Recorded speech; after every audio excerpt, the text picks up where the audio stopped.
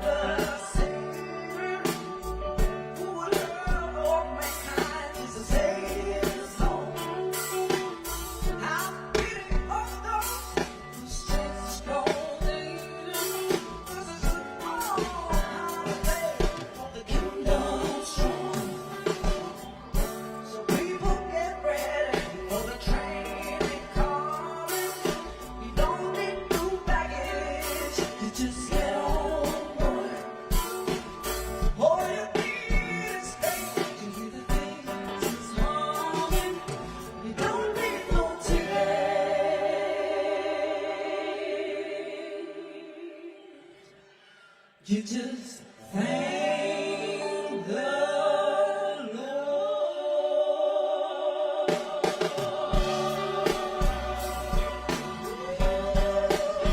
Thank the Lord.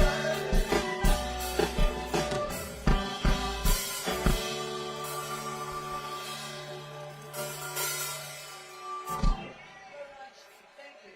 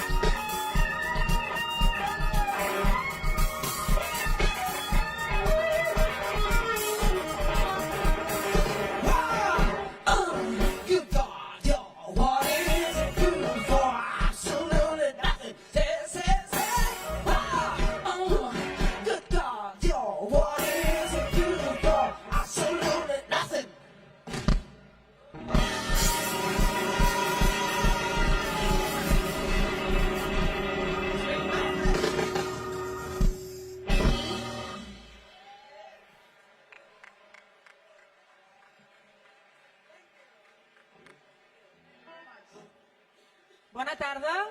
Si us plau, per poder començar, tothom hauria de seure. Buenas tardes. Agradeceríamos que todas y todas vayáis sentándoos. Good afternoon. Before everything starts, everybody, please take a seat.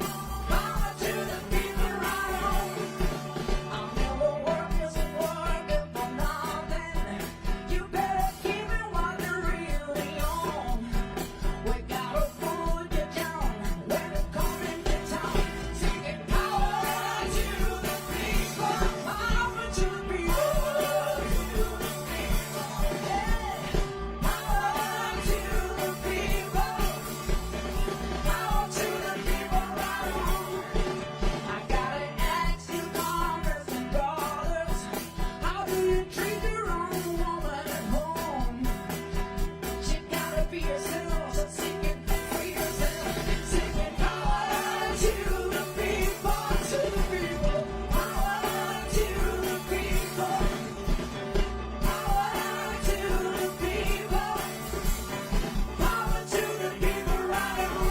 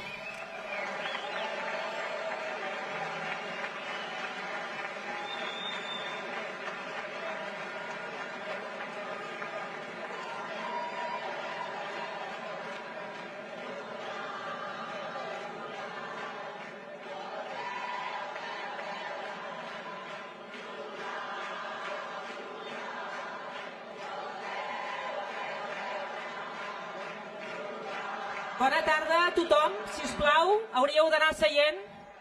Buenas tardes a todo el mundo. Por favor, deberíamos ir tomando asiento. Good afternoon, everybody. Please take your seats.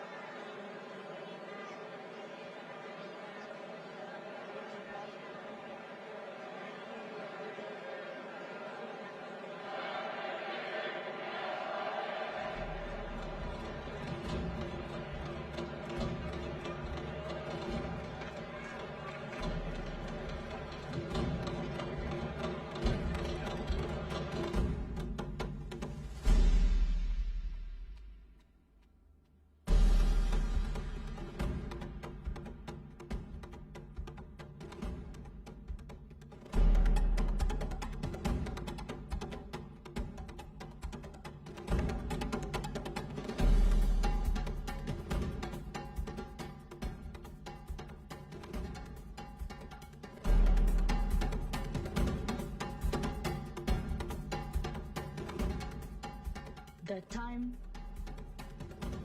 has come. Forward together now.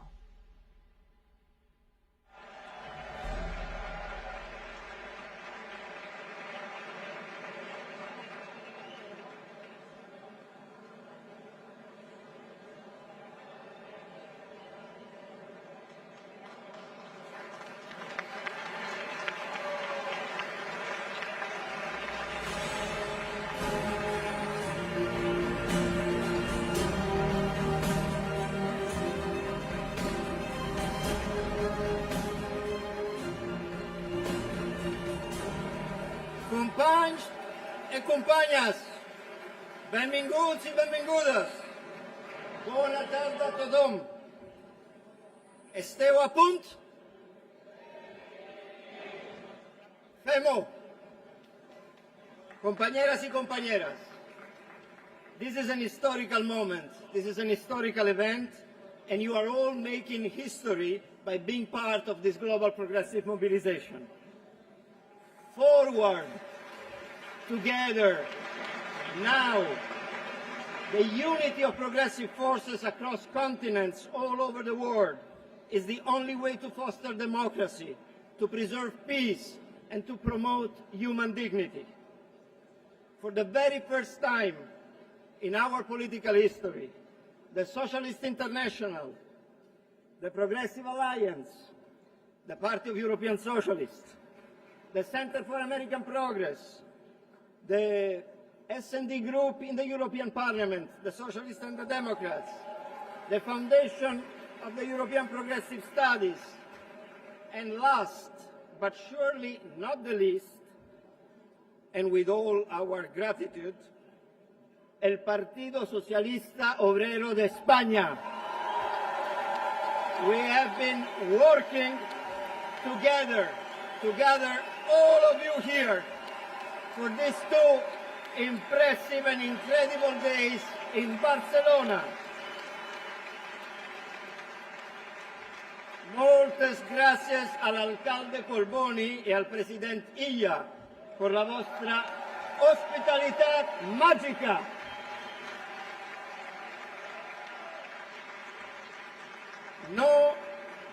No estaremos aquí hoy sin la intuición política y la sabiduría de 2 líderes de nuestro movimiento. El ex primer ministro de Suecia y presidente del PES, Stefan Löfven.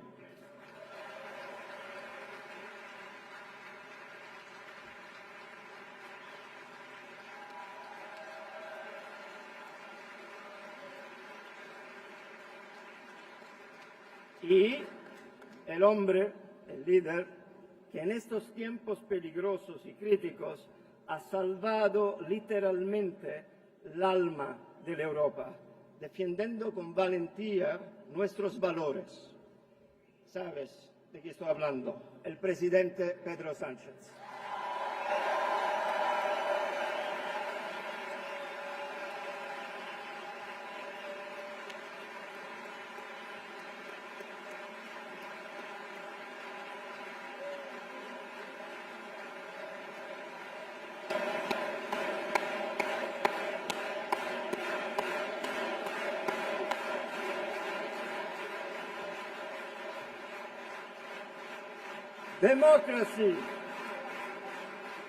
Democracy, progressive economy, equality, environment, artificial intelligence and digital transformation, peace.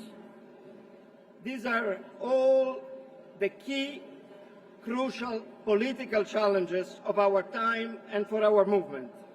And now, Chantal Cambiwa, the Coordinator General of the International Socialists, will share with you the call for mobilizations on those political issues. Chantal.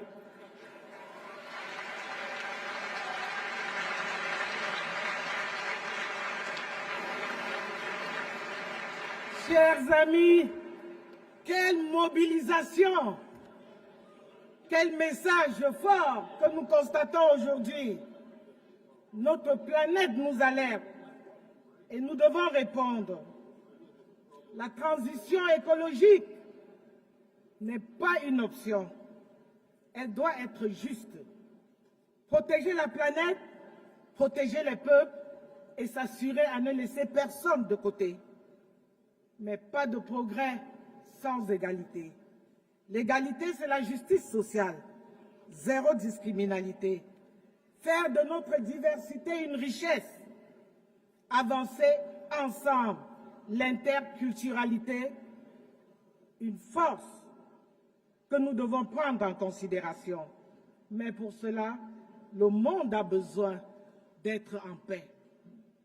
La paix ne se résume pas à l'absence de guerre. C'est le respect, c'est le dialogue, la coopération. Aujourd'hui, notre message est clair. Unité, respect, collaboration. Ensemble, nous le pouvons. C'est le message fort que nous vous passons aujourd'hui. Merci beaucoup. Muchas gracias. Thank you very much. Et je vais vous présenter Macris Cabero, la coordinatrice globale de l'Alliance Progressive Matrice.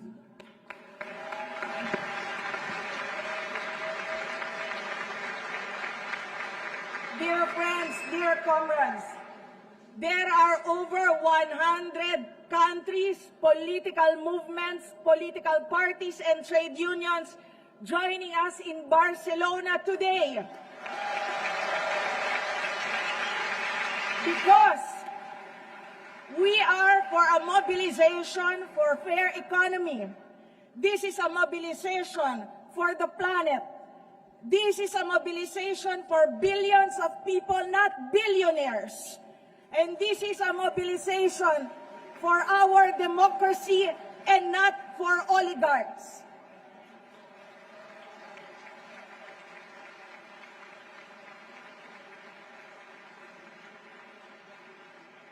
From Barcelona to Madrid to Buenos Aires to Johannesburg to Tokyo to Manila, we welcome you all to the progressive mobilization of our time for justice, freedom, and solidarity, because you and I and all of us together will bring a new transformation forward. Compañeros y compañeras, adelante. Welcome to the Global Progressive Mobilisation.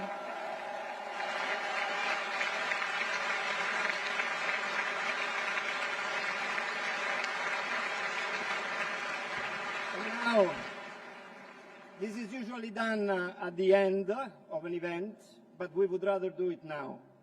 We must express our gratitude to those in the staff of all the respective organizations that have been behind this, and without them, this would have not happened. It is thanks to their work that we are allowed to enjoy all this magnificent organization and the Global Progressive Mobilisation. So, muchas gracias. I also want to mention two special persons that have accompanied us in this journey, a complicated political journey, and they are Johan Hassel and Hannah Jalul. You around this room all know their relentless commitment to our cause. Y ahora, vuelvo al español, intento, es el momento de agradecer de todo corazón y de escuchar directamente a la mujer que lleva sobre sus hombros y mantiene en sus manos la organización de uno de los partidos más antiguos y exitosos de nuestra familia. Nuestra compañera y amiga, la secretaria de la organización del PSOE, Rebeca Torro.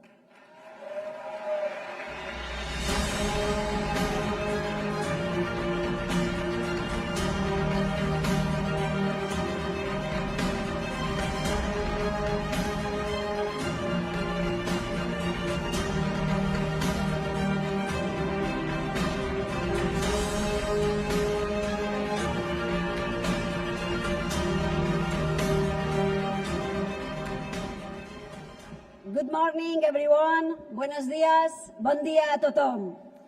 Thank you so much, Giacomo, Chantal, and Macris.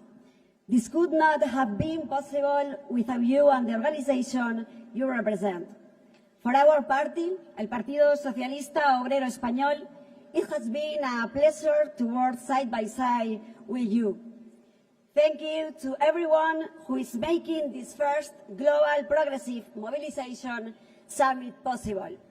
What we all have achieved is huge. I hope you felt at home. I promise you that everyone in the PSOE has worked very hard to ensure that this first GPM rose to the level of the responsibility we bear. Esta primera GPM marca un antes y un después. Que el mundo tome nota. Somos más y estamos hambrientos de progreso.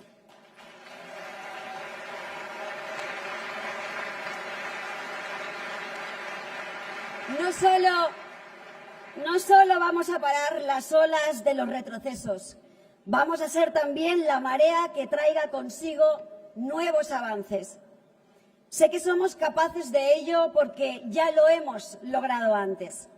España, gracias al presidente Pedro Sánchez y su gobierno, es el vivo ejemplo de ello.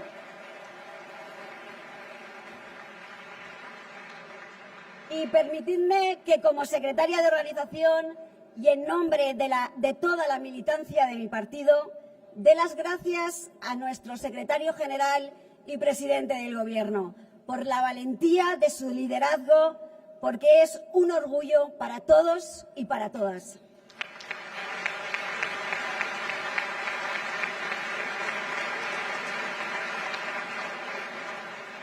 Un faro de esperanza. Esos somos los progresistas. Millones de puntos de luz en la noche del mundo. Así que, amigas, amigos, sigamos haciendo lo que mejor se nos da. Mejorar la vida de la gente, con orgullo y con toda la valentía. Así que, amigos y amigas, vamos a subir el volumen a tope a esta gran fiesta del progreso. The future is progress and the future belongs to the people. Let's do it. Let's move forward to it. Amigos y amigas, y ahora os dejo con un referente a quien admiro, por lo que representa y por cómo lo representa. Querido Salvador Illa, eres un líder a la altura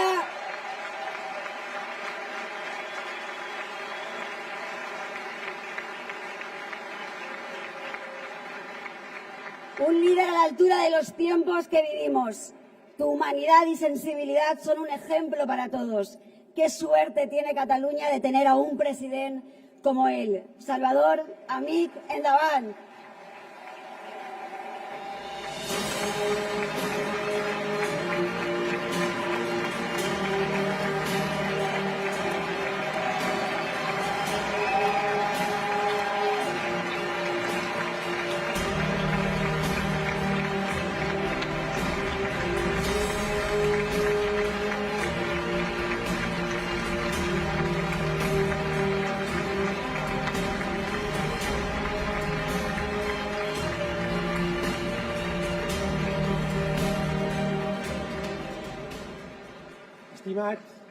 Estimat president Pedro Sánchez, estimat Jaume Collboni, alcalde de Barcelona, presidents i caps d'estat, autoritats, companys i companyes progressistes d'arreu del món, benvinguts i benvingudes a Catalunya.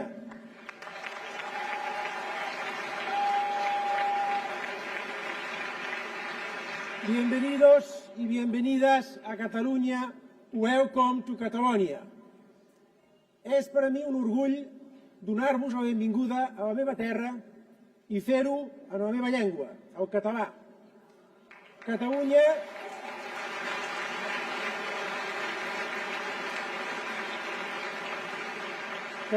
és sinònim de fraternitat, d'entesa, de solidaritat y de convivencia.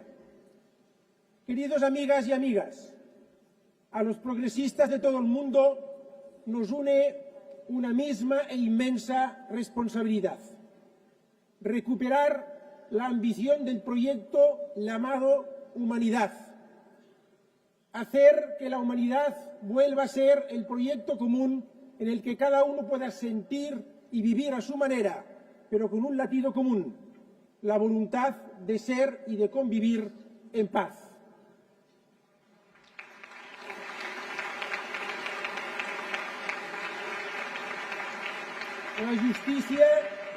La justícia procura pau i la injúria, guerra. Les paraules humils són nuncis de la pau i les superbes de guerra.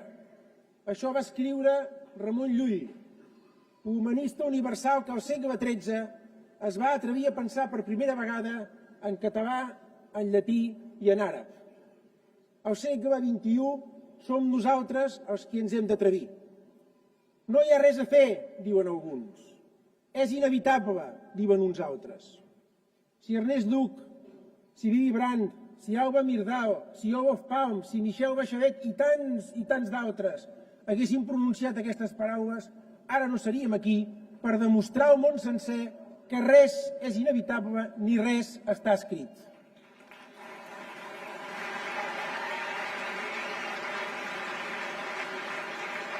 Queridos amigos y amigas, nada está escrito, nada es inevitable, todo es posible. Ni la guerra, ni la injusticia, ni la desigualdad son inevitables. El futuro no es propiedad de nadie, el futuro es de todos y de todas. El futuro no será de los más fuertes ni de los soberbios. El futuro será de quienes no tenemos miedo a escribirlo. Diguem-ho ben alt, no tenim por.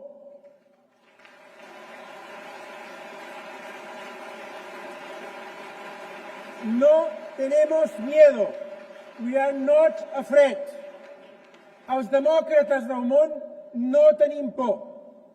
Els nostres avantpassats, que es van negar a continuar les guerres que assolaven Europa i el món, no van tenir por, i nosaltres tampoc.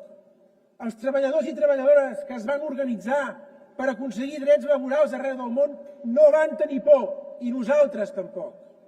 Les dones i els homes que sortien al carrer de tantes ciutats del món en defensa de la igualtat i de la justícia no van tenir por, i nosaltres tampoc. No tenim por perquè tenim una convicció més poderosa, els nostres valors, la nostra unitat i el nostre projecte. La història ens ensenya que res és inevitable i que el futur no està escrit. Es pot evitar condemnar a Ucraïna, a Gaza i a l'Orient Mitjà al patiment d'una guerra permanent. Es pot evitar gastar més en armament que en educació.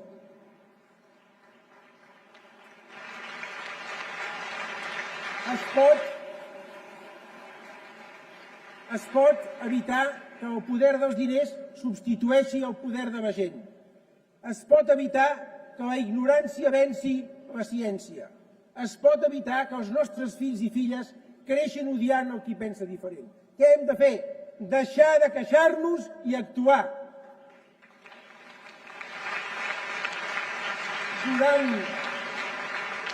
Durant segles hem estat capaços de convertir allò que semblava impossible en possible. La fi de l'esclavitud, la democràcia, la igualtat entre homes i dones, les vacunes, la pau. Estem disposats a retrocedir? Res ni ningú ens obligaran a viure en la violència, ni en la precarietat, ni en la immoralitat. Estem aquí perquè hem decidit alçar la veu a favor de tot allò que ens fa humans. Està a les nostres mans que el món sigui un espai d'esperança i no pas de resignació per a milions de persones. Tenim el deure d'escoltar el crit d'ajuda dels milions d'homes i dones i infants que avui estan patint els estralls de la guerra a Gaza, al Líban, a Ucraïna o al Sudan. Tenim el deure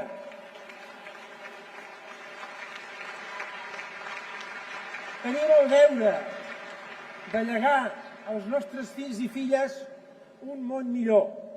No permetrem que res ni ningú posi en risc la prosperitat i la pau dels nostres països que durant tantes dècades hem construït. Con el presidente Pedro Sánchez, en España y en Cataluña hemos avanzado mucho para garantizar la convivencia, la prosperidad y los derechos para la inmensa mayoría. Con todo en contra y dejando perplejos a los incrédulos. Ahora, con la unión de todos los progresistas, vamos a continuar haciendo más todavía en Europa, en Latinoamérica y en el mundo entero. El mundo vive una ola de extremismos.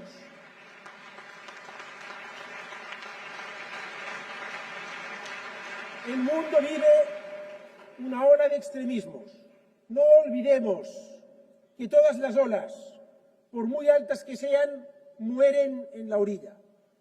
Demà, en qualsevol de les nostres ciutats de Barcelona, Berlín, de Girona, Buenos Aires, de Lleida, Beirut, de Tarragona, Gaza, quan els nostres conciutadans obrin un diari, escoltin la ràdio, encenguin el televisor o consultin el mòbil, ens han de sentir al seu costat. Faig una crida a tots els homes i dones de bé a unir-se perquè el món sigui un món en pau, obert, alegre, solidari, divers, just y esperanzat.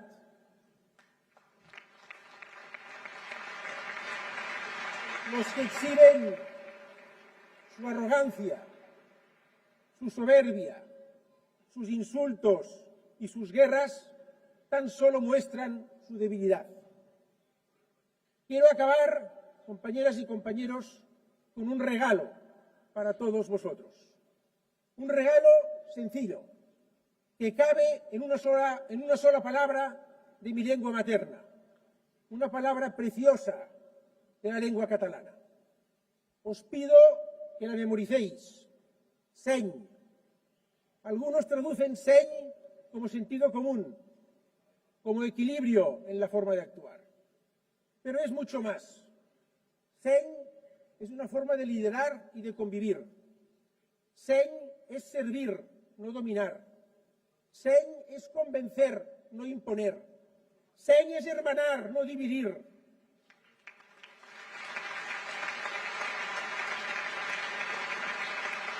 Frente a los liderazgos autoritarios, Seny es valentía serena, la valentía de respetar al otro, de dialogar, la valentía de la honestidad.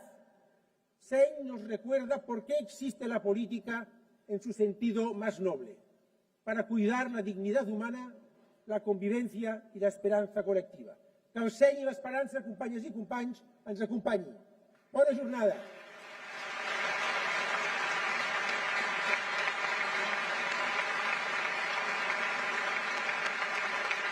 Progressive politics. It's our pleasure to welcome to the stage Stefan Löfven, former Prime Minister of Sweden and President of the Party of European Socialists.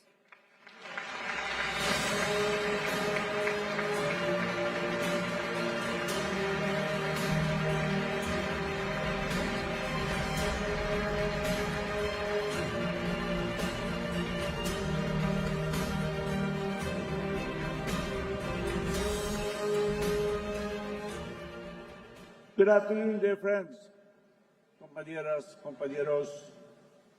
It is truly an honor to be here with you, and let me first thank the co-organizers, Progressive Alliance, Socialist International, Center for American Progress, the S&D Group in the European Parliament, PEPS, PSOE, with its great leader, for who he is, for what he does, for what he represents, Pedro Sanchez, a close friend of mine.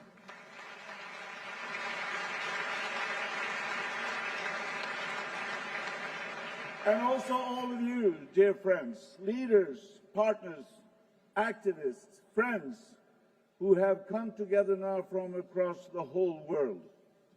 And Barcelona, beautiful city, thanks for hosting us. Welcome to this great moment of mobilization.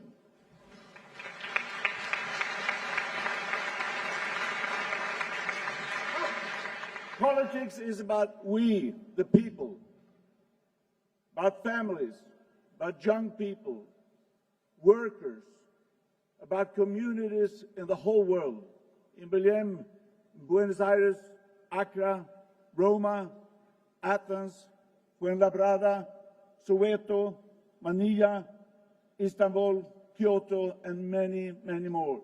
Thanks to these people that makes our society stronger through solidarity and equality. And this is why we mobilize today. In our past Congress in Amsterdam last year, we made a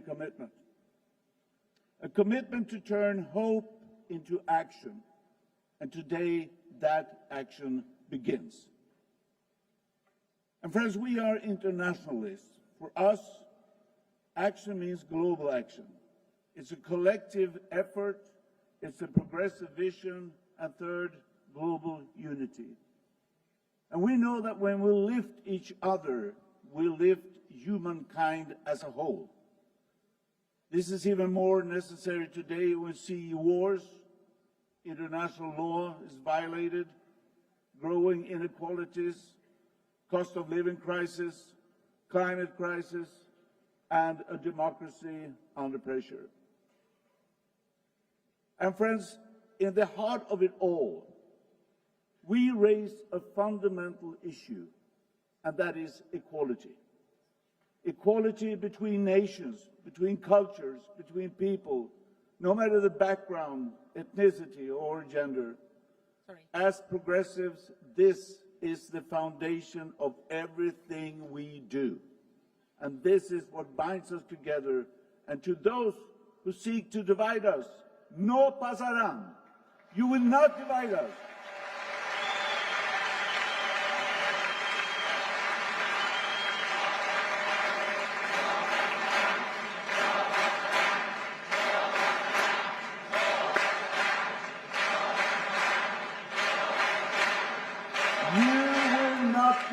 Us, we will prevail. So our fight goes on. We build a society that is fair, inclusive, and truly prosperous. We fight for the many, not for the money. That's us.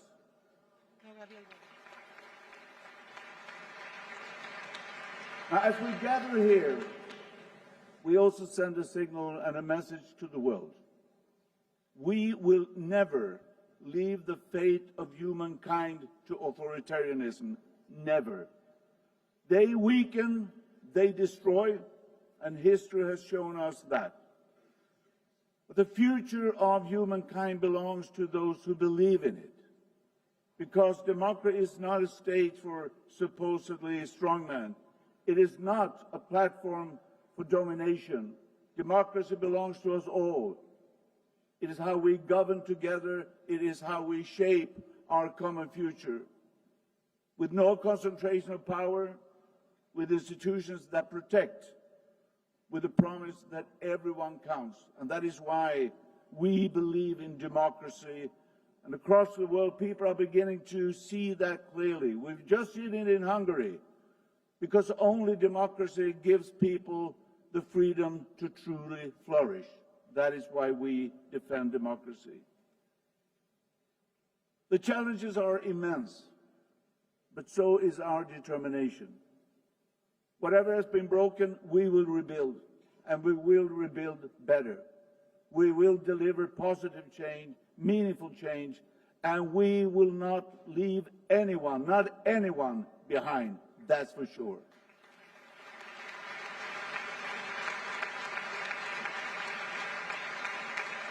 So we fight for dignity, solidarity, and shared prosperity. Progressives built already more equitable societies. We dreamed about welfare states, and we delivered. We fought for workers' rights. We delivered. We shaped a future where prosperity is shared. We delivered.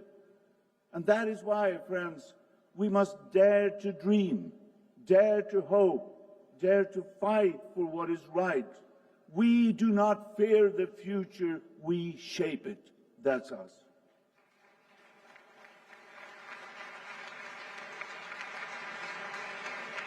And together as true internationalists across borders, across movements, across generations, because the fight against the far right is an existential fight for our societies. And we will win, because hope is stronger than fear. Unity is stronger than division. So friends, today we are joined by leaders from across the world. We stand together, we act together, and we deliver together.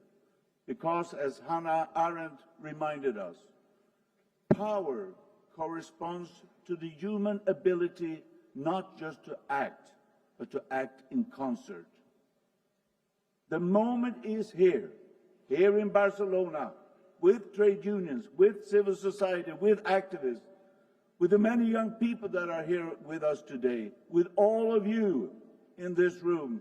And what a beginning this is. Thank you so much. And now, let's mobilize.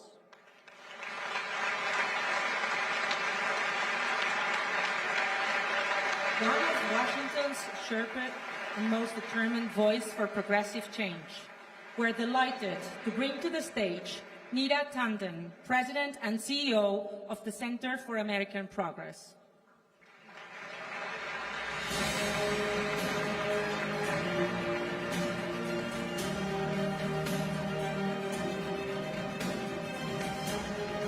Good afternoon, everyone. I am here from the United States representing the Center for American Progress, and we are so proud to co-host this event. I want to give my thanks to Prime Minister Sanchez and his incredible team for their leadership in bringing us all together. Prime Minister Sanchez has been an incredible moral voice for the world, and we are grateful for his commitment to progressive politics here and around the globe. Now, yes.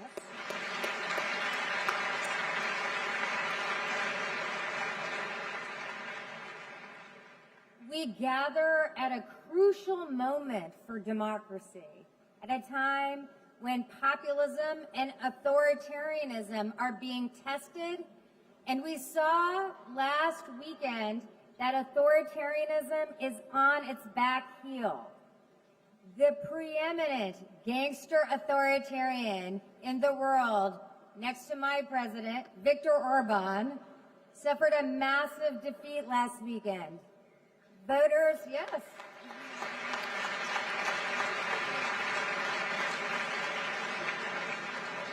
Voters punished Orban for 16 years of failure, rising prices, stagnant wages, low growth, and unchecked corruption with crumbling public services. Like Peter Magyar has said, Orban lost in part because he didn't focus on the issues that affect real people's lives. He focused on his own corruption. And as in Hungary, so in America. President Trump won office by promising to lower costs for working families, for being a champion of the working class. Yet because of Trump's war of choice in Iran, the price of gas has increased more in the last month than in the last 60 years, costing American consumers more than $20 billion and spiraling costs around the world. And those are on top of the costs brought on by his tariffs that are, in fact, a tax on working class people, raising costs $2,500 for an average family. It is crucial that we remember that Trump's policies are policies that are burdening the working class, ripping health care away from millions of working class and middle class Americans. And while he and his family have made billions off of corruption, it is crucial for us to remember that he is serving himself and his donors, pardoning donors, dropping investigations into people who pay him the most money. Unprecedented corruption, profiting the 1% while everyone else is struggling. And that 99% are noticing. My friends, anger is rising in America and people are acting. We're seeing in our special elections where our conservatives are losing. In conservative states, not just moderate states, people see politics as a way to interrupt the authoritarian moves of this administration. We are seeing in polls that vast majorities of Americans are angry at what the president is doing. We are seeing popular resistance. It's crucial to remember that in last month's No Kings rallies, we had the largest mobilization in American history, and that was for our democracy. We are grateful for the No Kings rallies around Europe as well.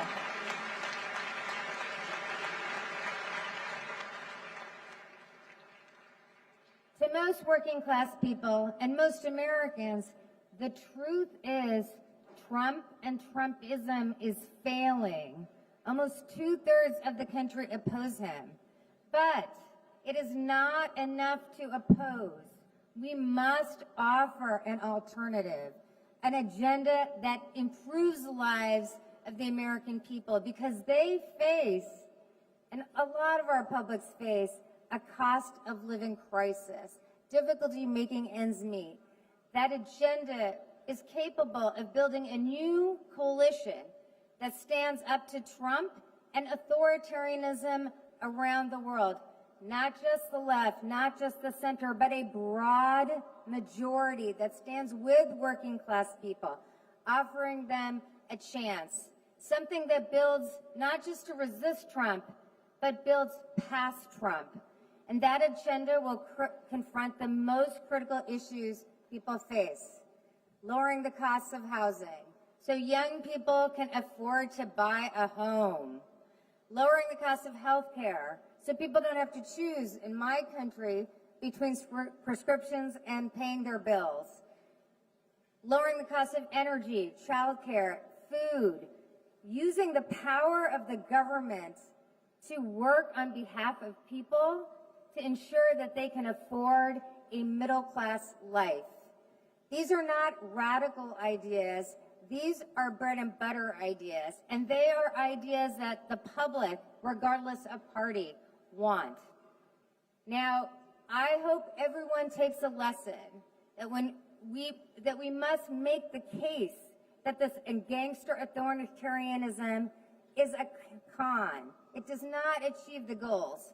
In fact, leaders like Trump and Orban make the lives of the middle class and working class harder. The truth is, gangster authoritarianism cloaks its agenda in paeans to the working class, but their policies help the rich, the billionaires, and the oligarchs. That's why what we see in America is an action against that. We know that the America Trump is showing the world is not the only America, or even the real America. A better America is still possible, one that values openness, the rule of law, basic human decency. An America that solves the problems of the world. It does not create problems for the world.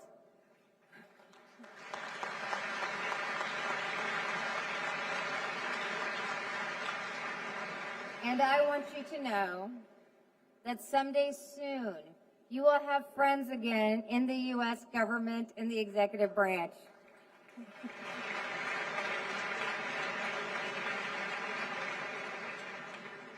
We have not all gone away, and I'm grateful for our leaders here, Chris Murphy, Senator from Connecticut, and Governor Walz, Governor from Minnesota, who will speak later today. They demonstrate leadership that responds to the public.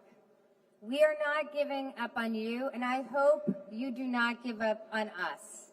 We understand that we have a lot of explaining to do in the United States, a lot of mending and rebuilding of trust. But we also know we cannot go back.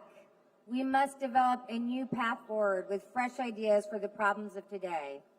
We want America to be your partner, not your enemy or your ruler. We want to be your friend again.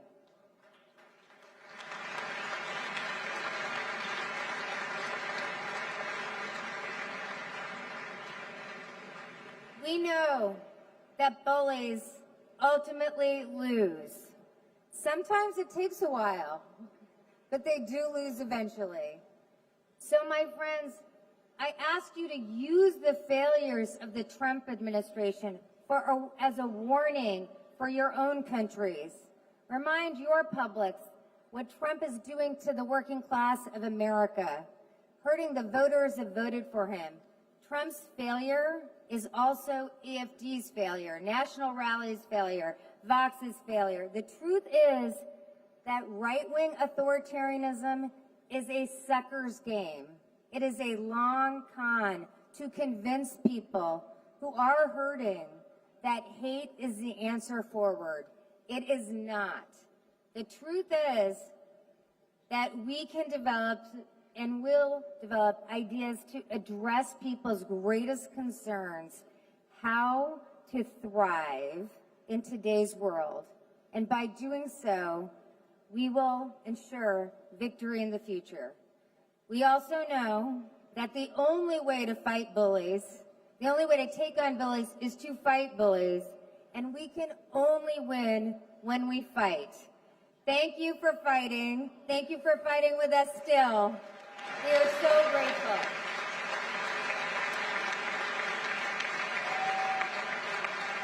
From the front lines of the anti-apartheid struggle to one of the highest offices on the continent, we would like to warmly welcome on our stage Cyril Ramaphosa, the President of the Republic of South Africa.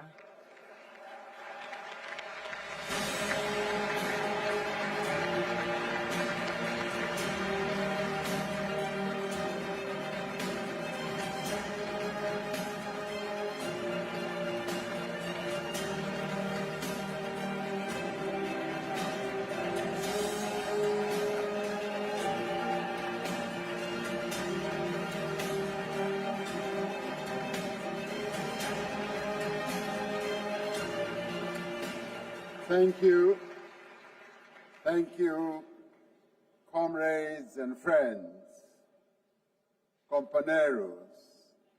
Let me start off by thanking President Sanchez for inviting me to be part of the earlier meeting and also to be part of this rally, and also to thank the organizers of this rally, and I extend my greetings to the various leaders who are here,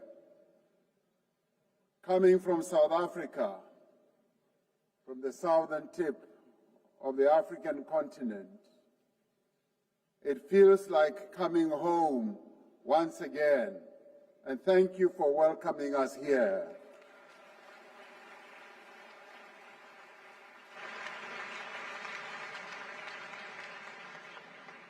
It also feels like the good old days when many of you, through your various movements, supported our struggle against apartheid.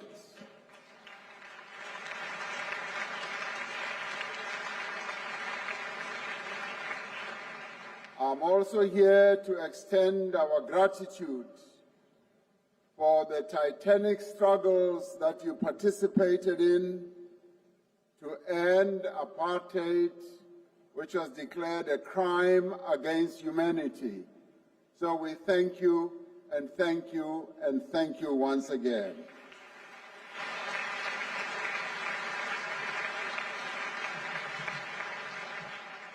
We gather here in Barcelona when other crimes against the people of the world are being committed.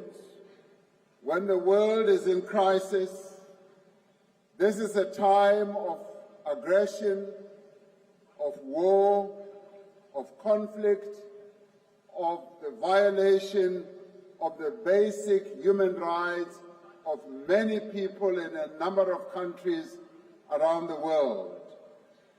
And it is quite impressive to see so many of you standing up in this meeting today to be part of the Global Progressive Mobilisation, to stand up to show those who are violating the rights of others that you are not afraid, that you are prepared to stand in defense of those who are weak, in defense of democracy, and to advance the human rights of others.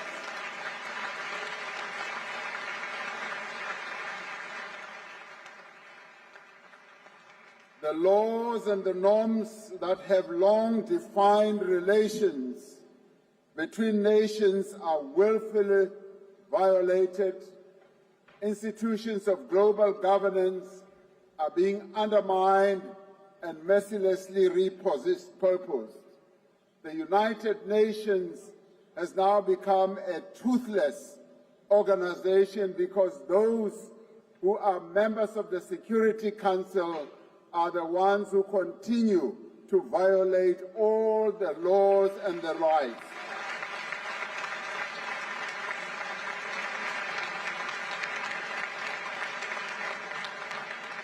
The principles of solidarity, of cooperation and friendship are being challenged by the resurgence of narrow nationalism, prejudice, racism, and intolerance. The resurgence in unlawful wars of aggression and genocide in places like Palestine are linked to the ideologies of supremacy.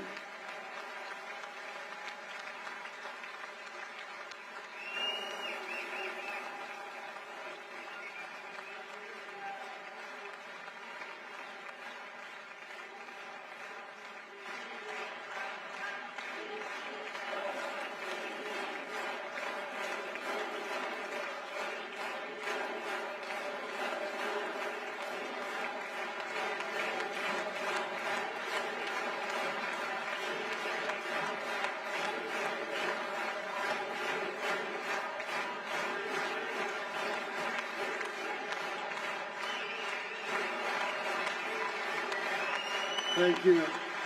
Thank you. It was to challenge this notion of supremacy that South Africa took the initiative to take the State of Israel to the International Court of Justice.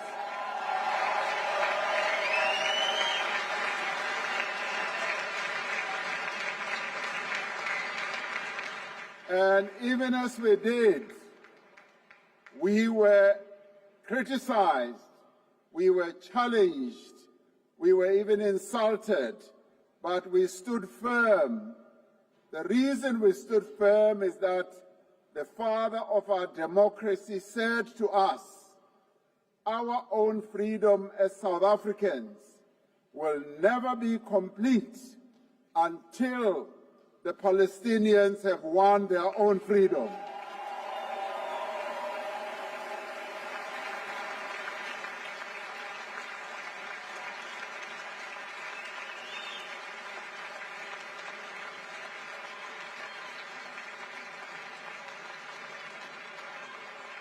So today, we are happy and pleased that many other countries have realized that South Africans, by taking the State of Israel to the International Court of Justice, was not mad.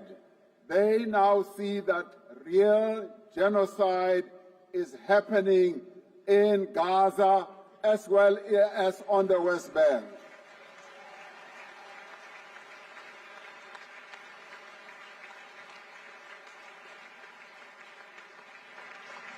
And now, illegal wars are being waged against other countries, where thousands and thousands of innocent people are being killed with bombs, with drones, and yet all that should be going towards building hospitals, towards building schools, rather than killing innocent people.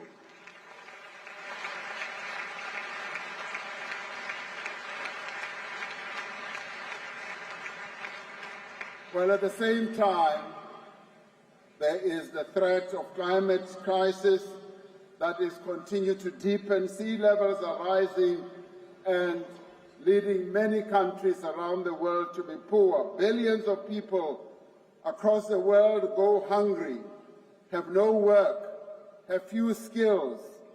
Inequality within and between countries is growing. Many societies are becoming more fragmented and isolated. Political discourse and debate is being reshaped by algorithms that fuel extremism and hate. And it is good today that you all are participating in this global progressive mobilization to change the narrative, to show the world that there are people who are progressive, who want to see the right things being done in the world. I applaud you and I thank you for standing up, for showing those who are powerful that you will not be cowards.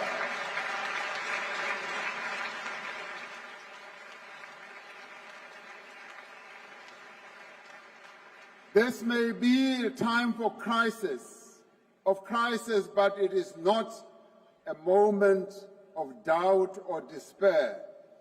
This is a moment for action. This is a moment for mobilization. This is a moment for renewal. For most of us alive today, there's never been a more important moment than now for global progressive revival. A revival that is confident in its values, clear in the purpose of its beliefs, and united in its resolve. This moment of severe crisis is at the same time a moment of unique opportunity. It is an opportunity to galvanize, to bring together the forces of progressive change, to forge a new path of peace, democracy, and social justice. This is the time that we must never waste. This is the time that we must embrace.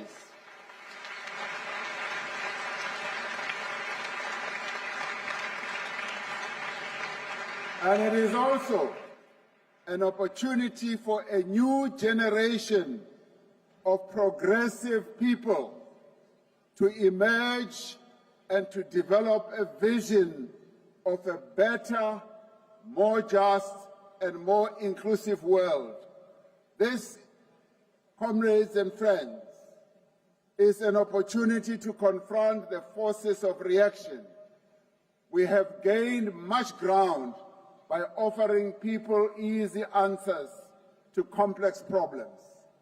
They have exploited legitimate grievances about jobs, about security, about identity, and they have redirected people's fears and anger towards the most vulnerable.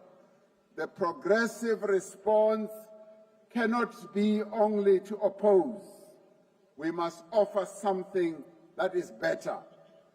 We must speak to the real concerns of working people, of communities that feel left behind, of young people who cannot see a future that makes sense to them. We must present a vision that is grounded in people's experiences, that recognizes their concerns, that addresses their pain and overcomes their fears. We must pursue a path that is empowering and inclusive. Across the world, we must build a united front of governments, and I'm really great that there are quite a number of governments that are represented here today. Governments that clearly declare that they are not afraid. They are not afraid of one person in the world, that they will stand up and speak for their people. That is what we want. It is good also to have political parties, trade unions, social movements, think tanks and influencers, and social activists that are bound together by a shared desire of a better world. There is a better world that we can build together.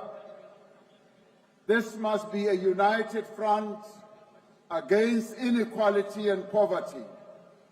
It must revive the drive towards the achievement of the 2030 Sustainable Development Goals. This must be a movement for climate action. It must ensure that countries honor their commitments to curb emissions. We must build a global movement that enables countries to undertake just and inclusive transitions that drive social and economic development, whilst protecting affected communities and workers across the world. We must build a world of genuine multilateral cooperation with global institutions that are representative. We must stand firm on the reform of global institutions like the United Nations, that the United Nations cannot continue operating in the same way as it has in the past.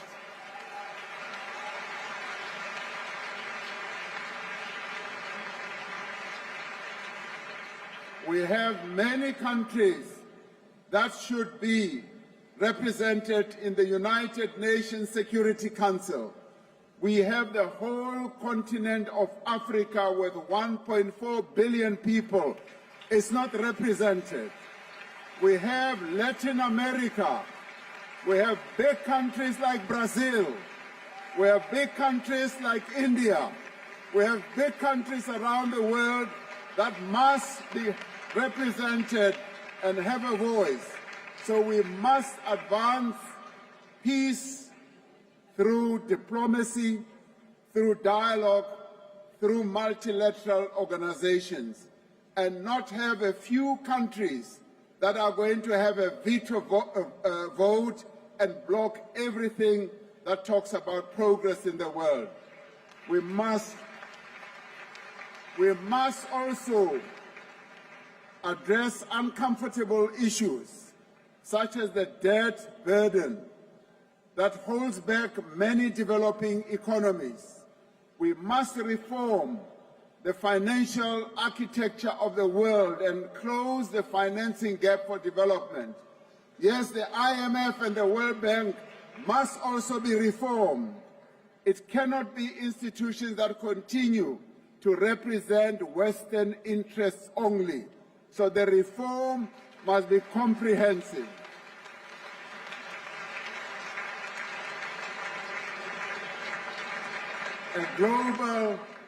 A global progressive revival is underway.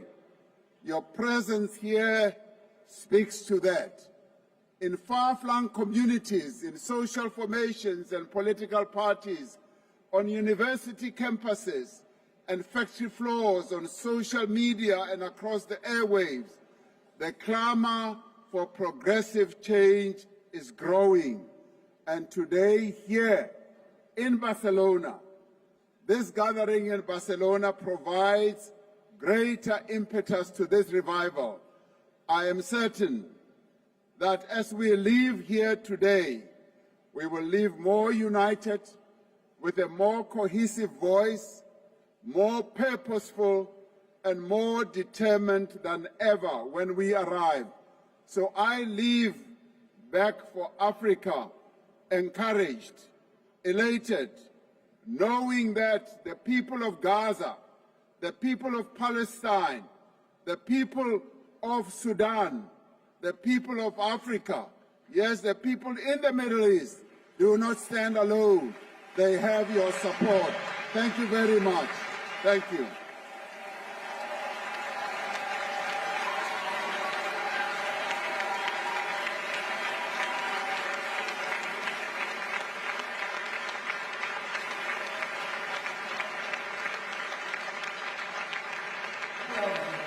It's an honor to join you from afar for this remarkable gathering. Thank you for creating a space that brings together leaders, activists, and thinkers from across the world to address some of the most pressing issues facing our global community. Around the globe, we see citizens demanding dignity, safety, and opportunity, and we see young people insisting on a better future for themselves. We see communities standing up for truth against disinformation, for their rights against repression, and for hope over fear. Your work here is part of that global movement. I want to thank the organizers and partners of this event, and every one of you attending this plenary. Your commitment really matters, now more than ever. So let's keep standing up for freedom, for justice, for equality, for the simple but powerful idea that together we can shape a better future no matter what the odds may be against that promise. I wish you an inspiring and successful global progressive mobilization, and I look forward to seeing the work and activism that comes out of it. Thank you all.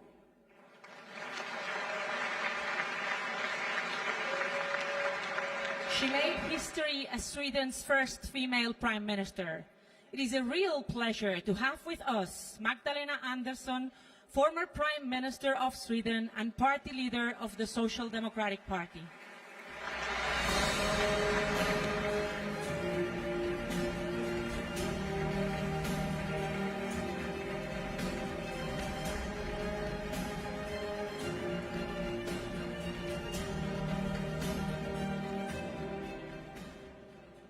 Compañeros y compañeras,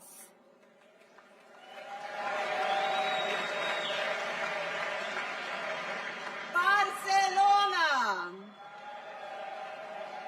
What a beautiful crowd of progressive forces we have here. And Pedro Sánchez, muchas gracias para invitarnos, and thank you to all of those who organized this fantastic event. And this event is organized in exactly the right moment.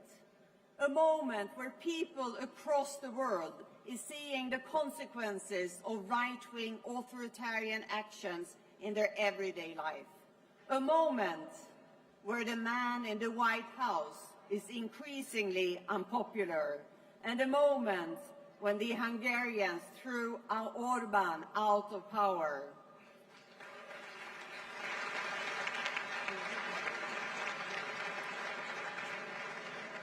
And friends, my name is Magdalena Andersson, and this is the moment when in September I plan on becoming Prime Minister of Sweden again.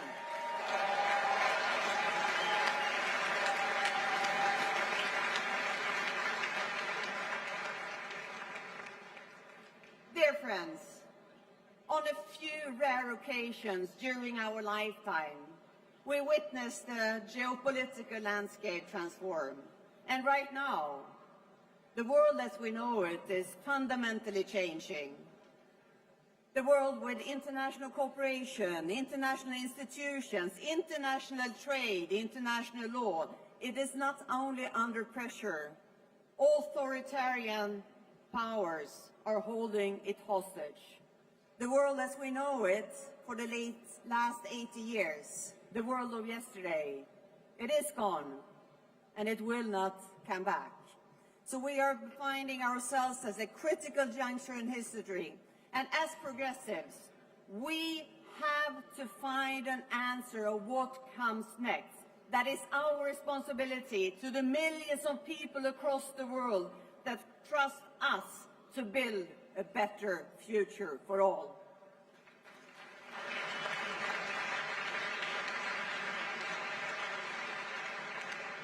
And how do we create a world where we solve problems together, where we uphold our ambitions not only to have law and order within our countries, but also between? And friends, why is a rules-based international order so important to progressives? Because it is important for ordinary people. Because so many of their everyday problems can only be solved at a global level. Climate change don't stop at a border. Pollution don't stop at a border.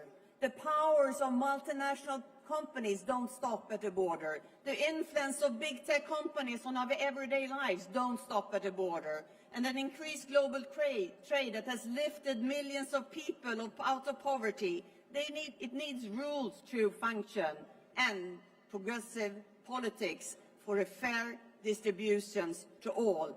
That is social democratic policy.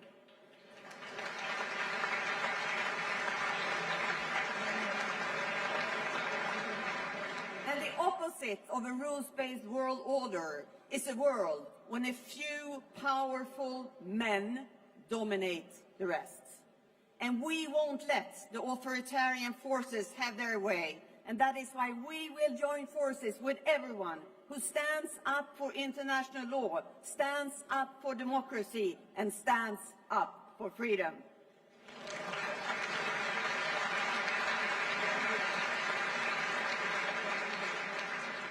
And friends, we're all here in the business of improving the lives of ordinary people. And that means that as social democrats, we must always have the answer to the question, how are we going to make ordinary people's lives better? If we don't have that focus, we lose elections.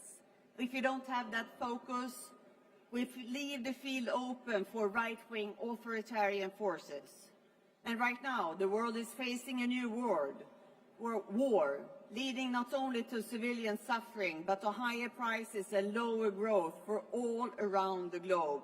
And this is the time to show everyone across the globe that we have the answer for a better future for all.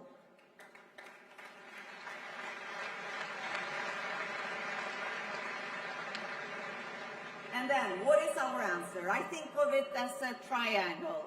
One corner is a progressive economic program with easy-to-understand reforms that make everyday life easier.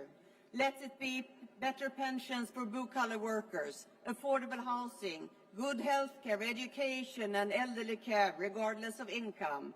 But it has to be tangible reforms. The second corner is a forward-looking growth policy with investments in infrastructure, AI, green technology, a pro-growth agenda that attracts investments, creates jobs, and real wage income increases. And the third corner is a credible plan on how to make sure that people are safe in their communities. Because if you don't feel safe, you don't have any trust in the future. We have to make the conflict come back to material issues, not wage a culture war, because that's a war that the right-wing authoritarian forces will win. We have to make it back on material issues to prove that we can improve the lives of ordinary people.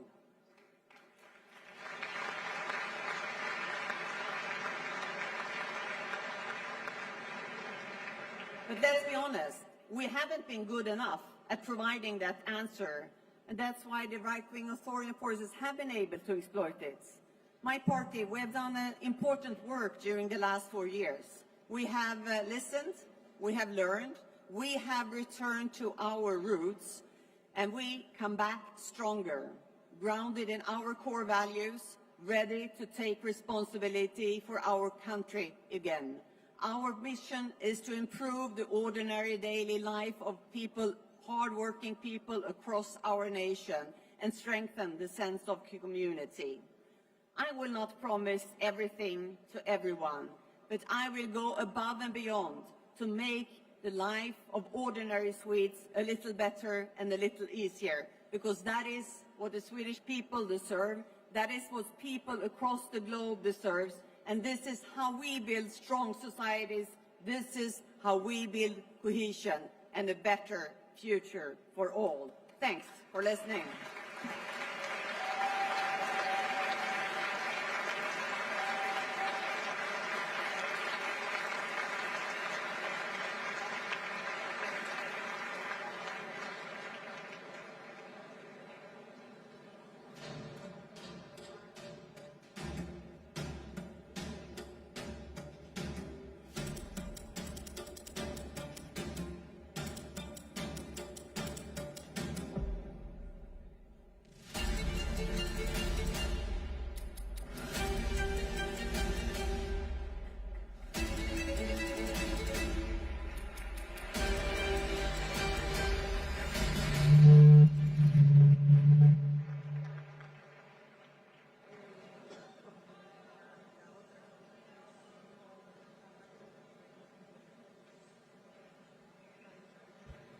Hello.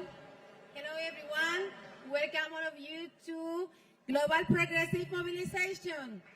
Thank you for being here with us all today.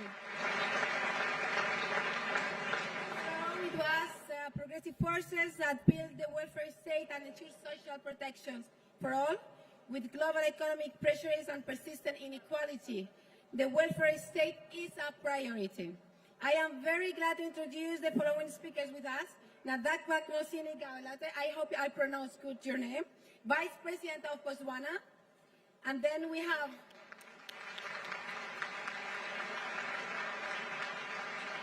with us Kata Tuto, President of the European Committee of Regions. Thank you for being here with us. And Owen Youngs, author. So I would like to begin now with the Vice President of Botswana, President Galot. Your government is promoting a new Botswana. How will you empower the citizens in Botswana, please? Thank you very much. It's good to be here. We believe in what is called the new Botswana. This is a Botswana that we believe will be the best managed nation on the African continent, a nation that believes in unity, a nation that is the paragon of fairness, a nation that is the paragon of inclusive growth. We believe in building a nation that is high income, export-driven, digitally enabled, and people-centric economy. We believe that the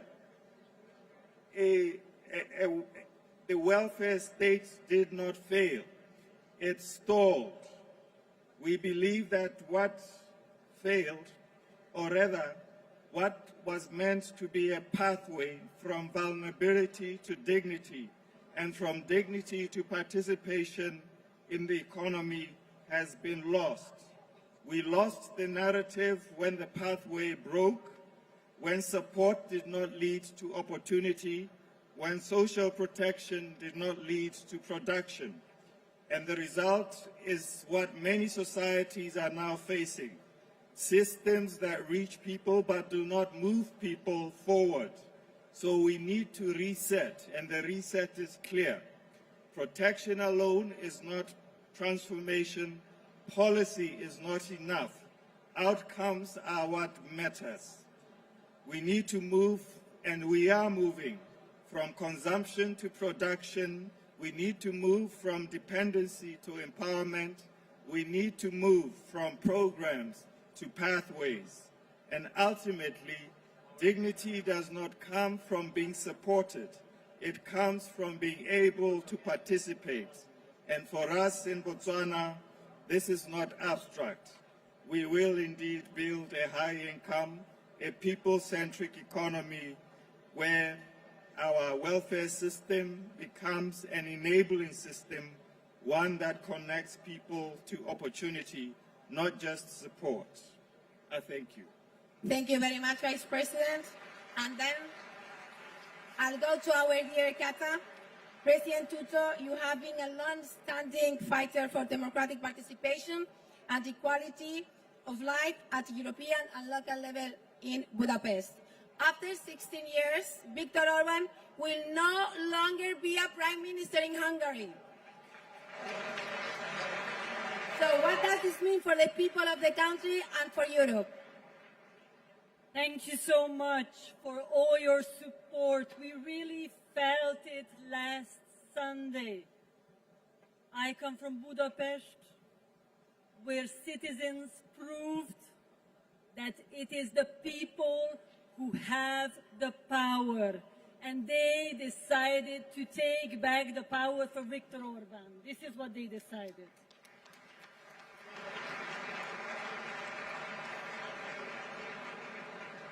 I come from the city of Budapest, where the city and its mayor became, in the past 6 years, the symbol of resistance. But not just the symbol of resistance, but of showing a different path for Hungary. Last Sunday, we started to rewrite the story Hungary tells about itself to the world. But this story started to be written years ago, because when the government banned the Budapest Pride, Budapest held the biggest pride ever that has been organized all around.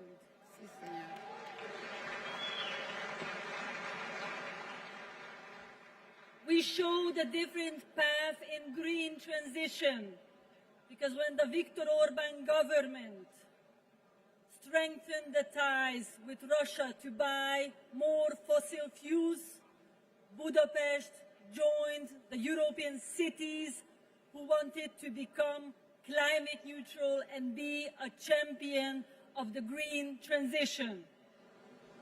And when the government took away the rights of civil society, when they concentrated the power, Budapest introduced participatory budgets, participatory measures to show that government and leadership can be different, can be better. This is why I always say, and this is our role here, this is why I came to call on all of the local leaders, that this is the time when the responsibility of local progressive leaders is bigger than ever, because local leaders are reserves of democracy, reserves of attention, and reserves of the progressive family, and this is the time to tap into these reserves. Thank you very much. Thank you. Thank you very much, Kato. So, Mr. Jones, as a journalist, you advocate for a new distribution of wealth and power. To close the gap between rich and poor, what measure do you propose? Friends, the concentration of wealth in the hands of so few is an existential menace. It's a global emergency. The richest 1% own half the world's wealth, and just 2,500 billionaires own 15%, but the bottom half of humanity have just 2% amongst them. It's not just unjust. It's bad for our economy. It drives asset bubbles instead of productive investment, and it suppresses the living standards of the majority. And it threatens our democracy, because of the concentration of wealth means the concentration of power. Think political donations, lobbying, media power, access. And that is why we need a tax on wealth, because we tax work more than wealth, even as the select few benefit from sitting on their rising wealth without lifting a finger. We need a tax on wealth because it will stop that wealth being locked in property and shares instead of being invested in the real economy and increasing the spending power of ordinary people. Think of what we could do with this liberated wealth if we tax these fortunes. Since the banks crashed the economy and forced ordinary people to pick up the tab, we've been told that there isn't enough money for the welfare state and our public services. We have suffered a great reverse in our rights and progress. But we could invest in tackling the existential threat that confronts our species, the climate emergency, and in doing so create jobs and invest in services like public transport that improves lives. And indeed, the need to end that dependence on fossil fuels has been underlined by one or two things in the news as of late. But friends, we could also have that money to invest in housing, in healthcare, in education, and all-out war on child poverty. And this isn't an economy-wrecking measure. The International Monetary Fund, not exactly a den of raging lefties, they found that economic growth is weakened by the concentration of wealth in the hands of so few, whilst if we boost the spending power of those who are the majority, that boosts growth. But friends, there is another reason why this is existential finally. Our broken economic order fuels understandable disillusionment, fury and resentment, and that produces endless fodder for the rise of the far right. And friends, previous generations thought they had buried fascism, and at such cost, after a genocidal war of annihilation, but the fascists are back from the dead and they threaten to destroy democracy itself all over again. If we want to defeat them, we must defeat the causes of the despair that they feed from. So friends, let's tax wealth, invest in people, communities, planet, and save democracy from corruption by the rich and from the fascists. Solidarity.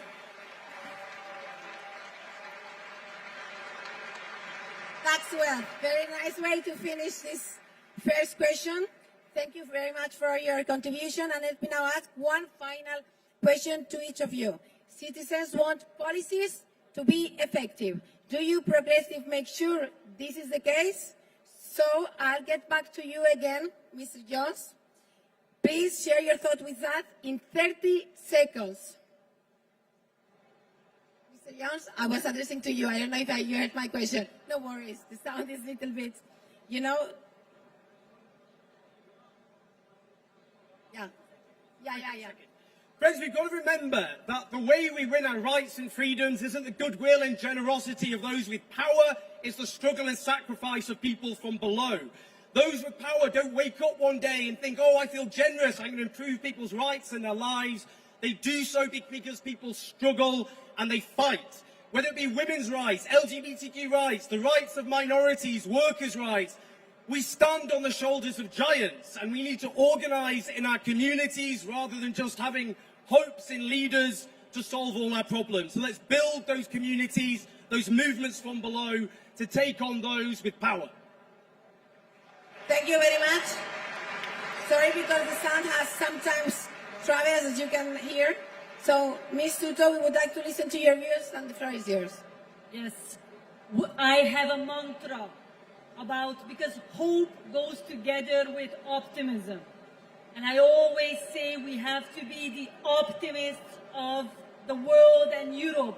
But how? Because who is a pessimist? A pessimist is a person who is usually right, but has no happiness in being right. So who is an optimist? An optimist is a person who thinks that the future is uncertain. So she does everything in her power to change the future for the better. That is our duty. This is what we do. Thank you very much. Thank you very much. Final. Vice President Golat, what is your key takeaway? Citizens no longer evaluate governments by intention. They evaluate them by lived experience. They ask the question, can I find work? Do services function? Is opportunity real? And the truth is, most policies do not fail in design. They fail in implementation. Analysis without execution is delay. Transformation is often blocked not by big ideas, but by small failures.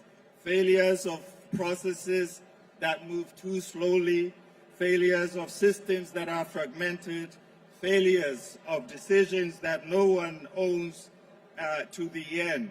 So the shift we should be making and the shift we are making is very deliberate. We must move from fragmented programs to integrated systems.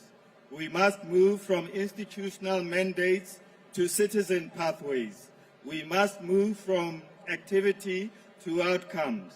But there is a deeper layer beneath delivery. I call it trust, because systems do not succeed on design alone.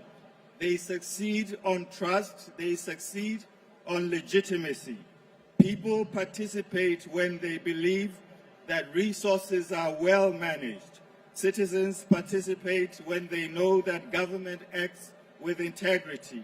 Citizens participate when they know that results are visible.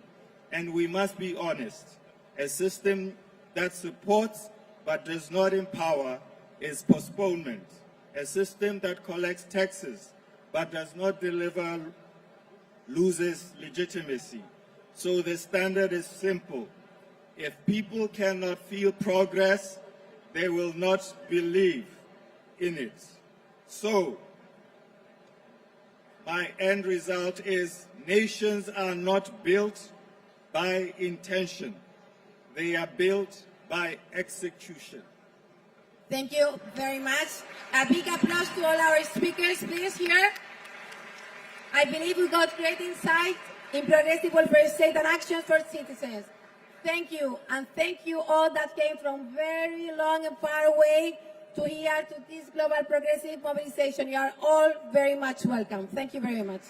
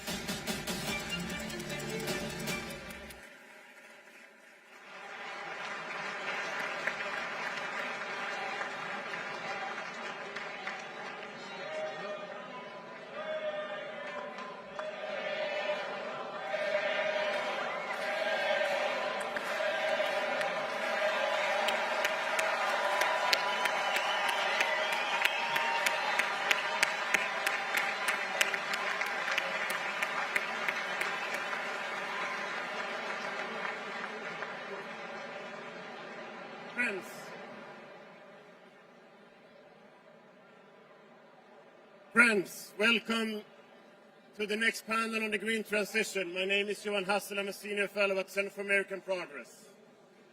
The green transition is essential for our generation and for future generations.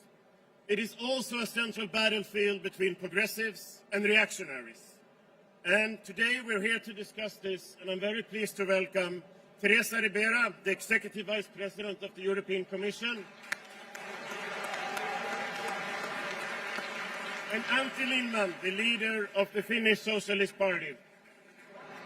Mr. Lindman, your country, Finland, has one of the most ambitious legal frameworks to be carbon neutral by 2035.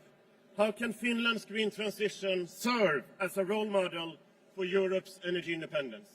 Thank you, Johan, and great to be here. I want to start with a story, because a little over 50 years ago, back 60s and 70s, Finland had a major political battle.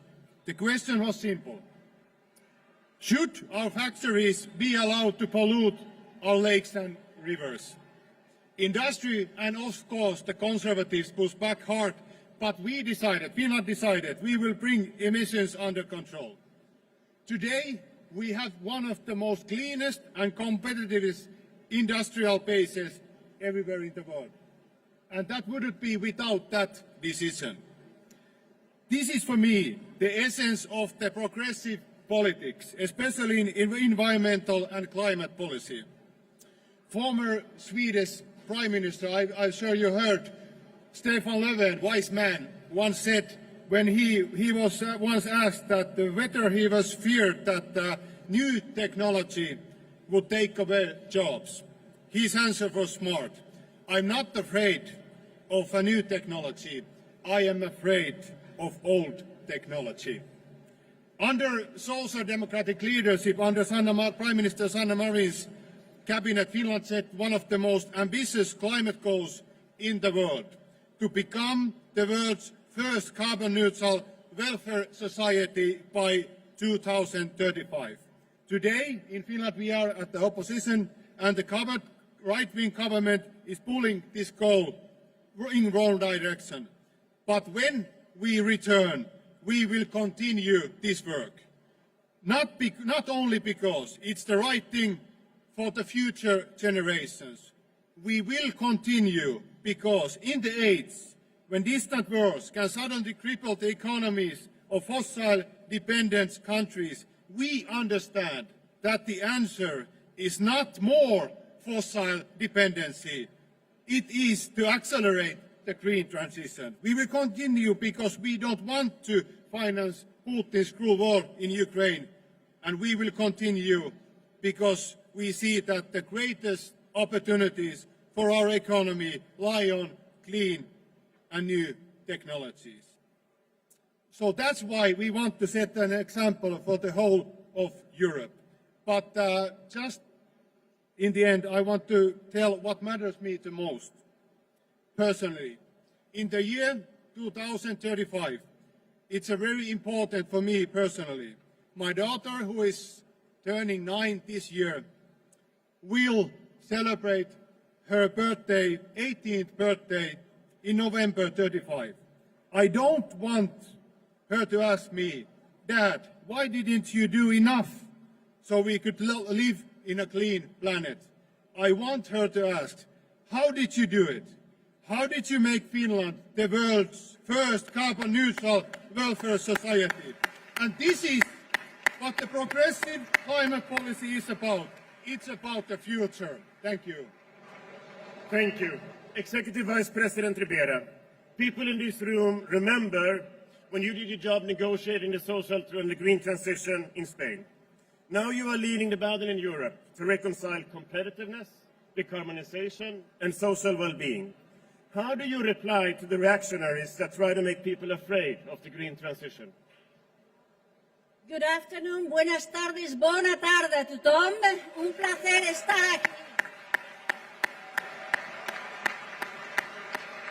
De nuevo en Barcelona y con una habitación llena de energía renovable, positiva y progresista. Yes, we can do it.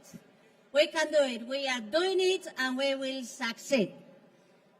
What can I say? I would say that there are 3 steps that we need to take into consideration. First, build the long list of reasons why we want to bring the energy transition forward. The hidden cost that we want to avoid. Because climate change kills people, destroys wealth, and brings suffering. Climate change is one of the endeavors, challenges, and duties that we have to face. Health is another hidden cost. Vulnerabilities and dependencies that we do not want to afford. Intermittency of those energies that seem to be reliable but are not. But there are also positive reasons. There are races that we don't want to miss. We don't want to miss the opportunity to build competitiveness, to reduce costs, to allow resources to be reinvested in the people and to create more opportunities for the time to come. And of course, we want fairness, justice, affordability, opportunities for the people. The second step is how we can do it. And this is mainly a technical question. What are the homegrown possibilities that we have around us? How the system can work? How we can put things in place? How we can ensure that it is financially viable? But the most important step is thinking about the people. Thinking about those that have been working for generations to provide wealth and modernization of the economy around coal, around gas, and that expect dignity, recognition, and respect, but also opportunities for the time to come. So thinking about the workers, the neighbors, the regions that depend on a very concrete manner to understand energy, but also have developed solidarity and very important things in the progressive agenda of values. Think about the consumers that may be facing difficult times in the transition. And this is why anything that we want to succeed deserves political energy being committed on the ground, solidarity, preparation. This is the best way to achieve an energy transition that is fair and that brings competitiveness, to build clean tech, to lower the dependencies from abroad, to ensure efficient use of the resources, and to think of the people of today and the people of tomorrow. And yes, we Europeans, and not only Europeans, we the progressive of all over the world, know that it is worth to work in this agenda. We know that this is the future that we want to build, a bright future, a fair future for all.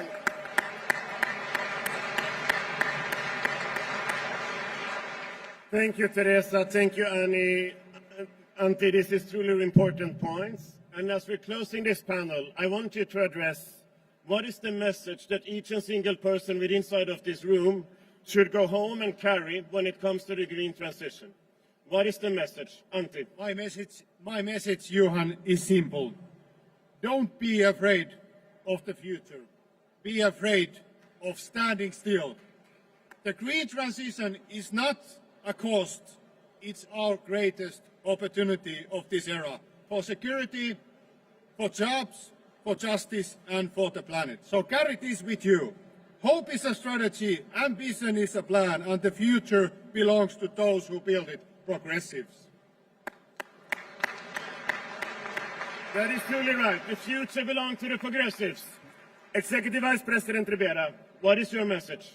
My message is always think about the people. Join forces for good causes.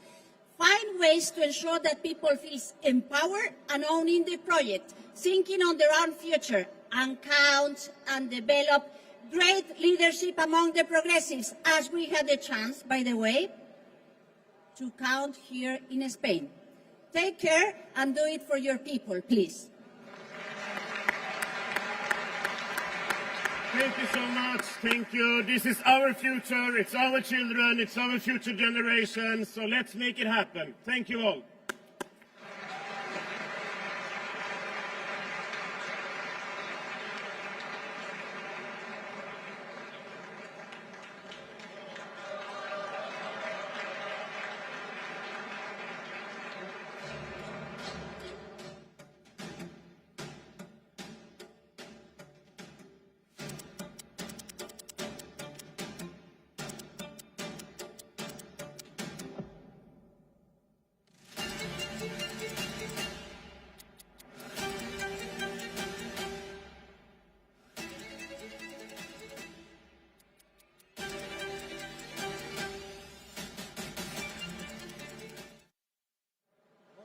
Barcelona.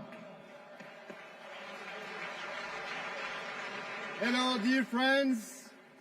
We are here to discuss about justice, economic justice, social justice, and tax justice, because inequalities are rising and workers feel the impact as social rights are under attack.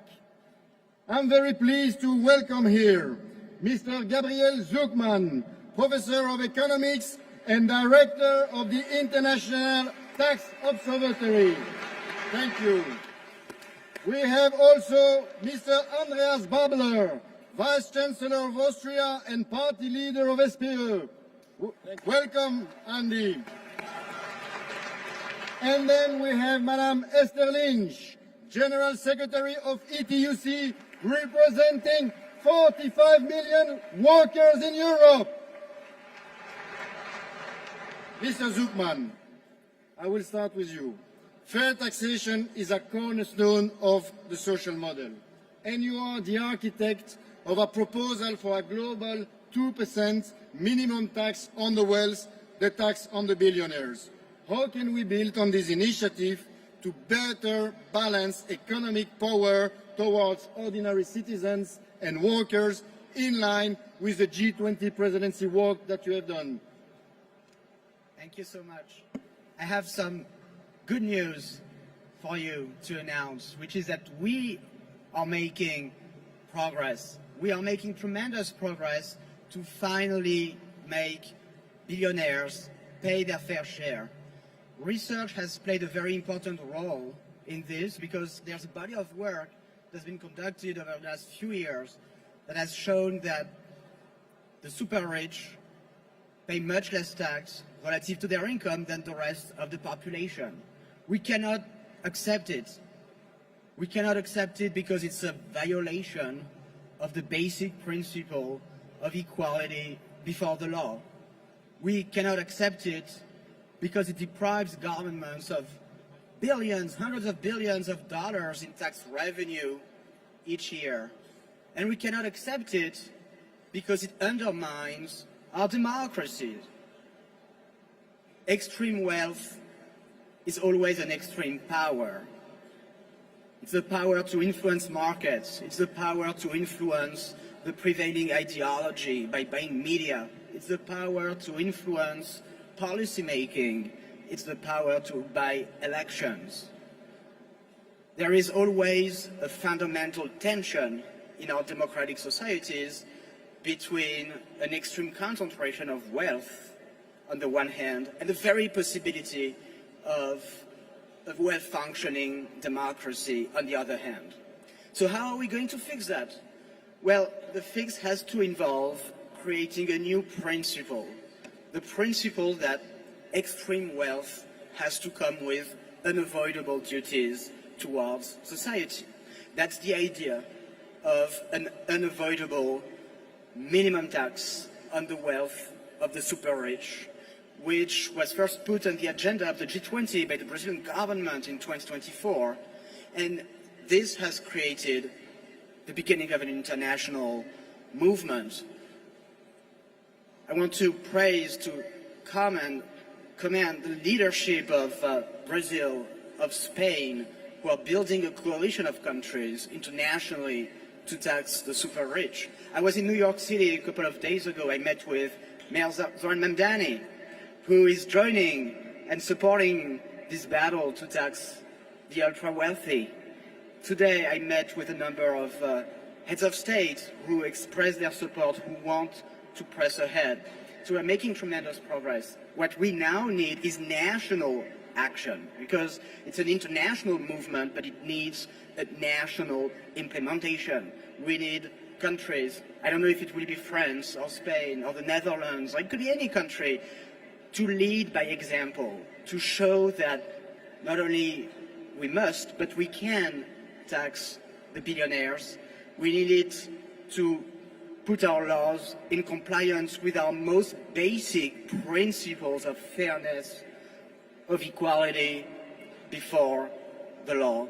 We need it if we want democracy to prevail in what is going to be, what is already is, the great battle of the 21st century, the battle between democracy and oligarchy. And I'm very confident that in that battle, democracy shall prevail. Thank you so much. Thank you, Professor Zuckman. Now I'm turning to Vice Chancellor Andreas Babler. Too many people are struggling to make ends meet, and the war in Iran has also added further pressure, increasing the cost of living. Your party has been fighting for more tax justice and more equality, but you are also a leader, and Austria is even a model for affordable housing. Why is it so important from your point of view to link the question of social, economic justice and the fight for democracy? Yeah, compañeras y compañeros, dear comrades, I'm very glad that we are discussing this topic today. I'm very proud to be also a part of this progressive mobilization meeting. It's an historic moment, and we can all feel in this hall, but also outside, that this is a historic day for the progressive movement worldwide. When we talk about extremism and about defending democracy in Europe, we still often talk as if this only about institutions, about laws, about constitutional rules. All of that is important. And we will be the one defending all these points, because they are very, very important, even in these days. But over this, we have to found something like a new axis. Now we have the axis from right-wing, from authoritarians like Trump, like Milei, like Orban recently, like other guys. We have to build up a new alliance, a new axis, an axis of reason. Who cares about democracy? Who cares about international law? Who cares about human rights? Who cares about freedom of speech? Who cares about the freedom of press, of medias? That's the progressive answer that we need from this moment, from this specific day, also from here. And because we are progressive, we can give another answer. Because the problem is that this is not the full picture. The full picture is that democracy always stands on two pillars. One is the liberal democracy. We will defend it. But it protects rights and it saves all the pluralism and the rule of law. The other one is exactly important from the progressive point of view, is the social side of democracy. The social pillar of social rights, of the same wages, of inequality, overcoming inequality in all the fields that we have. Only if these both pillars are strong, if these both pillars are strong, then we have a democracy that's truly stable, and that's the progressive point of view. And what we are seeing across that many countries in the world is that not only the liberal pillar is under pressure, also the social pillar is getting weaker and weaker from day to day. Therefore, we need an answer. Therefore, we know that this is why inequality is not only a social problem, it's a deeply democratic problem, and we have to solve it. That we can go on. If people no longer believe that democracy can improve their lives, anti-democratic forces will use that. And so we should also be honest in one big questions all over the world. Still struggling, that's our task, still struggling for one fundamental right, with the clearest form of income inequality, what we are able to face. Inequality between women and men. For example, also in Austria, women still earn around the fifth less than men. It's us that we have to overcome these circumstances. That is a serious injustice, and we have to fight also against inequality to save democracy at all. And let me say in the end, that means real opportunities for every single child over the world, for fair wages, affordable housing, access to culture, to sport and to public life, and the chance to build a good life. That's our progressive approach towards saving democracy on both pillars. That is necessary to do. Thank you so much. Thank you, Vice Chancellor. Thank you, Andy. I turn now to Madame Lynch. When the super rich don't pay their bill, it's the workers who pay the bills. Thankfully, we have fighters like you and more trade unions friends. The movement is pushing back against all forms of injustice and demand a wealth tax. We also would like to thank you for your commitment for the Global Progressive Mobilisation with the Trade Union Assembly that you held yesterday. And thank you for all the trade unionists that are present also here today. What are the unions doing to support taxes on the richest? Thank you, Yannick. When President Sanchez called on the trade union movement to join this movement of movements and be part of the progressive mobilisation, I'm proud to say we answered that call. We came yesterday into an assembly, and in our assembly we committed to fight the far right.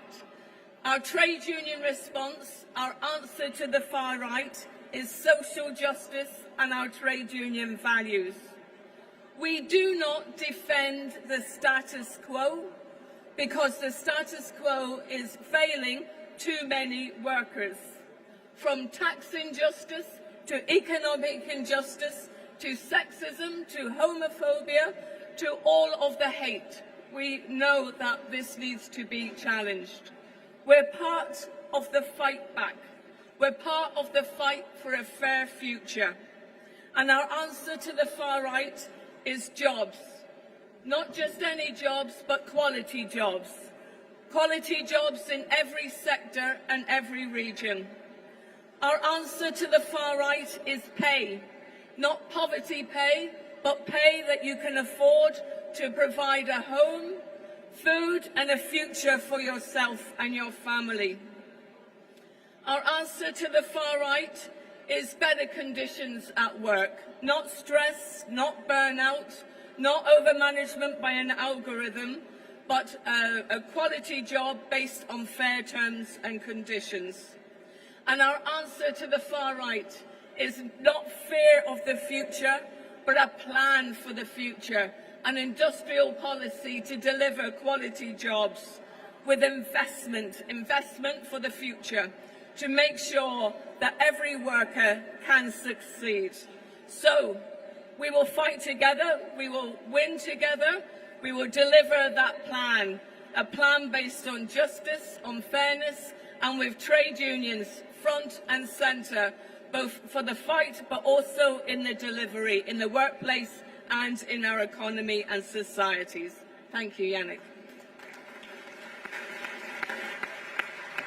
Thank you very much, Madam General Secretary, and thanks to all speakers for these inspiring words. And so to close this panel, let me ask you one final question to each of you.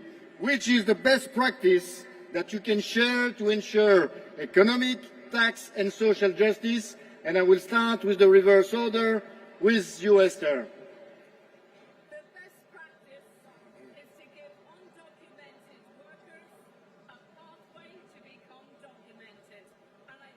On behalf of the European Trade Union Movement, President Sanchez and Spain for delivering that. It's the main way to fight exploitation, is to make sure that there's a level playing field for rights, for wages, for jobs. So really to thank, on behalf of the trade union movement, everything you're doing for undocumented workers. Thank you. Vice Chancellor, Mr. Babler, what is your concluding remarks? Yeah, there are 2 points I want to mention in this short way. The first point is we must regulate the markets. Over the past decades, in many countries, governments stepped back from areas where they used to take responsibility. Again and again, when problems appeared, politics stopped saying, we will regulate this or we will solve this, and instead said, the market will take care of it. And the crisis of the recent years have shown that this was a serious mistake. And this is the point where we have to go back to the analysis that the market has to work for the people. That's our point. The market has to work for the people, and when wealth grows faster than everything in the economy, we have to intervene. And that is exactly what we did in Austria, that we started in this government to intervene in many of fields and lots of questions. We have taxed excess profits in the energy and banking sectors. We have limited the ability of some companies to turn inflation into extra profit. We are also paying more attention to taxing private foundations where a lot of wealth is held, and we are collecting a fair share of the banking sector. And additionally, we acted on housing, because housing is not just another market. And the last point is tax the rich, and follow Gabriel Zuckman's points and his proposal. It's so important. It starts from a very simple democratic principle. That's your proposal, Gabriel, and I'm for it. Billionaires should not pay a lower share of their income of wealth than ordinary working people. Teachers, nurses, workers, and all the people who keep our societies running should not carry a heavier burden than those at the very top. And that's the proposal. Tax the rich. It's one of the best solutions. Thank you very much. Mr. Zuckman, the floor is yours for your concluding remark. Thank you so much, Mr. Vice Chancellor.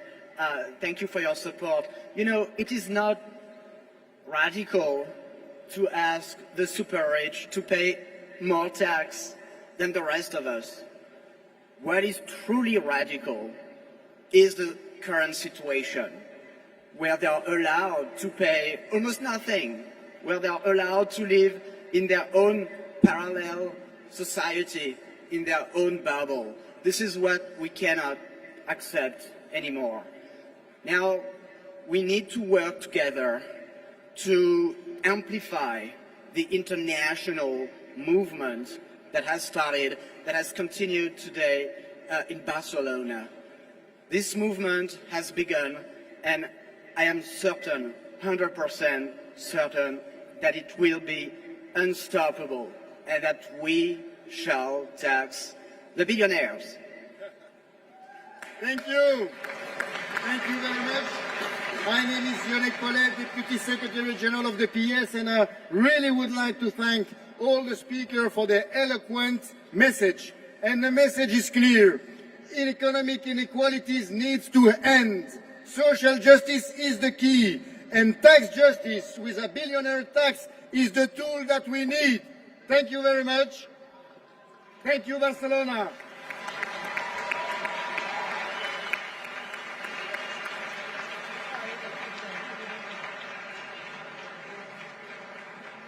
Now, for a musical break, recognized as one of the most influential Spanish-speaking rappers in history, please welcome on stage El Choyin.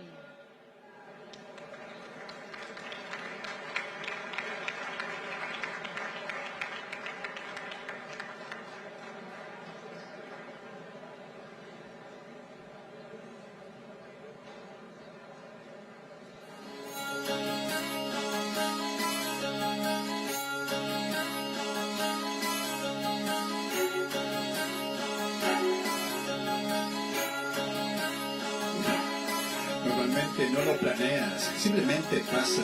Todo el mundo cambia y de repente sientes que has quemado otra etapa, pierdes a alguien, porque se fue, porque te echó, porque le echaste. Cuesta adaptarte, parte de ti quiere vivir como antes. No sabes cómo vas a hacer para seguir adelante. Nadie puede enseñarte a vivir los momentos frustrantes. A ratos crees estar seguro de que vas a ahogarte. Se han llevado la orilla a otra parte. Nada no parece siquiera importante.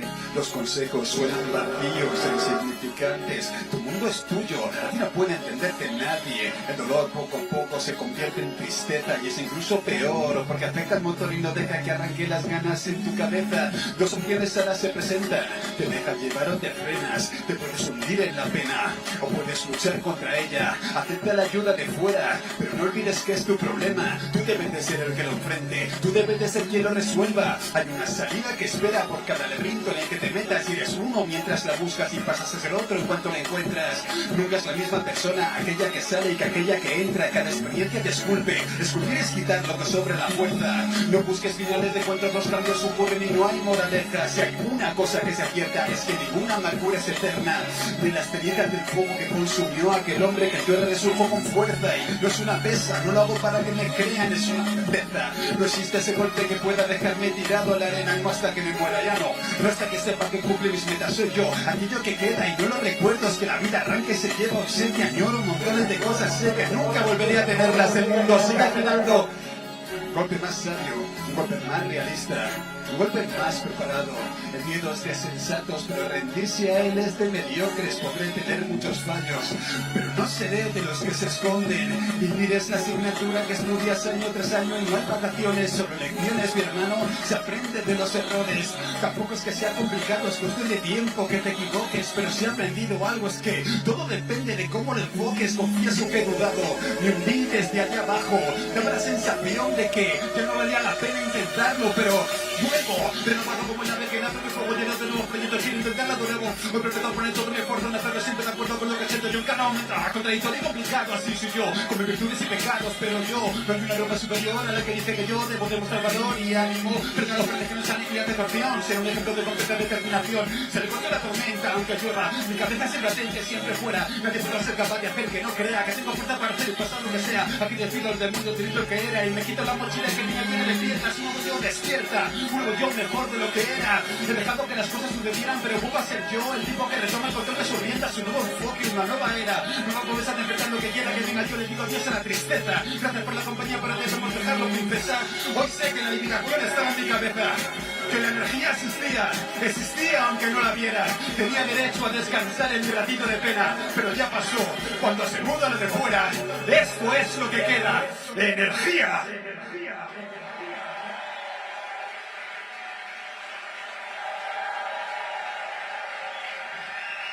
Justicia para Palestina y justicia para los genocidas.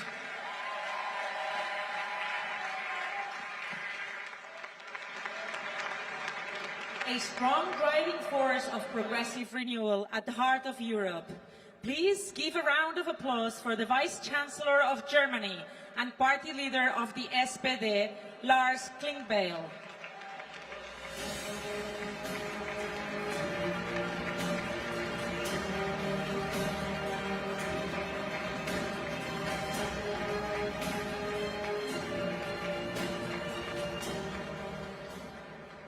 Dear friends, comrades, let me start by thanking all the people who organized this wonderful event. There are several organizations, a lot of people spending a lot of power and motivation for having this event. But there's one person, and I will thank you in the name of the German delegation, but I think also in the name of all others here in the room. It's Pedro Sanchez. Pedro, I want to thank you for your leadership, for organization of this event. You are a true leader. Thank you so much. And friends and comrades, take a look around this room. Leadership from every continent, different histories, different traditions, but we are united by the same progressive values to fight for freedom, for justice, for prosperity for the many. And these are not slogans, these are values that are our mandate. And yes, in times of war, in times of crisis, in times of polarization, in times like these, progressives do not retreat. We organize, we lead, we build alliances. Where others try to divide us, we show here the progressive forces of this world stand together and united.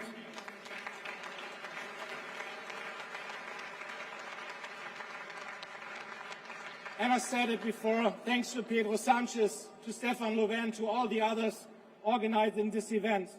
And I'm convinced the time is right because we are needed.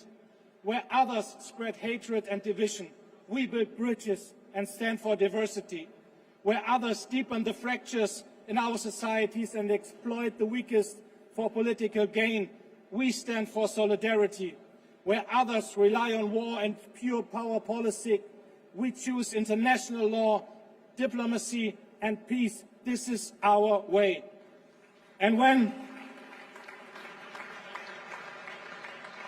And everyone is talking about the war in Iran, but let us be very clear and put the war in Ukraine on the agenda. And there is only one clear message. Putin has to stop this war in Ukraine. This is important, friends and comrades. The world is moving into a new order. We have seen the actions of President Trump regarding Venezuela and Iran.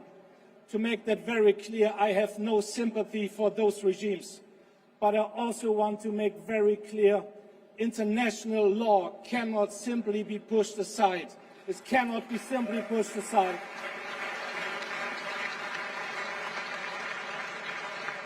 And this is why Pedro Sanchez and other leaders make very clear, this is not our war. And we, comrades,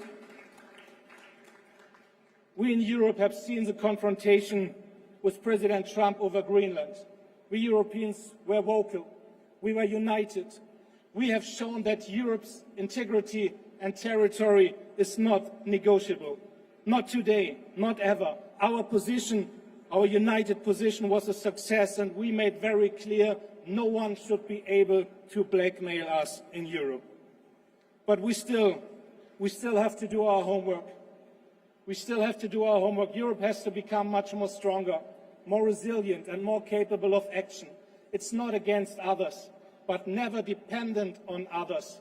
We have to strengthen the partnership with the Global South. And comrades, let me also underline that in too many places, wealth is concentrated in ever fewer hands. There are tech oligarchs. Shape public debate without democratic accountability. Fear has become a business model for them. Division is a political strategy for them. Power is being misused by them. These tech bros want people to believe that democracy is too slow, that solidarity is too weak, that justice is too expensive. Look at people like Peter Thiel, who once said, "I no longer believe that freedom and democracy are compatible."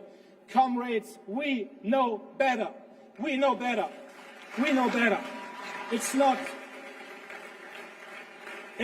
the rule of the strong, but the rule of the law.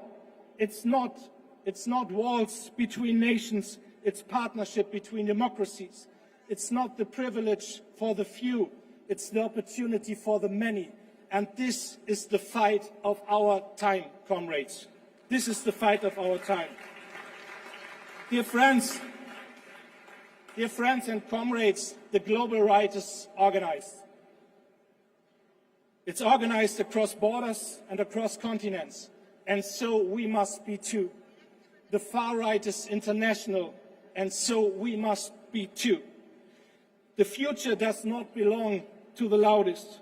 The future belongs to those who build bridges, who stand together, to those who refuse to give up on democracy. Today in Barcelona, every continent is represented because the fight for democracy has no borders.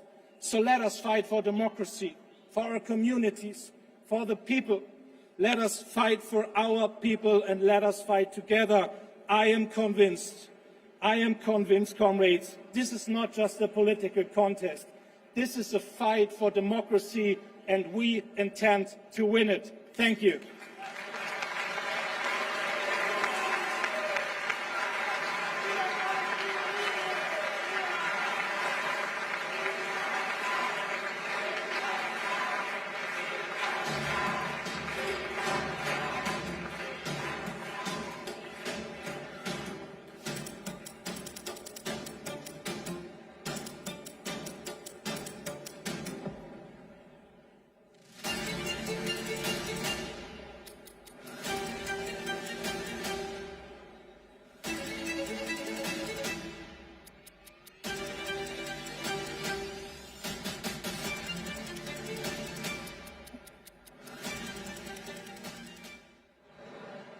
Hola, Barcelona!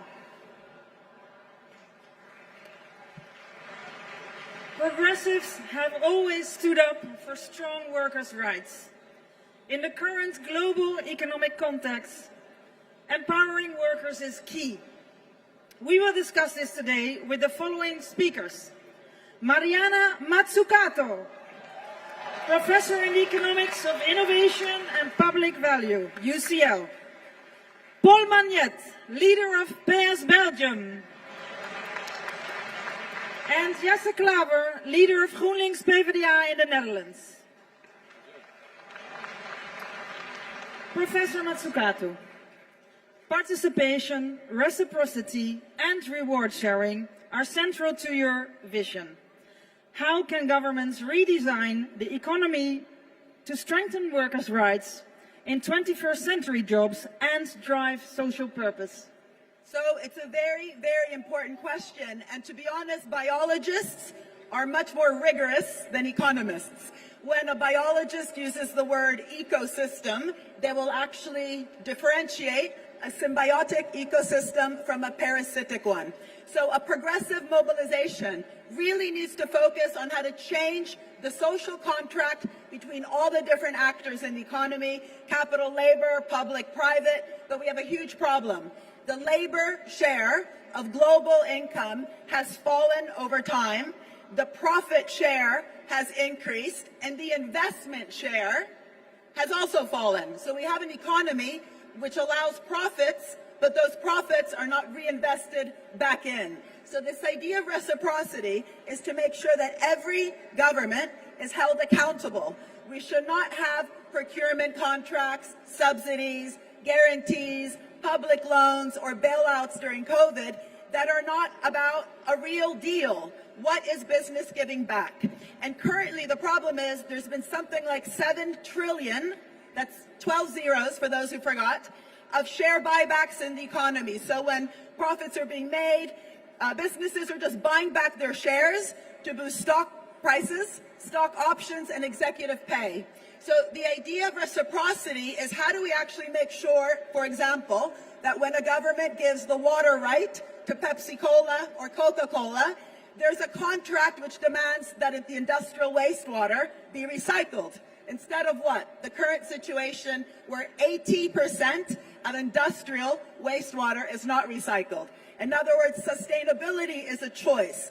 Second, how can we make sure that, for example, any public loan is conditional that the profits are reinvested back into the economy, that improve working conditions, worker pay, and actually use energy efficient supply chains, even when it's semiconductor companies. In other words, sustainability is not just about energy, it's about actually embedding sustainability into how we do everything, how we move, how we dress, how we grow our food. And again, this is not currently what we do. And so ultimately, this is also about admitting that the economy is an outcome. There are no economic pressures. Anytime someone says to you, the market pressure, that's not true. The market is an outcome of how business is organized. Is it maximizing shares or maximizing stakeholder value? How government is organized, is it just fixing market failures, or is it actively driven by public value and negotiating properly with business instead of just giving giveaways?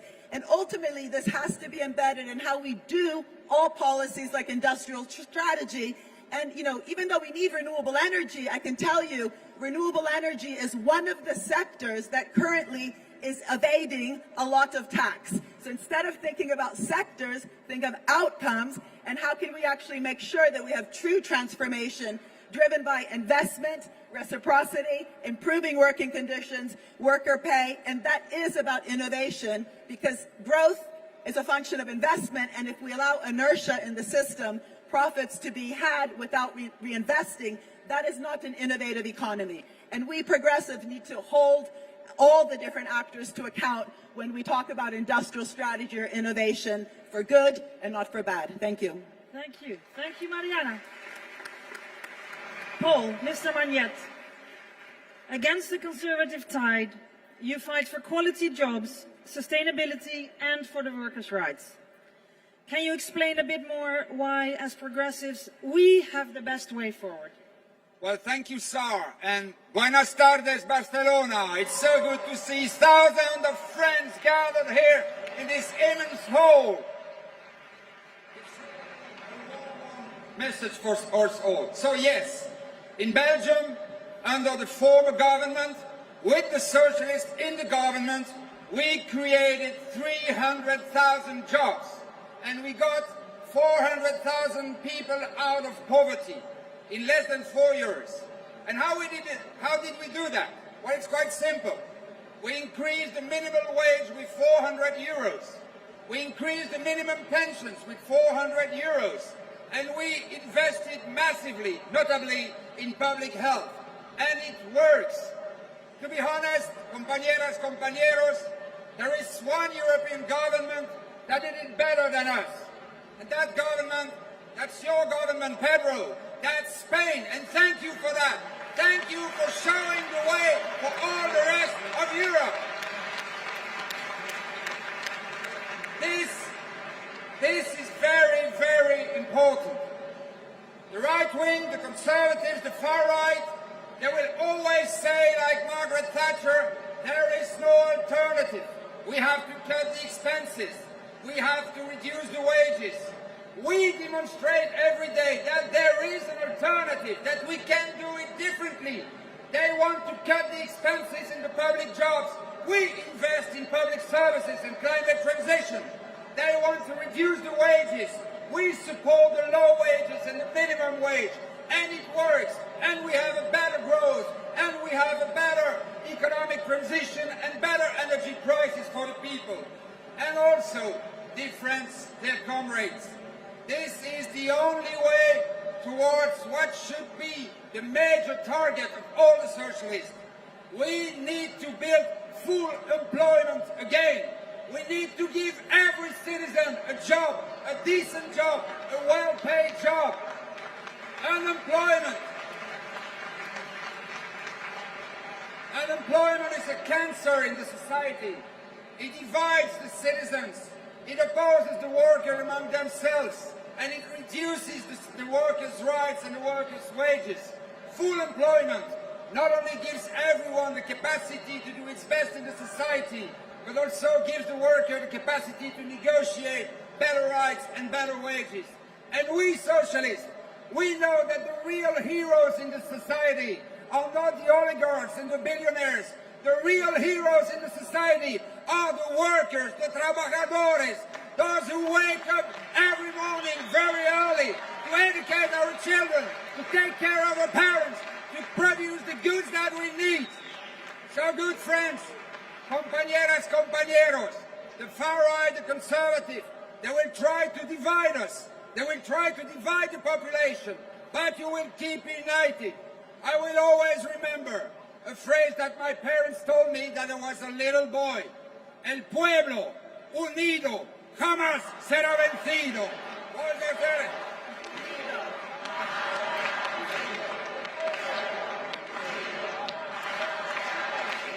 Muchas gracias, compañeros. Thank you, Paul. Thank you, Paul. Thank you very much.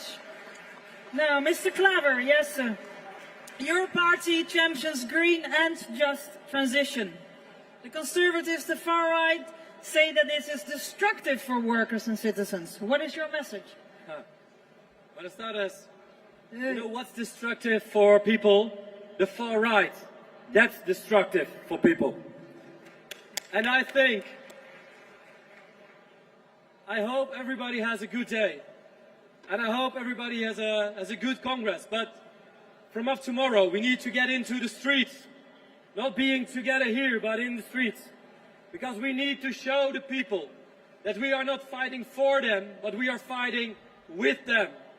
The extreme right is doing more harm to our societies than you possibly can imagine.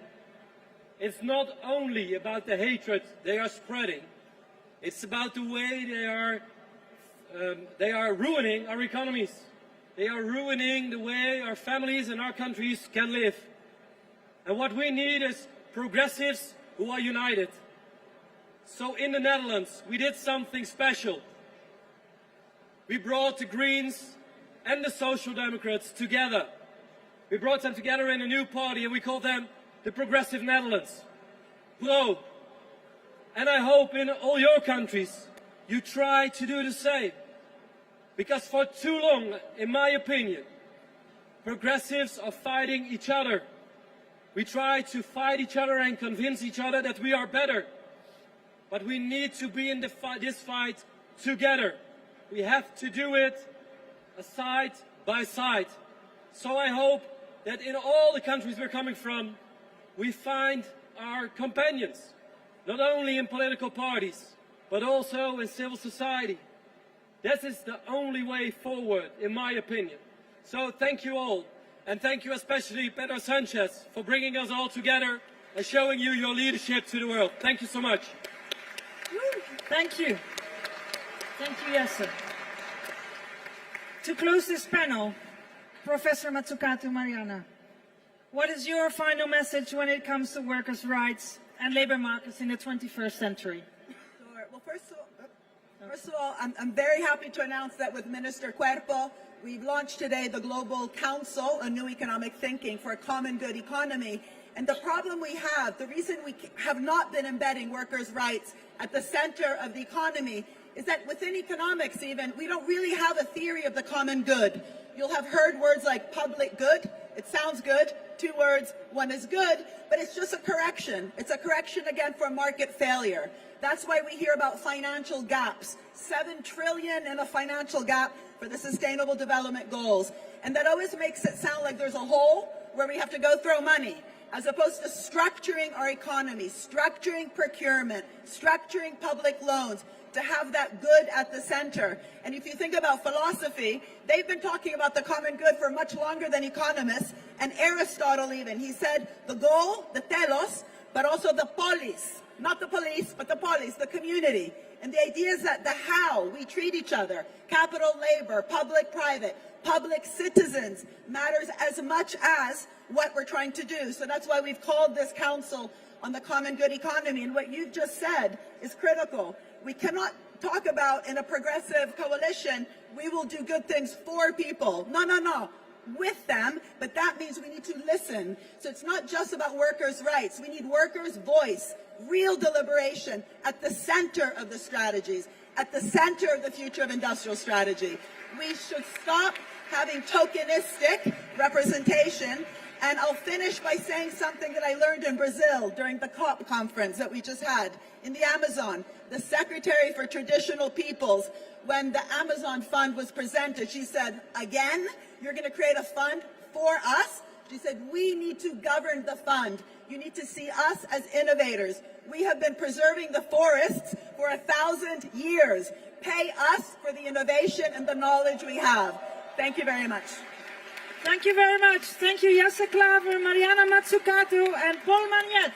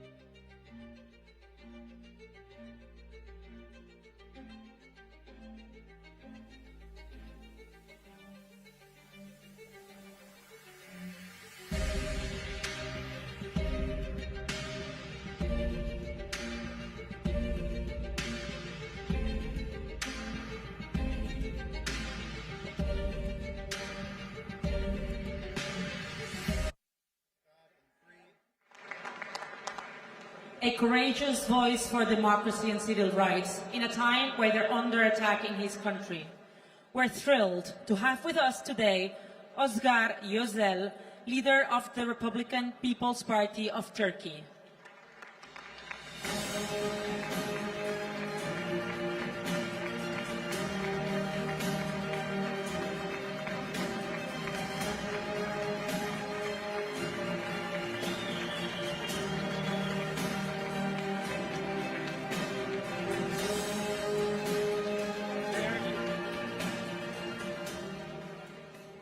Değerli yoldaşlar, bugün bu kürsüden dünyadaki bütün yoldaşlarımıza demokrasi diyen, eşitlik diyen, özgürlük diyen, çok taraflılık diyen milyonlara hitap ediyor olmaktan büyük bir mutluluk ve onur duyuyorum.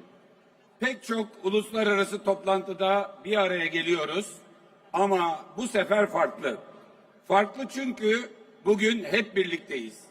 Ayrıştırılan, kutuplaştırılan, yıkıcı siyasetin yerine birleştiren, birbirinden güç alan bir siyaseti hep birlikte kurmanın heyecanını yaşıyoruz. 1,5 yıl önce tohumlarını hep birlikte attığımız bir fikrin bugün can bulması ile başlayan yeni bir yolculuğun kararlılığını ve mutluluğunu taşıyoruz. Avrupa Sosyalist Partisi PES'in ev sahipliğinde Sosyalist Enternasyonal ile İlerici İttifak'ın artık birbirinden ayrı değil, birbirine güç veren bir büyük birliktelik içinde yol yürümeye başlaması önerisi etrafında buluşuyoruz. Sosyalist Enternasyonal Başkanı dostum Pedro'yu ve bunun önünü açan İlerici İttifak'tan dostum Lars'ı, bütün bu birlikteliğin en ciddi katkıyı yapan PES Başkanı Stefan Löfven'i, bu üç lider nezdinde bütün yoldaşlarımı işte bu heyecan ve kararlılıkla selamlıyorum. Değerli yoldaşlar, dünyada otoriterliğin yükseldiği, demokrasinin ve hukukun üstünlüğünün yıkılmaya çalıştığı bir dönemdeyiz. Bizi bugün bir araya getiren ise bu yıkım girişimine dur deme kararlılığımızdır. 21. yüzyılın ikinci çeyreğine girerken birbirinden öğrenen robotlardan, karanlık fabrikalardan ve yapay zekadan endişe ediyorduk. Ama karşımıza birbirinde konuşan, birbirinden öğrenen ve birbirine güç veren otokratların karanlık siyasetini bulduk. Kendi iktidarlarının devamı uğrunda demokrasiyi, hukukun üstünlüğünü, eşitliği, adaleti, toplumsal refahı yıkmaktan çekinmeyen bir anlayışı görüyoruz. Bu salondaki irade işte bu yıkım gayretine verilmiş en iyi cevaptır. İhtiyacımız olan birbirinden öğrenen, birbirine öğreten, birbirine güç veren ilericilerdir. Ve işte o irade bu salondadır. Bugün 6 kıtadan ilericiler bu salonda. Ve hep birlikte bir seferberlik ilan ediyoruz. Seferberliğimiz kurumları, kuralları ve demokrasiyi gerileten otoriterliğe karşı hep beraber durmak içindir. Kararlılığımız kurumları inşa etmek, kuralları tesis etmek, demokrasiyi yaşatmak içindir. Değerli yoldaşlar, geçen hafta Macaristan'da tüm dünyaya önemli bir mesaj verildi. Otoriterliğe karşı olan herkes gerekiyorsa kısa vadede kendinden fedakarlık yaparak bir büyük demokrasi cephesini oluşturabileceğini gösterdi. Ve bu birliktelik otoriterliğin halktan güç alarak yenilebileceğini hepimize ve tüm dünyaya gösterdi. Türkiye'de de son yerel seçimlerde biz bunu başardık. 47 yıl sonra partimizi Türkiye'nin birinci partisi yaptık. Türkiye nüfusunun %65'ini partimize ait sosyal demokrat belediye başkanları yönetiyor.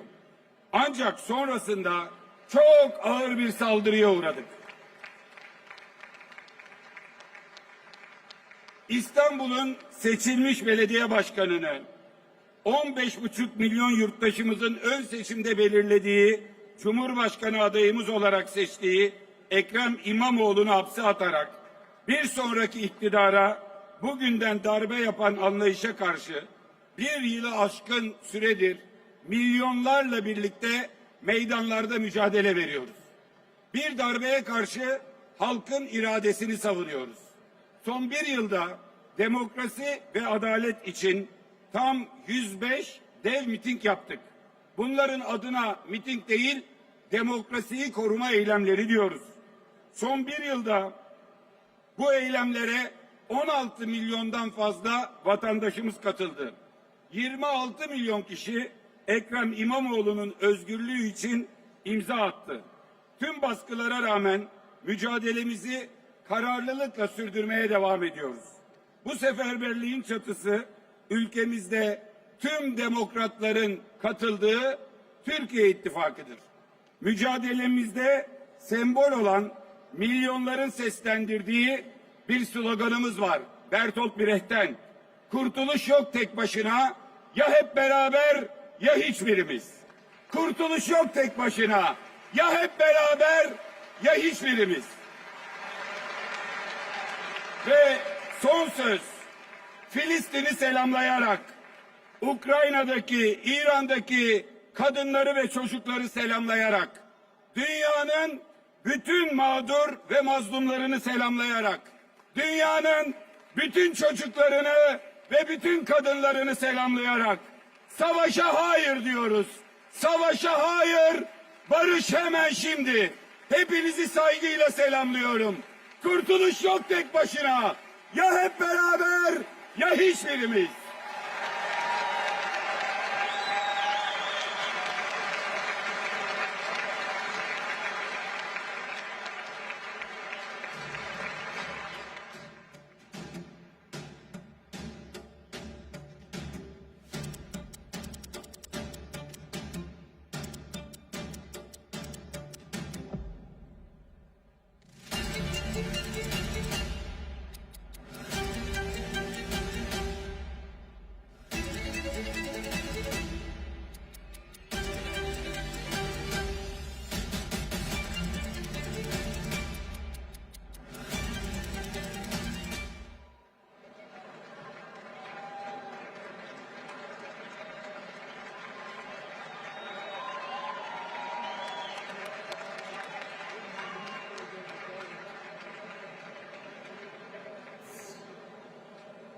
Friends, let's now speak about democracy. We just saw the video. My name is Thomas Vorbel. I'm the Deputy Secretary General of the Party of European Socialists, and it's a pleasure and an honor for me to welcome with me here on the stage 3 true fighters for democracy. And I start with Risa Ontiveros, Senator from Akbayan Citizen Action Party from the Philippines. Welcome.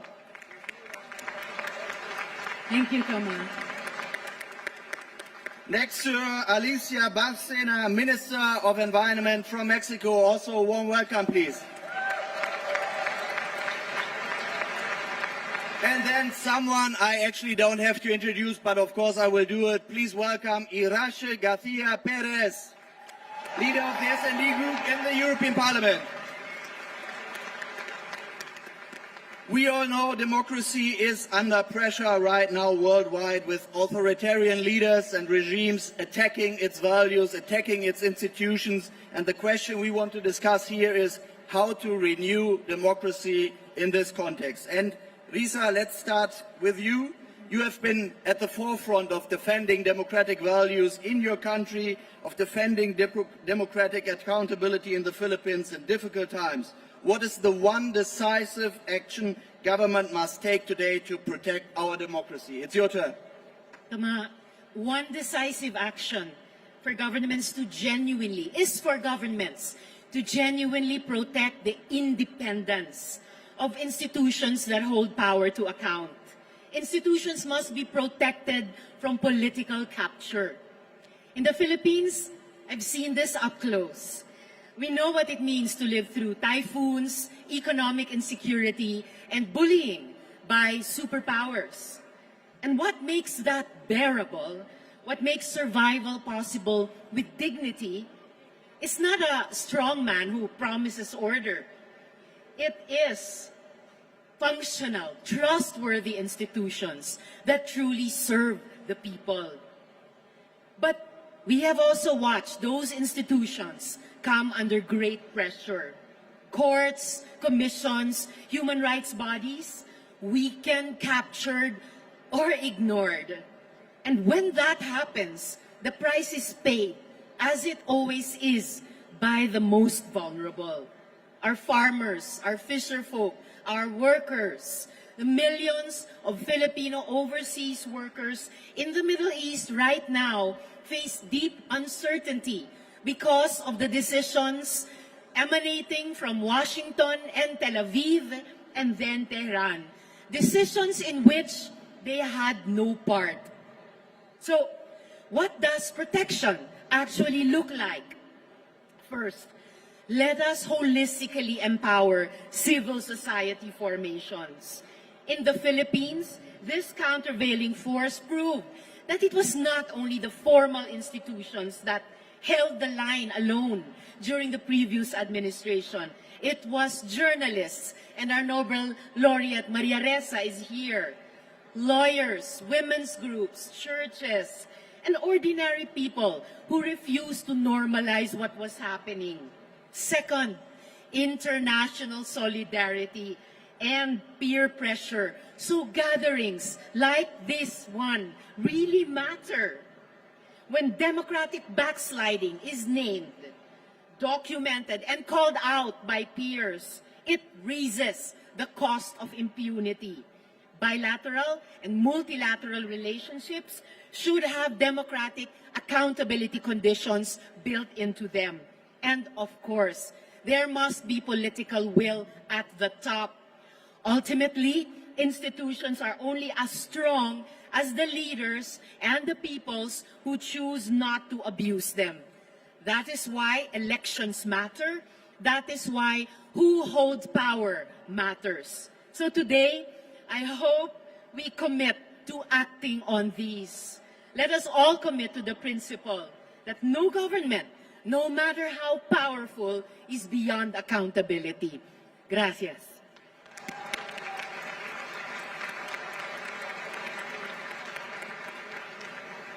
Risa, thanks a lot. And now coming to you, Alicia. It's a special pleasure that you're here, and drawing from your extensive experience also in diplomacy, let me ask this question. What is the best effective way to build stronger international cooperation and to defend democratic values also on this international level? Please give us your thoughts on this. Muchas gracias. Buenas tardes, Barcelona. ¿Cómo estamos?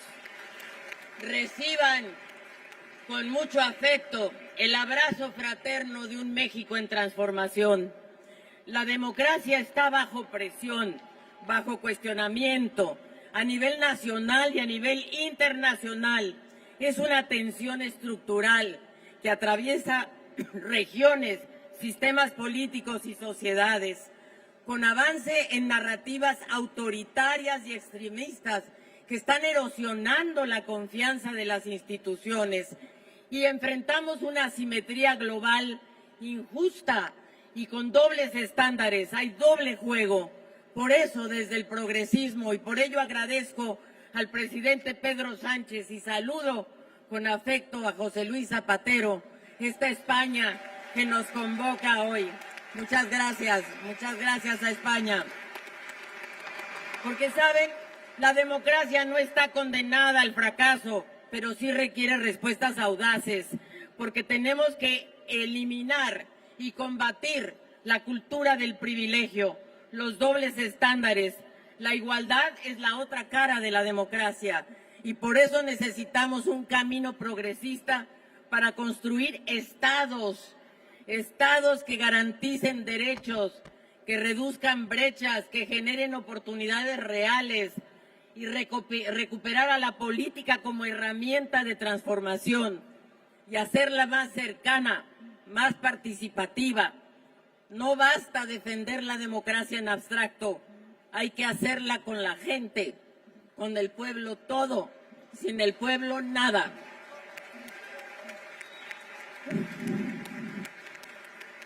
Y la democracia tiene que ser feminista, tiene que serlo. La igualdad sustantiva de género no es un añadido, no, es una condición esencial de la democracia. Yo pertenezco al movimiento de la Cuarta Transformación en México, con la primera presidenta mujer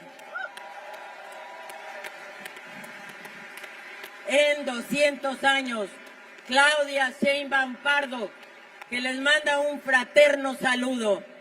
Y por último quiero decir, tenemos que fortalecer el multilateralismo, la democracia internacional. No podemos perderla como progresistas, la estamos perdiendo. Tenemos que combatir la guerra, lo dijo José Luis Zapatero. Juguemos por la paz, pero la paz solo se va a lograr si logramos unas Naciones Unidas mucho más equitativas, mucho más simétricas. Ningún país, por muy poderoso que sea, puede seguir comportándose unilateralmente. Debemos eliminar en Naciones Unidas el veto que paraliza. La respuesta progresista debe ser global, solidaria y renovada. Y por eso en este mundo fragmentado, marcado por la desconfianza, el multilateralismo es más urgente que nunca. Y por eso nuestras estructuras de 1945 ya no funcionan. Necesitamos un sistema multilateral nuevo, renovado, distinto, que nos represente a todas y a todos. Y así, queridos amigos progresistas, colegas, compañeros, hoy más que nunca necesitamos una visión desde el progresismo, porque la democracia no se defiende sola, se cuida, se renueva. Esa es nuestra tarea, y el progresismo que hoy nos convoca es en esencia el camino hacia la igualdad. Muchas gracias.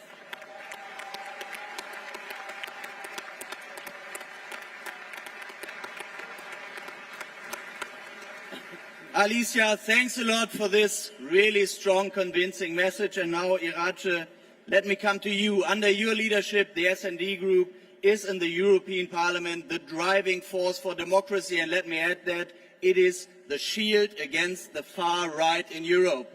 So, what needs to be done on the European level? The floor is yours, Irache. En primer lugar, permitirme, amigos y amigas, hacer una pequeña reflexión inicial. No es casualidad que un panel que habla de cómo defender la democracia en el mundo sea un panel compuesto por mujeres fuertes, por mujeres que lideramos, por mujeres que cambiamos el mundo. Porque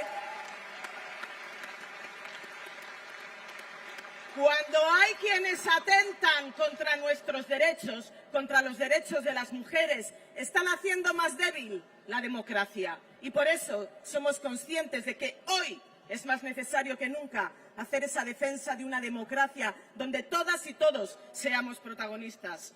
Una democracia que ya no es un hecho garantizado. Ha sido una conquista, pero las futuras generaciones deben entender que la democracia se consolida día a día. Y hoy está amenazada desde dentro y desde fuera, desde dentro de la Unión Europea y también desde fuera con injerencias. Y por eso nuestra respuesta tiene que ser doble. Primero, reforzar los derechos fundamentales, defender el derecho del aborto, defender los derechos LGTBI, defender la igualdad real y no permitir que haya quien niega la evidencia de la violencia de género, la violencia que es cometida contra la mitad de la población en el mundo. No vamos a permitirlo, pero también tenemos que ir más allá.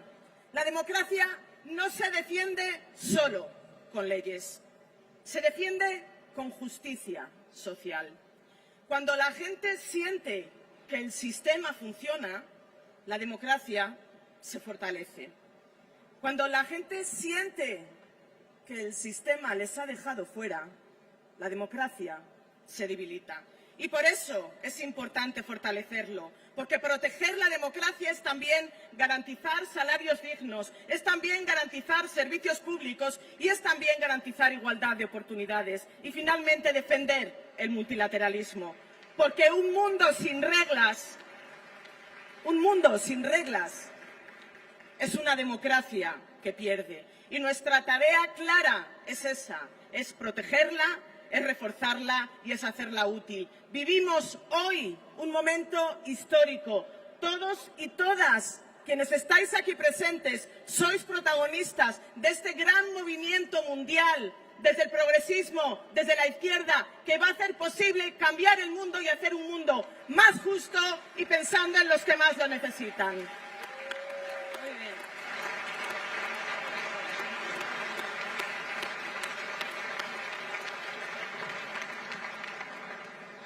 Thanks a lot, Irache. I think that was a really strong message as well. And now let's come to a quick final question and a quick answer on that. And let's speak about hope. What is your hope for democracy today? Please, Risa, start you. My hope for democracy is that it is felt in the lives of ordinary people. That overseas Filipino workers know that our government will protect their rights and welfare, especially while they are abroad. That our farmers and fisherfolk, rural women and indigenous peoples feel the protection of government so that they can continue making a livelihood in the countryside. That women, survivors of violence, our sisters, are not doubly or multipliedly victimized in legal proceedings and receive a measure of justice in those courts. Because democracy is only meaningful when it delivers. And right now, too many people have stopped believing it can. That cynicism is the greatest threat that confronts us, greater even than any authoritarian leader. So my hope is not just for the survival of democracy, it is for the renewal of democratic institutions, for democracy that is accountable, responsive, and felt. Because in the end, our peoples don't need reminding that they must defend democracy. They need to experience it working for them. Muchas gracias.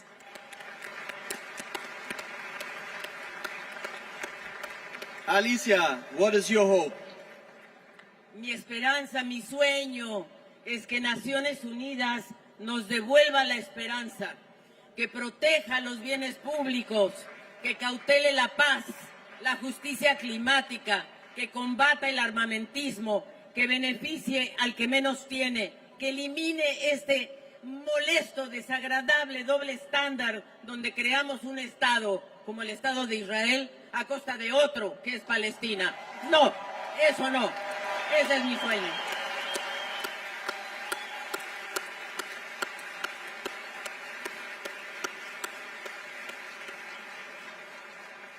Irache, the floor is yours. Your hope. Mi esperanza es muy simple, pero muy firme. Es que volvamos nuevamente a demostrar que la democracia no es solo el mejor sistema político, sino que es el que mejor protege la dignidad de la gente. Creo en una democracia que no se limita a resistir. La resistencia, claro que es importante, pero no nos podemos limitar a resistir. Tenemos que avanzar, que no se encierra, sino que coopera. Una democracia que no teme al futuro, sino que lo construye. Y sobre todo, creo en una democracia que cumple. Porque cuando la democracia cumple, la gente la defiende. Y en ese camino estaremos juntas y juntos.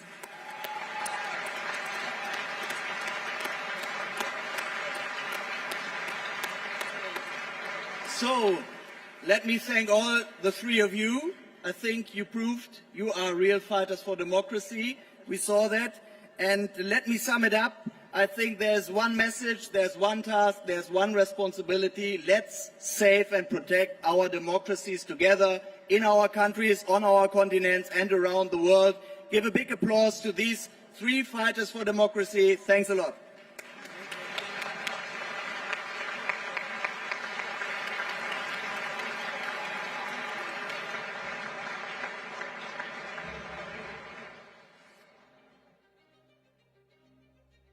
We need international support for the day after Gaza. We need a political solution for all of Palestine so October 7 does not repeat itself, so there will be no hostages, no prisoners, no occupation, no oppression, only freedom, and that is how the day after for Gaza should look like.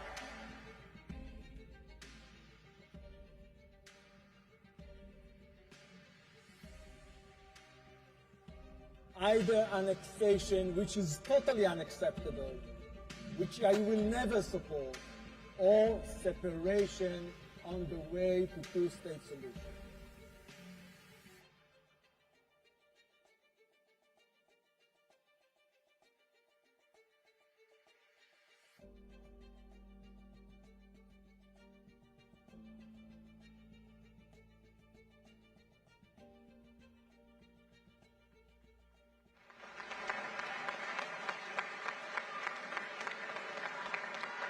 We are honored to welcome to the stage Nobel Prize laureate and defender of human rights, Maria Ressa.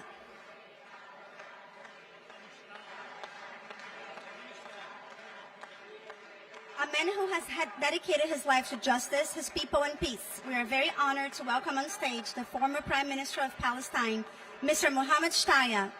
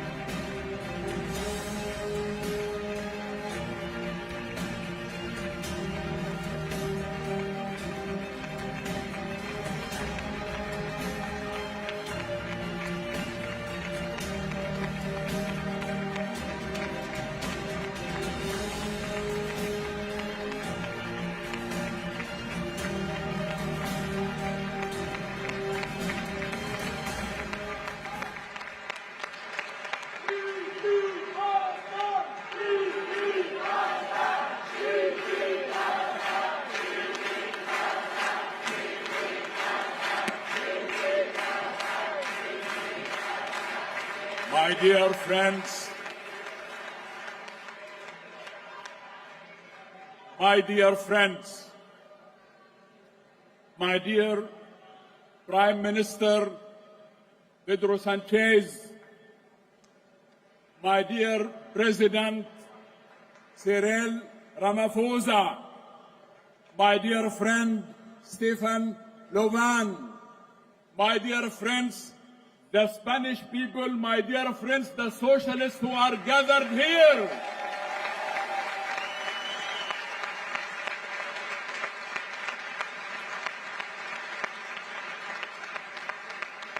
In the name of the 72,000 Palestinian innocents who have lost their lives, I thank you. In the name of the 150,000 Palestinians who were injured, I thank you.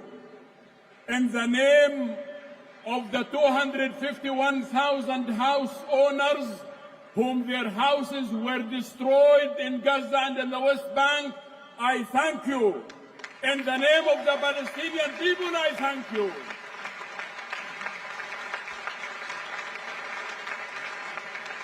In the opening of this wonderful gathering, the President of Catalonia this morning said what should be and what should not be written in stones. I want to say to you that we wrote in stones that Palestine should be free and Palestine is for the Palestinian people.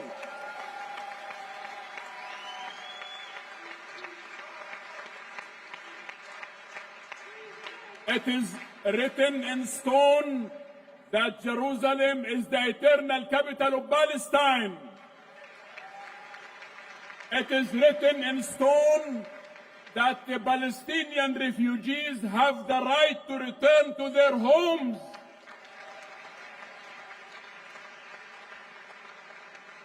My dear Prime Minister, I am not here to complain. And this is not a wailing wall. I am not here to cry. I am here standing as a proud Palestinian who is fighting for the liberty of his people. I am here proud that the Palestinians have the highest university graduates in the region. I am here proud that Jerusalem is part of Palestine. I am here proud that Jesus was born in Palestine. I am here proud that we have been fighting for 100 years, and I want to assure you that with your support we will make it.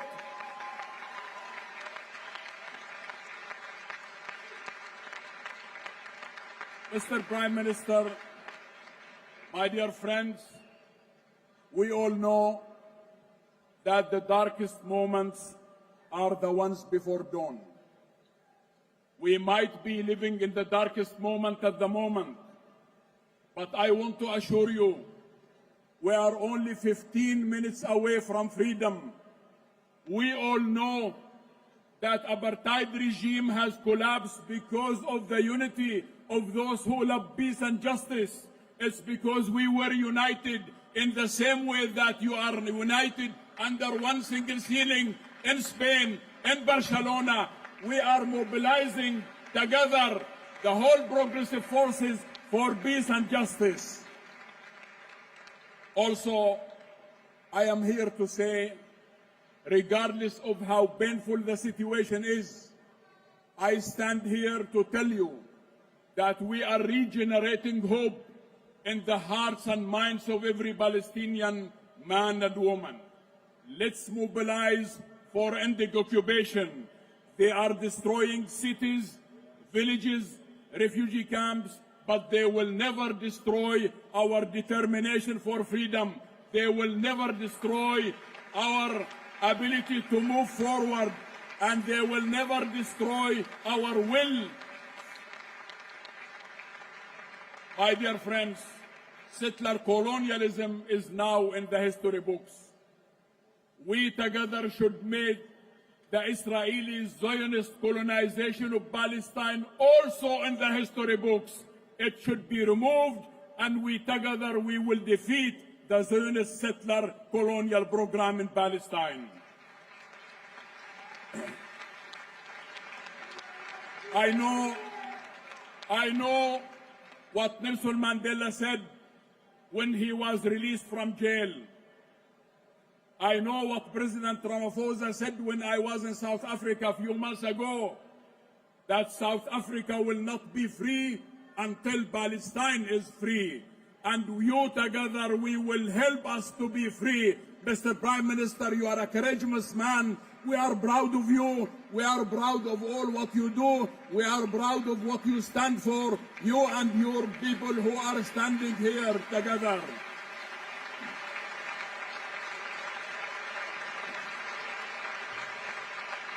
I only regret one thing.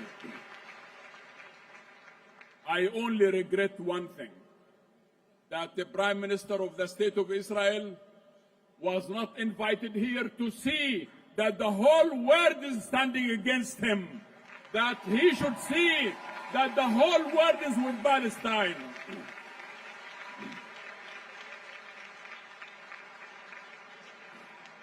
My dear friends,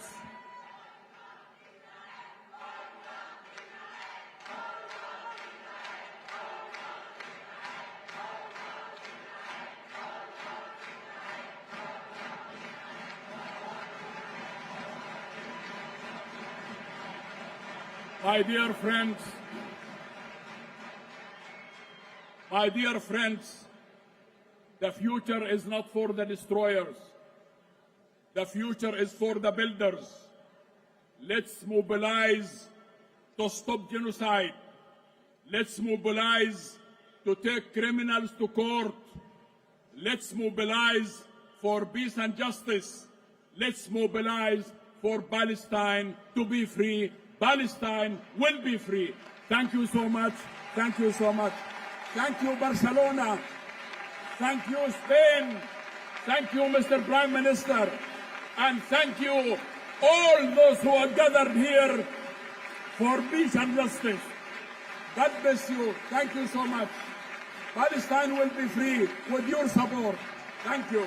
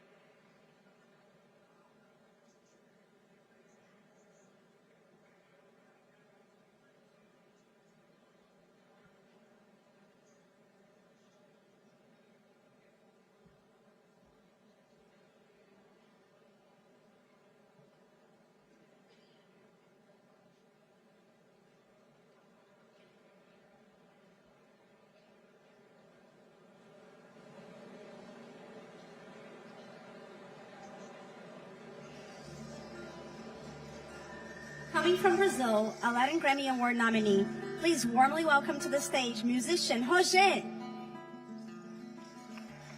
Gracias.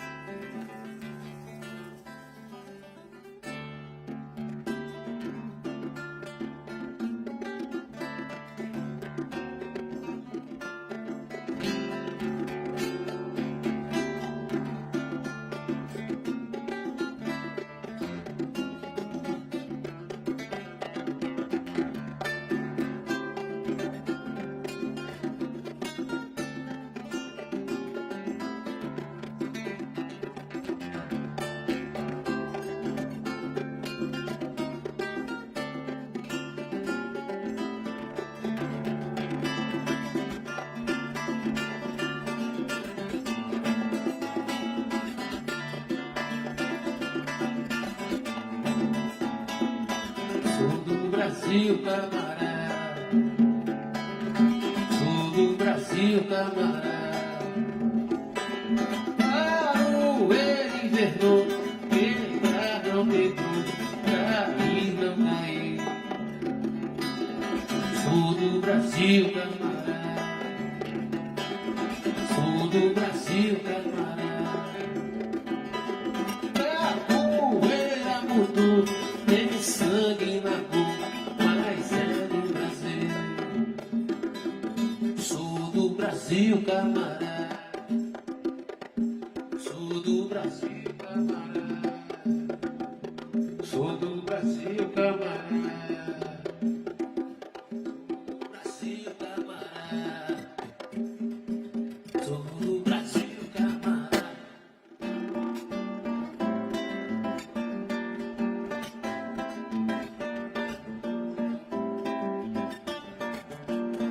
Baby, o Brasil mora dentro do teu violão. É a força da sua canção, é o batuque do seu candomblé. Meu Brasil é mistura de raça e de cor, soberana e não perde valor, é o samba com a bola no pé. Meu Brasil, se eu tiver que sair por aí, vou morrer de saudade de ti, mas eu volto com a graça de Deus. Com orgulho de ser um zumbi, zumbi, descendente também de zumbi, brasileiro no mundo sou eu. Meu Brasil, dona Vônia não está, se ela é Mariela é a avó da mulher, nossa mama na voz de João. Natureza de fauna e de flor, e não cabe em mim esse amor, meu Brasil de Garrincha e Pelé. Natureza de fauna e de flor, e não cabe em mim esse amor, meu Brasil de Garrincha e Pelé.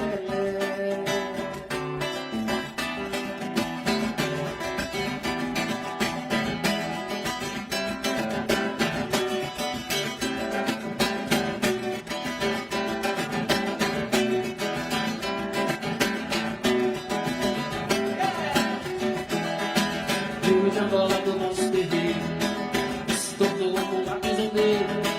Viva a viola, cavaco, pandeiro, trilha sonora que o mundo inteiro. Samba, samba, é 100% povo brasileiro. Samba, samba, é 100% povo. Samba, samba, é 100% povo brasileiro. Samba, samba, é 100% povo.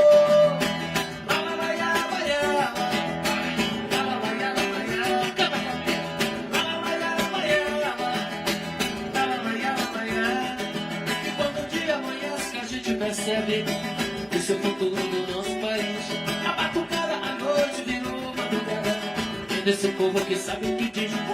Samba, samba, é 100% povo brasileiro. Samba, samba, é 100% povo. Samba, samba, é 100% povo brasileiro. Samba, samba, é 100% povo.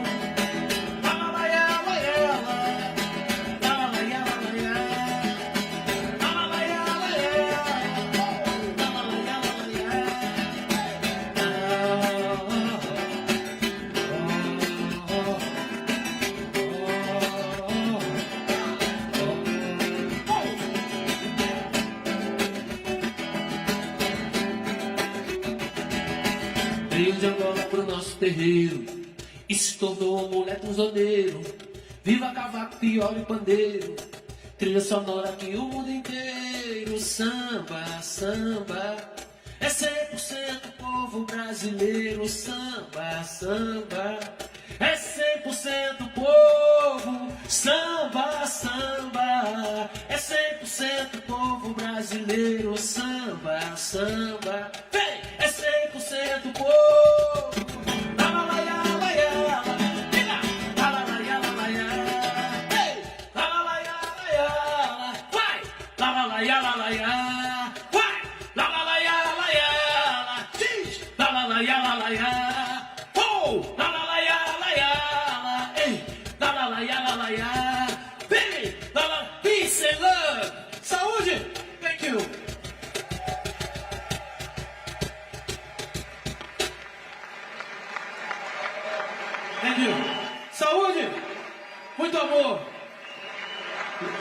Saúde, família!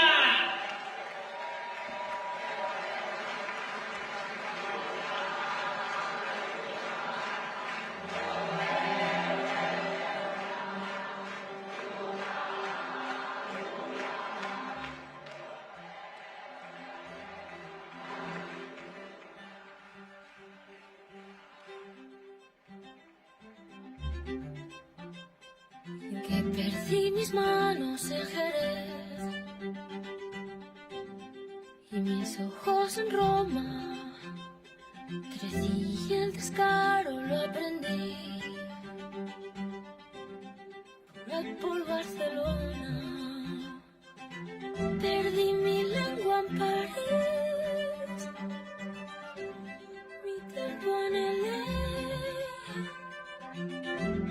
los hills en Milán, la sonrisa en UK, pero mi corazón nunca ha sido mío, yo siempre lo doy.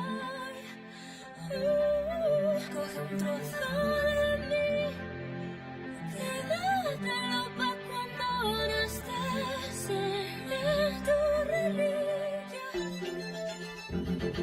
soy tu reliquia, seré tu reliquia. Perdí la fe en DC y la amiga en Bangkok, un mal amor en Madrid y en México el blond, la mala hostia en Berlín y ahora está en Ghana. Perra nació el coraje, pero el cielo nació en Buenos Aires. En Japón lloré y mis pestañas deshilé, y en la ciudad de cristal fue que me trasquilé. Pero el pelo vuelve a crecer, la pureza también, la pureza está en mí, está en Marrakech. No soy una santa, pero estoy blessed. Pero mi corazón nunca ha sido mío, yo siempre lo doy. Coge un trozo de mí, quédatelo pa' cuando no estés, seré tu reliquia.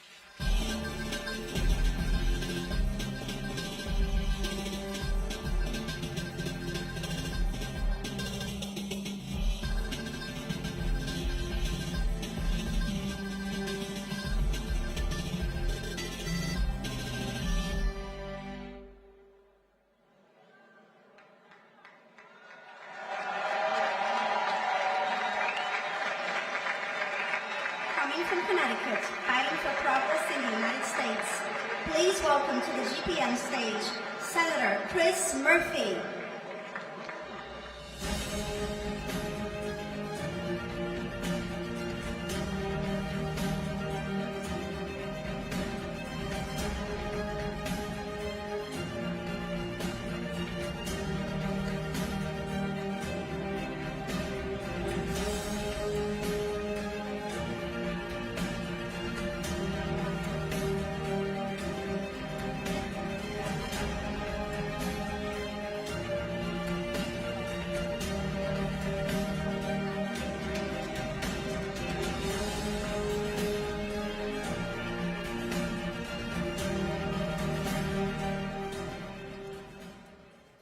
Well, I bring you greetings from the friends of Spain, the friends of Europe, the people of the United States of America.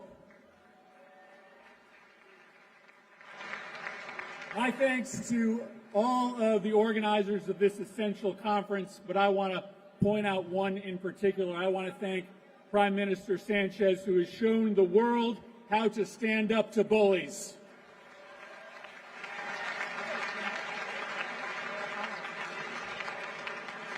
So I am here as a United States Senator, a member of the Democratic Party, and I want to bring you greetings as well from a nation that is in crisis.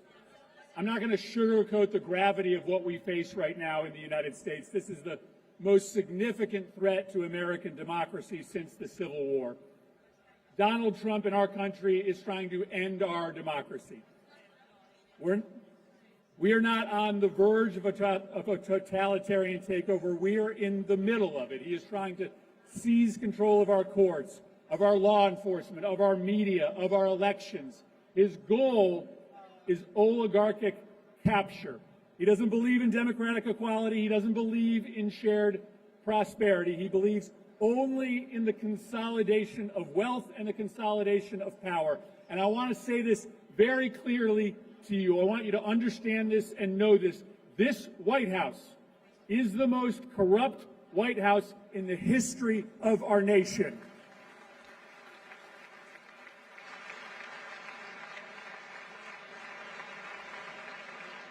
Now, Donald Trump thinks he can get away with this in America by distracting us, by telling Americans that the real threats to our lives are immigrants or Muslims, gay children, drag shows off in Europe. He wants to turn us against each other. He's also trying to silence dissent. He threatens to lock up my colleagues for opposing him. He's invaded American cities with his personal political police force, ICE, to crush peaceful protest. But here is what I am in Barcelona to tell you, united with progressive parties all over the world. In the United States of America, Donald Trump is not going to win.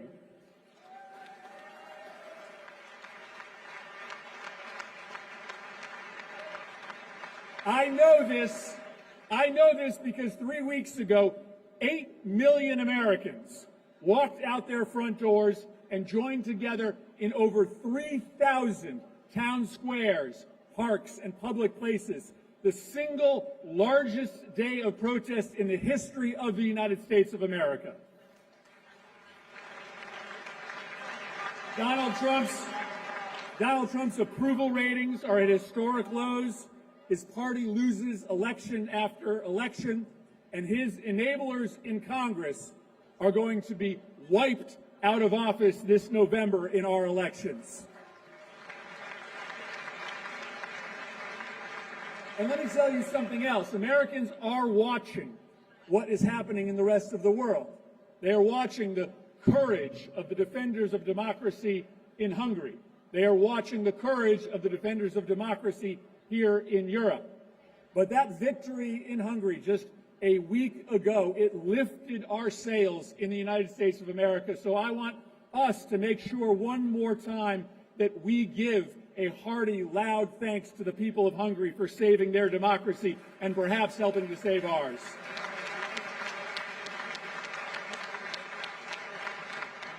This is a moment, my friends, where progressives around the world have to unite. Trump, Orban, Le Pen, the AfD, the remnants of Bolsonaro, these right-wing movements, they learn from each other. They copy one another's tactics of democratic destruction, and they count on us to be divided, to argue over purity tests while they dismantle our freedoms. But to beat them, we must learn from each other too.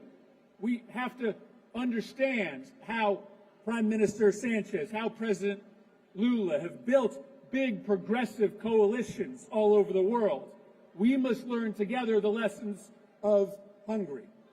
Are we all committed to learning those lessons together? Yes, we are. But I want to be honest with you as well. The corporations that prey upon us, that quietly and sometimes loudly back the right-wing project of oligarchy, they're counting on us to be divided too. The big technology companies want to keep the United States and Europe paralyzed on how to protect children and families from the poison that they're spewing out on social media and artificial intelligence.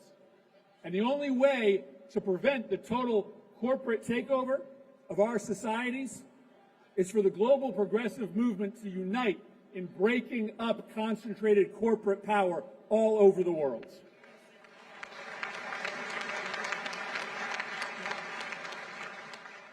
Now, here's my last and perhaps most important message. Donald Trump is actually not the cause of America's problems. He is a symptom. And the same is true for right-wing demagogues rising across many of your own countries. Beating Trump this November is essential. Beating Orban was essential, and it will be a cause for celebration when we win. But it will not be a cure for what ails us. Our project as progressives is not simply to win elections. Our project is to reckon with the spiritual unspooling that is happening under our feet. Because for millions of people, especially in high-income nations, the modern world has, for many, turned existence into a wasteland of empty consumption, of technology-induced loneliness, of flattened culture, of work without dignity. And so our challenge is not just to raise wages, it's not just to protect civil rights, it's not just to keep our water and our air clean. Our challenge is to build a world in which people find real connection, real meaning in their daily lives. Capitalism is broken. You know this. In America, our people once felt powerful generations ago when the leaders who ran the companies that they worked for lived in their community. Their local hospital was owned by someone they knew. Their grocery store was owned by a neighbor. But the consolidation of economic power into the hands of a very small number of people, private equity elites, a few technology industry leaders, it's not just an economic problem, it's a spiritual problem.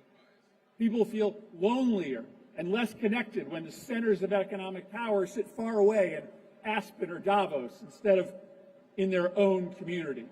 And so our project as progressives has to be simple. The fight moving forward in this world is between corporate power and worker power. And all over the world, progressives are going to stand up for workers.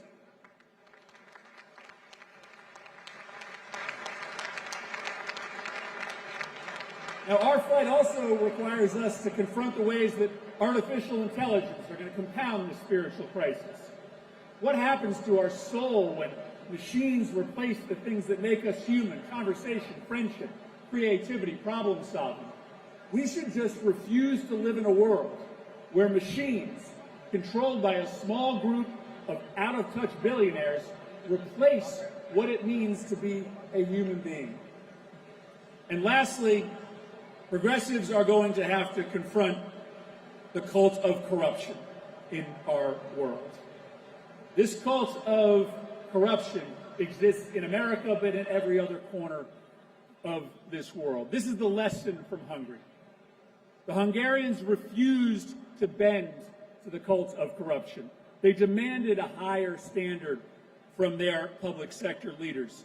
And when Peter Magyar won, he went immediately to the studio of one of those corrupt broadcasters, one of the propaganda machines that carried Orban's message for 16 years. And he announced on the air that the government would shut down that station and would rebuild independent, objective media in its place. Progressives should make the reform of our democracy our number one priority in the United States and across the world. And I will tell you what that means in the United States. That means passing an amendment to our Constitution to get billionaire money, corporate money, and anonymous money completely out of our politics.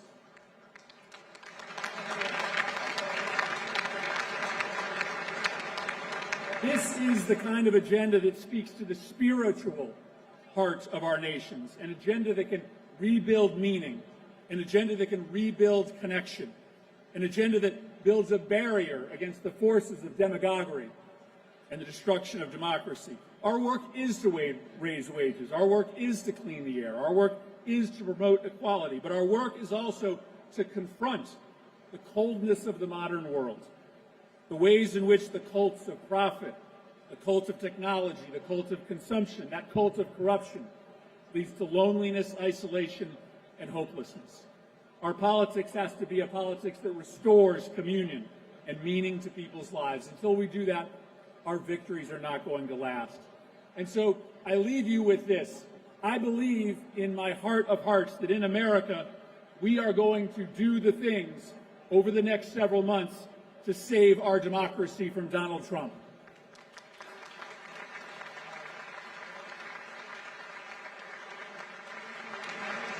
Donald Trump may insult Europeans. Donald Trump may insult the democracies of the world. But I will tell you, the American people stand with you. The American people support inclusive democracy. The American people support democratic equality. But none of us in America, in Europe, in Africa, in Asia, none of us are going to be safe until we do that hard work across the borders to build a world in which people feel more connected, in which people are empowered in their communities. This is our work. It is work that is worth doing. And if we do it together, America will turn the page on Donald Trump. We will get to tell a story to our grandchildren and to our great-grandchildren about the moment that we joined together, progressives all across this great big world, to defeat the forces of totalitarianism. Thank you very much to Barcelona. Thank you to the organizers of this great conference.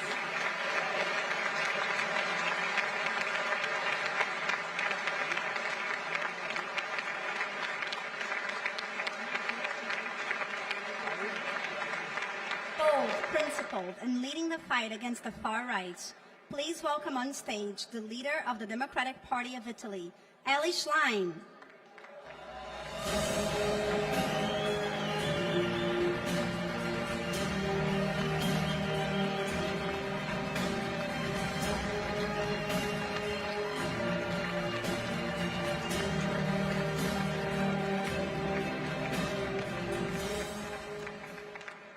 Compañeros y compañeras, amici, friends, comrades, a day like this has always been my dream.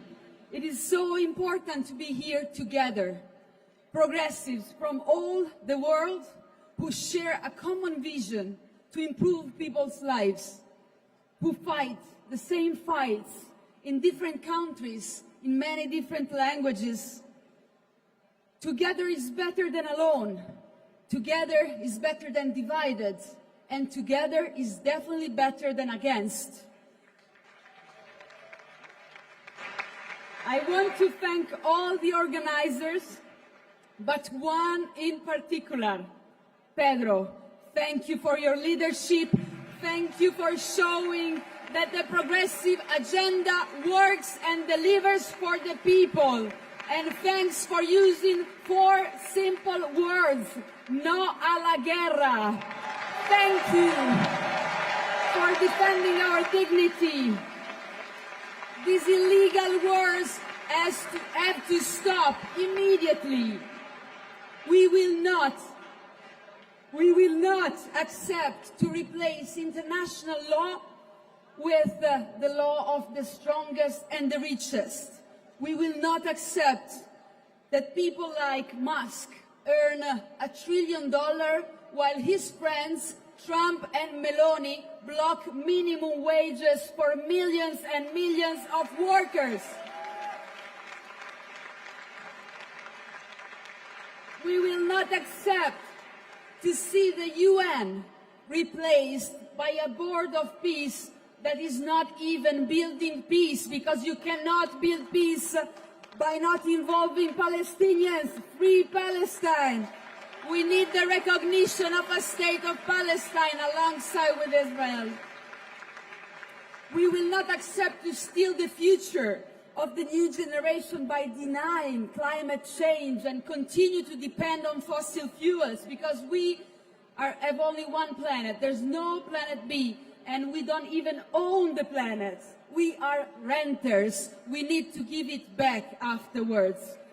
We must not leave, colleagues, the internationalism to the nationalists, to the extreme right nationalists, because their message of hatred, of discrimination, always targets the same enemies in all our countries. And the enemies and the scapegoats are the different. The migrants, the LGBTI communities, are the women who are too emancipated according to them, or are the trade unions, independent journalists. We have to say it loud and clear, we are at their side, and we will be at their side. They pick a new enemy every day to distract from the fact that they're not delivering for people. But in the end, this message of hatred will put them on the opposite sides of the walls that they want to build at every border, and they will end up as enemies across those walls. You see it clearly with Trump's commercial war and tariffs that are hampering all the economies. So the more they build walls, the more we will build cooperation, dialogue, and peace. In many of our countries, the right-wing nationalists have won or have grown by fueling fears, fear of migrants, fear of the different, fear of diversity. Now we have an opportunity for an historical shift. Now people are scared of them because they're bringing chaos, because they're bringing uncertainty, because they're bringing wars, damaging economies, and also shooting in the streets of their city. Please give another solidarity to Governor Walz from Minnesota and what happened in Minneapolis that shocked everybody.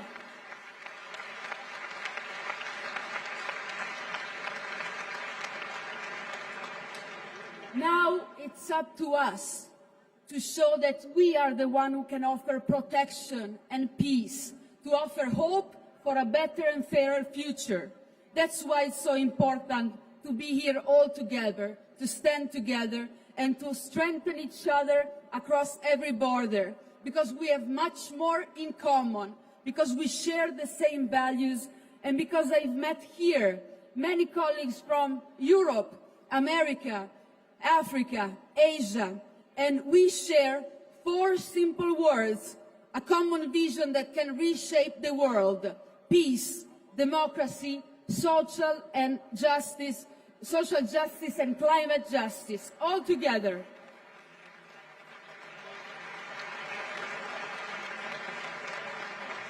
We want to improve people's lives. We want good jobs and fair wages. We want healthcare and education for all. We want sustainable growth, and we want clean energy. We want affordable housing, and we want to fight tax havens and to tax billionaires instead.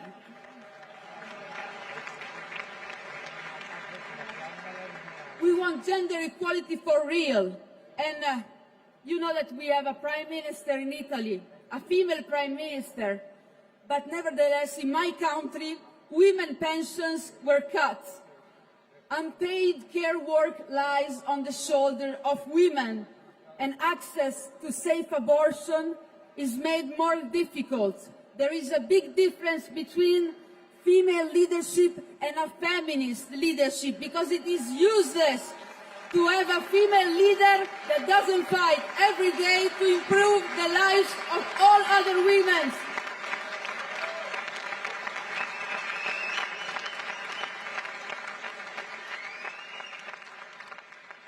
We're here together to say that another world is possible, based on solidarity and cooperation, on peace and equality. And that's the world we want to be together with you.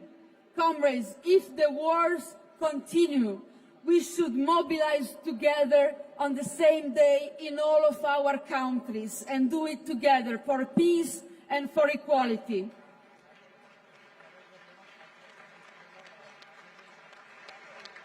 Let me bring you some good news from Italy. We won a constitutional referendum 3 weeks ago against Giorgia Meloni.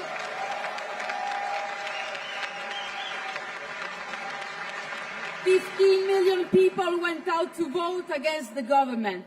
Civil society mobilized throughout the country. But the young people made the difference. Women made the difference to defend our constitution and the independence of judges. And they made the difference also in Hungary, defeating Orban, and with him also Trump, Meloni, and the others. The time of the right-wing nationalists is over. The time of the right-wing nationalists is over. They are not unbeatable. We can beat them, but I have to be honest. In order to beat them, we still have to dare to change. We need to open our doors and windows, especially to young people that too often do not feel listened, even by our organization. Open the doors and windows, give some free space for them, and I have a message for them and for women. Many times when you engage in politics, somebody will tell you that you don't fit, that you don't belong, that you're not adequate for what you're doing. Do not listen to them. You are entitled to participate and to change the world. And I will conclude with this. We can beat them, but we will not beat them by running after them or their agenda. We will not beat them by trying to speak their same language. We will beat them if we force them on the most uncomfortable ground for them, which is social justice and peace, the quality of life of our people. We can do it together and stand together to write a better page for our future, because now it's really our time. Thank you.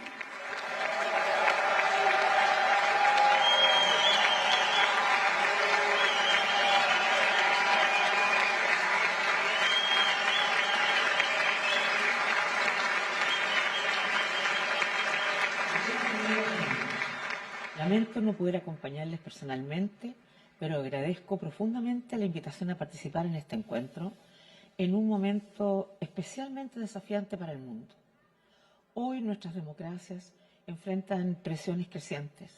La desinformación erosiona la confianza pública, profundiza la polarización y debilita la capacidad de las instituciones para responder a las necesidades de las personas.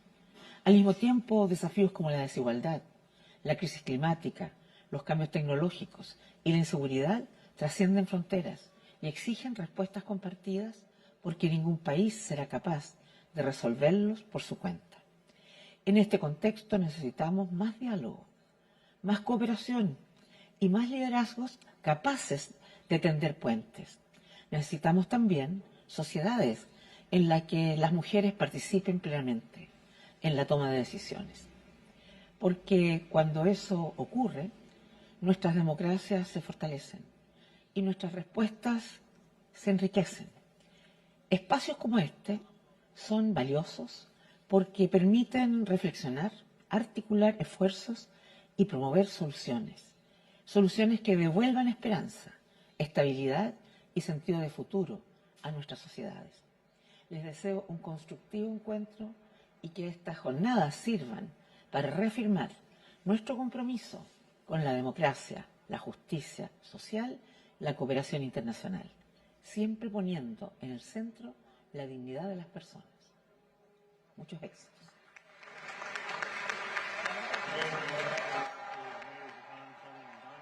Let me first begin by thanking Prime Minister Pedro Sanchez and progressive leaders from across the world. In a moment such as this, where we see so much crisis and conflict across the world, it is critical that progressive leaders come together and practice solidarity. And I can tell you that as the mayor of New York City, When I look around our city, when I hear from New Yorkers and their struggles to afford life in the most expensive city in the United States of America, and they tell me their struggles in paying rent for the first of the month, in affording groceries at the grocery store, in finding childcare that they can actually afford, I hear in them not just the stories of New Yorkers, but frankly the stories of working people from across the world. Because we know that this crisis of income inequality, it is not one that is distinct or unique to our city. It is one that has become a fact of life for too many across the world. And our path to combating and defeating income inequality is one that we must travel together. And so it is such a pleasure to be part of a beautiful and burgeoning movement to combat this kind of inequality and to deliver dignity everywhere that we find that crisis. So thank you all for being a part of this, and I look forward to working with all of you to building a better tomorrow than the life that we live today. Brothers and sisters, my apologies for not being able to be with you today in Barcelona. But thank you very much for allowing me the opportunity to say a few words to you virtually. Let me also thank Prime Minister Sanchez for bringing together such an impressive group of progressive leaders from around the world. Clearly, at a time when the oligarchs and their huge corporations function on a global scale, it is imperative that those of us who represent the needs of the working class must also work together internationally. My hope is that this important conference is the beginning of that increased progressive international cooperation. Let me also take this opportunity to thank Prime Minister Sanchez and all of you who have spoken out and taken action against the illegal and dangerous wars being waged by Netanyahu and Trump in Iran and Lebanon. I fear very much that leaders like Trump, Netanyahu, and Putin in Ukraine are plunging this world into international anarchy, where might makes right, where the rule of law is ignored, and where millions suffer as a result. In the 21st century, conflicts between nations must be resolved at the negotiating table, not on the battlefield. Countries should be investing in healthcare, education, and good-paying jobs, not more weapons of horrific destruction. As I think we all know, we are living in an unprecedented and extremely dangerous moment in world history. Never before have so few people held so much wealth and so much power. Around the world, in country after country, we are facing extreme inequality and the rise of a global oligarchy. In the United States and many other countries, the simple truth is that the very rich are becoming much richer while working people are struggling to put food on the table, pay for housing, and other basic needs.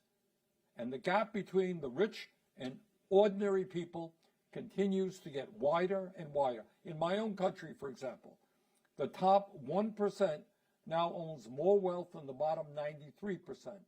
And one man, Mr. Elon Musk, owns more wealth than the bottom 53% of American households. Meanwhile, 60% of our people here are living paycheck to paycheck. Frankly, that is insane. And what is also insane and unjust is that many of these multi-billionaires avoid paying their fair share of taxes. Some of them are able to manipulate the tax codes in their own country. Others stash trillions in secret offshore accounts in tax havens around the world. I've reported to you some bad news, which you already know. Now let me give you some good news. In the United States, ordinary people are fighting back. A few weeks ago, we had No Kings demonstrations all across the country, and some 8 million people came out, the largest demonstration day in American history. Loudly and clearly, Americans say no to authoritarianism, no to oligarchy, no to racism, no to war, and no to the continued attacks against the working class. Donald Trump's poll numbers are plummeting. They're going way, way down. And right-wing Republicans are losing local and state elections around the country. There is a reasonably good chance that the Republicans will lose control over the House of Representatives in the November election and maybe even the Senate. What I will also tell you is that the progressive movement here is developing a strong, multiracial, multi-generational, pro-working class effort in every part of our country. In New York City, Zohran Mamdani recently took on the Democratic establishment, the Republican establishment, the President of the United States, and the big money interests, and he won a decisive victory. And he accomplished that because he had over 90,000 volunteers knocking on doors in his campaign. In my view, we're going to see victories like that all across the country, progressives winning with strong grassroots support.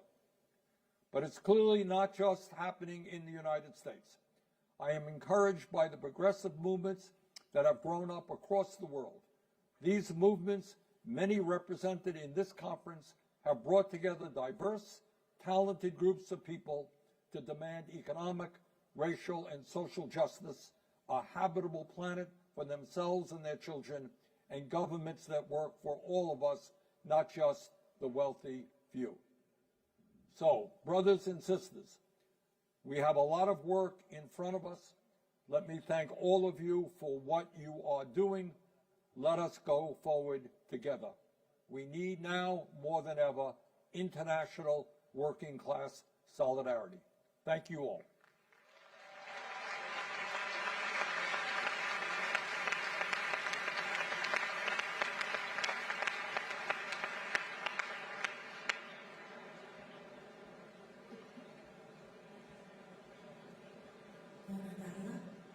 No sé si se m'escolta.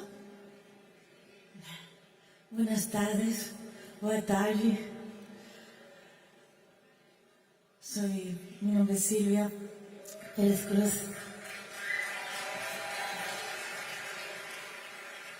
Muchas gracias.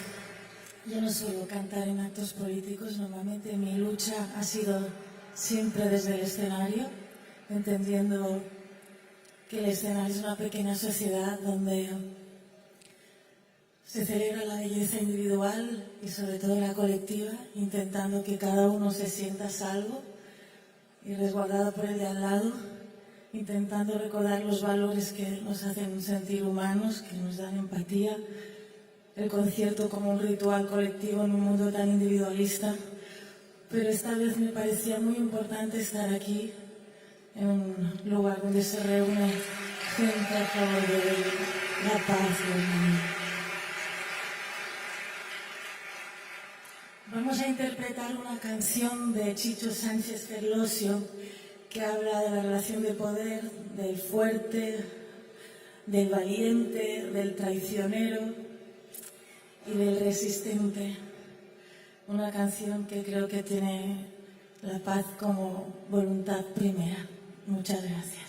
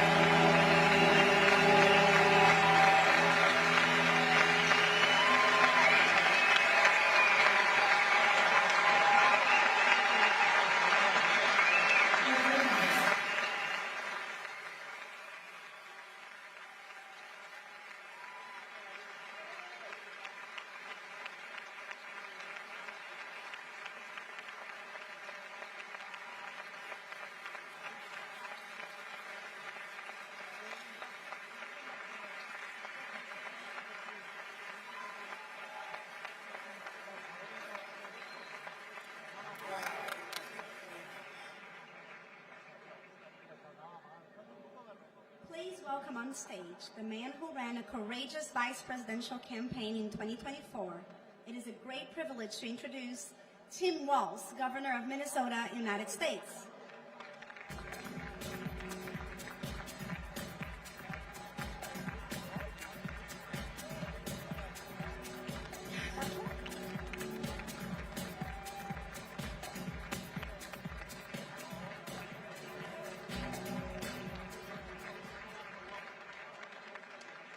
Good evening, everyone. First and foremost, a huge thank you to Prime Minister Sanchez for your vision, for your leadership, and to the people of Barcelona and Spain, thank you for hosting this important conference. President Lula and the dignitaries who have traveled from across the globe, who came from near and far for a very simple and beautiful affirmation that it is our responsibility to create a better and fair future for all of our people.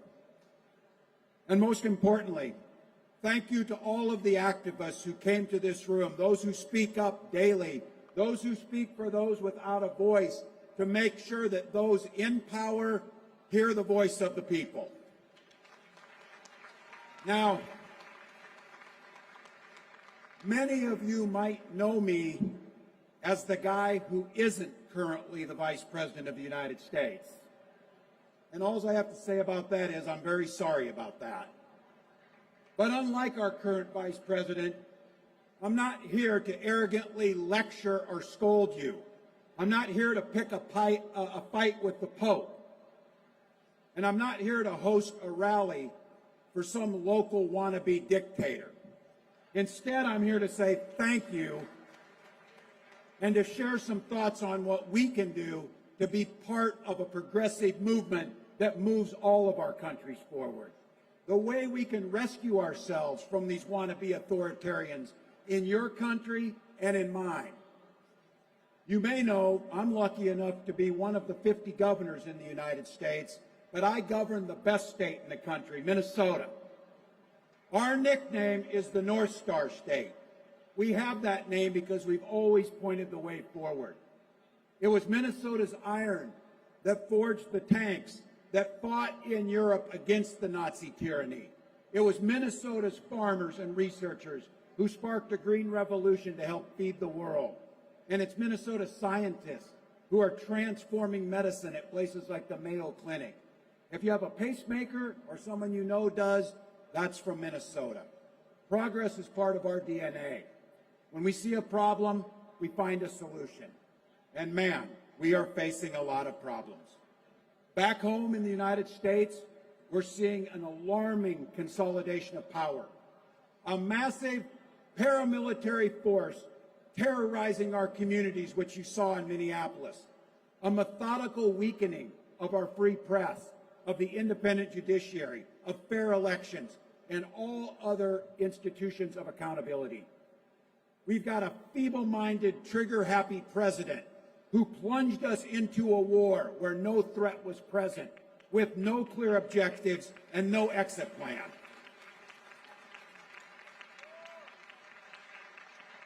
We need to call that what it is. That's fascism.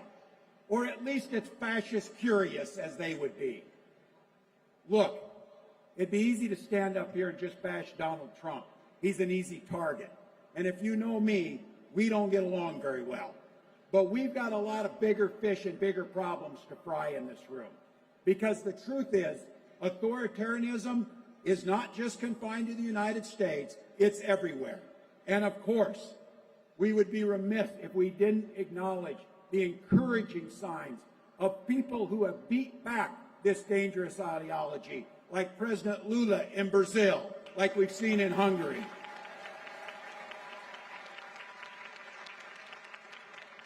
But we're here because we're acknowledging over the last decade, authoritarianism has advanced all over the world. It's an epidemic of distrust in government right now, in America and all over the world. Misinformation and fear of a changing world play a part in that. But I think the root cause is cynicism. People hear grandiose campaign promises from campaigns, but they don't feel that their lives are getting any better after they elect these people. Inequality grows wider. Climate change accelerates terrifyingly. Technology is getting less human. And understandably, that makes people pretty skeptical of government and desperate enough to try anything. If you're wondering what the hell is wrong with Americans, I hear some version of this every day. Look, I don't really like Trump, and I don't know if he's right, but at least he's willing to try and break things and try and make it better. Now, I know that's dumb as hell, but that's how people are feeling. It's that sentiment that feeds into fascism. And now, it's a threat that we're going to have to contend with, not just in this election, but for years to come. So if we're going to get out of this mess, we have to do more than just push back on all the awful things that people like Donald Trump and like-minded dictators are doing. We, the progressive movement, has a responsibility to the people we serve to give them a crystal clear picture of what we would do differently once we're in power.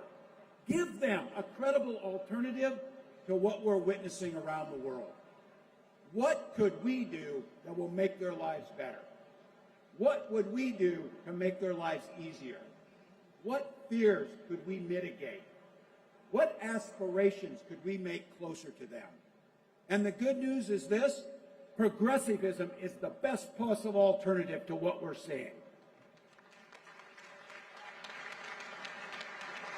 Our approach to government has to be about taking big swings to do big things. We have to have a bold vision on how to lead that beats back corporate greed that strangled our politics, that breaks down the broken system that has kept wages stagnant, costs rising, and working families behind. And I would ask right now for us to give a big hand for all the people who are away from their families working on Saturday to build this stage to make this conference possible. So thank them.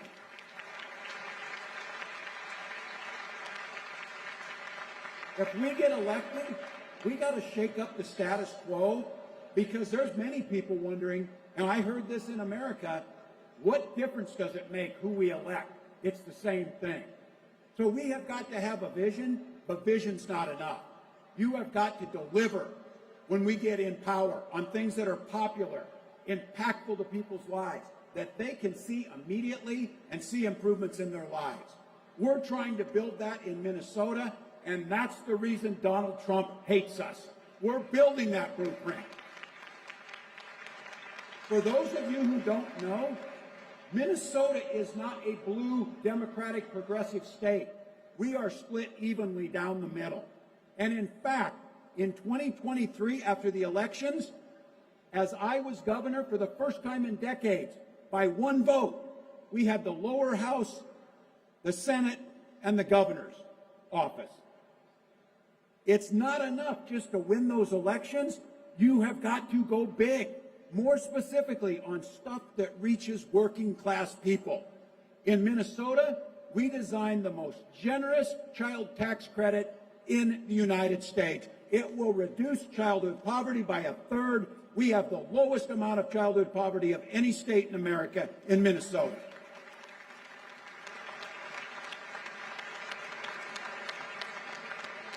To the Europeans in the room, this may not sound like a big deal, but it's a damn big deal in Minnesota, in America. We guaranteed 12 weeks of paid family and medical leave for every single person in our state. It's easy there. It doesn't get done in America. We invested historic amounts in public education, and we made sure that every single one of our children got free breakfast and free lunch in every school in our state. I'm a school teacher by training. It's funny how when kids aren't hungry, they learn better. We delivered on the most expansive expansion of labor rights in America. We drove down crime in our communities, and we protected women's reproductive rights to make their own health care decisions.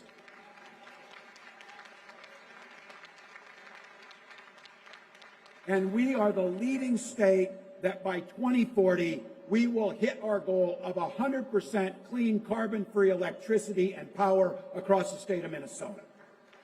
Now, you know what the result of that was? People saw more money in their pocket, safer communities, better schools, and now we're one of the friendliest states to start a business in. We are the freest state to live your life, love who you love, make your own decisions, and we're the best place in the country to raise a child. Every day, we're proving what's possible when you govern with courage and competency. And it's all because of a simple approach. You do not win elections to bank political capital to win the next election. You make sure when you win an election, you burn that political capital to improve people's lives as quickly as you possibly can. Not enough to try and save it so you get elected. Progressives have always known this. That's not the point of winning power. The power is to go as big as you possibly can with what you've been given. Making sure that we found out in Minnesota, when you do that, two things happen. When you get elected and you pass progressive policies, you get two results. We found out those outcomes are pretty darn good. The first thing it does is it improves people's lives. The people that you are trying to serve. It makes sure that you are able to deliver for them, make sure you're doing good things for the people you serve. That's the first and foremost thing. And guess what else happens after that? If you do that for people, the elections take care of themselves. That means as their lives get better, they see a direct connection for the people who voted for them in a tangible way, they're going to turn around and vote for you again. A question that got asked this morning is, how do we ensure that we hold power? And I will tell the people of Spain of this. Prime Minister Sanchez and what his government has done has proven that you can not only move progressive policies, you can stay in power when you do that and get reelected.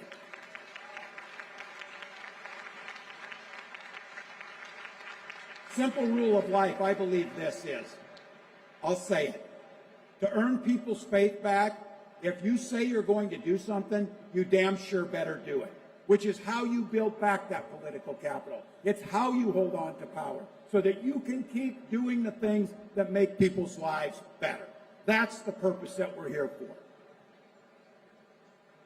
Now, look, that's a pretty virtuous cycle, but it takes the people who are here. It takes hard work. It's been successful in Minnesota, and I'm here to affirm to you of this. This is the process. It's what you see here. It's what you see in Brazil. It's what you're seeing starting to happen across the United States, is that we are using progressive vision to push back on this nightmare. I also have a second message here for this weekend. I know, and I can feel it in this room, you're not too thrilled with America right now. I get it. I'll let you in on this. There's a whole lot of Americans who aren't too thrilled with ourselves either right now. But the reality is this, and I want you to know this.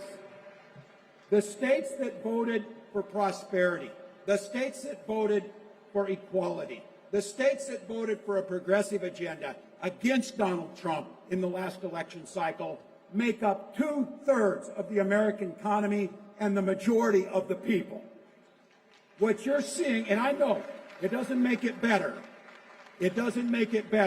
but we can still be productive, progressive partners in the world. And here's the thing about our system of government. It's set up to give leaders who are closest to the people the ability to touch their lives more. So I would tell you this before you give up on us. Subnational governments like states and localities and cities are the ones that actually get the things done. There are plenty of opportunities for us to work together on clean energy investments, medical research, innovations, and human rights. Among us, we've got the world's best engineers, the best scientists, the best entrepreneurs, plus private sector muscle and trillions of dollars of capital that we need to invest in the rest of the world to lift people's lives up across the planet. Look, we got more work to do, but we'll succeed. We'll succeed. I told some of you this. I remain an eternal optimist in the middle of all of this. I was a public school teacher. You have to be optimistic to do that work because the future depends on it. The more we succeed, the more we push back on this authoritarian creep that is across the world. Fascism knows no borders. But in this room, progressive equality and a vision knows no borders either. So we have to reach across the continents. We have to reach across the oceans.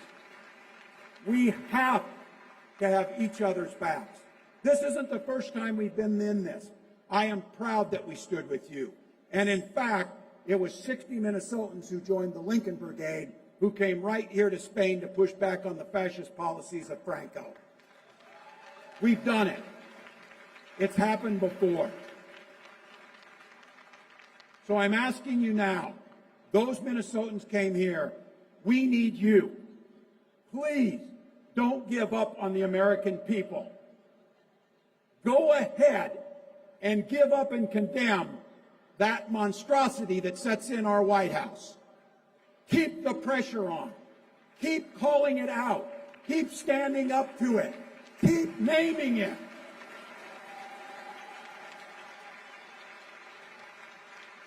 But no, there are more good people that stand on the right side of history. There are more good people that care about equality, that understand it's not America first, it's humanity first. It's all of us together.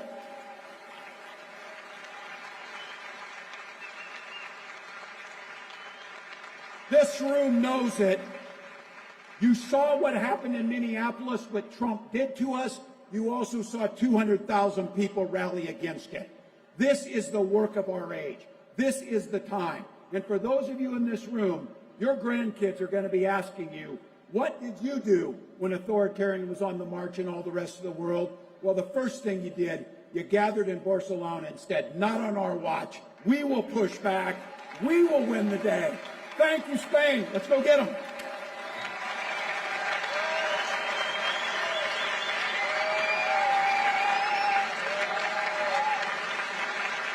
Championing climate justice on the global stage, to driving bold social and economic reforms at home. It is a privilege to have with us Mia Mottley, Prime Minister of Barbados.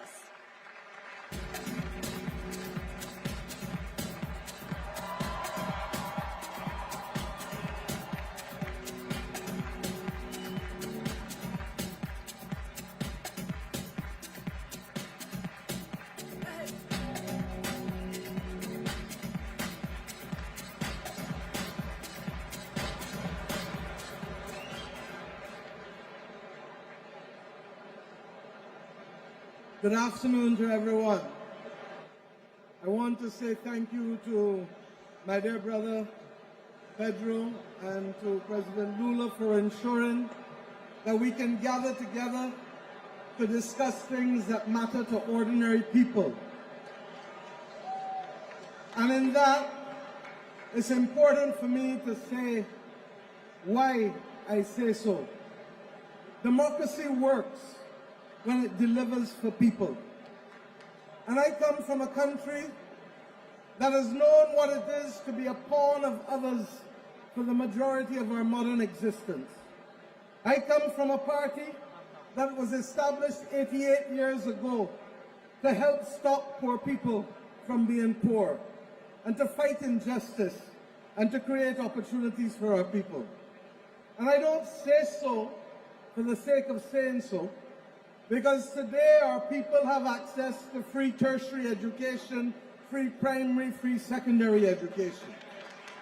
Today the people of my country have access to free health care, and while we battle with the quality of health care because of the increasing cost globally and particularly in the Western Hemisphere, we remain resolute about being able to give them the best health care possible that we can give them. I come from a country where public transport and where Social Security works for ordinary people. I come from a country that introduced a minimum wage in the middle of COVID, when others said that the economy would collapse. And we said, let us try. And we tried and we introduced it, and the minimum wage has been increased twice in the last 6 years. I come from a country that knows that democracy works when it delivers for people.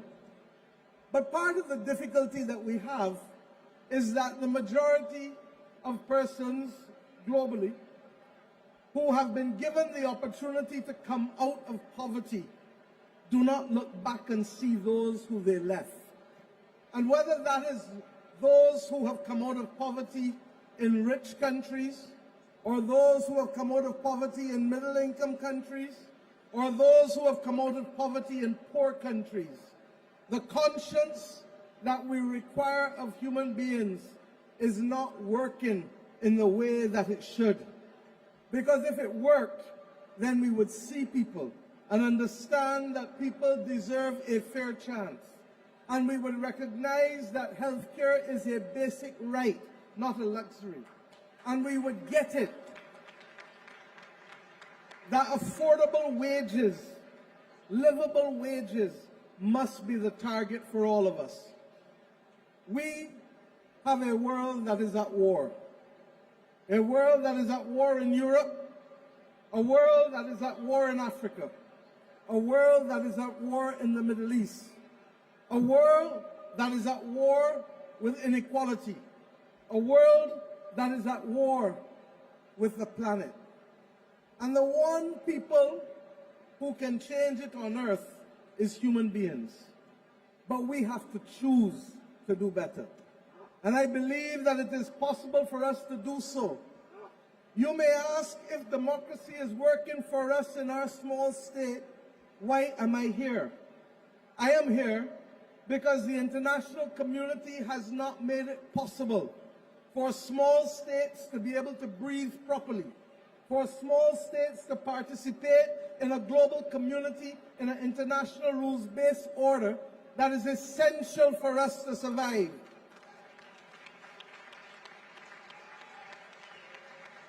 I am here because 80 years after the Bretton Woods institutions were created, and created in the image of the handful of countries that existed at the time, they still do not see small states. They still do not see developing states. They are still prepared to accept that 600 million people can go in the world without basic access to electricity, that water and food insecurity is as large as it is, regrettably, among the majority of our people.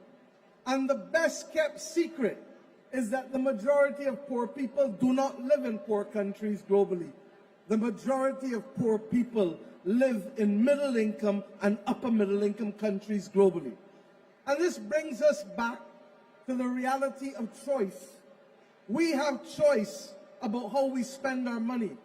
We have choice about what matters to us. And we have choice, ultimately, about what battles we fight and what wars we start and what wars we end. And we will only be able to achieve that if ordinary people hold ordinary leaders to account, and if leaders remember how they got there, rather than forgetting the ladder upon which they climbed to be able to exercise power.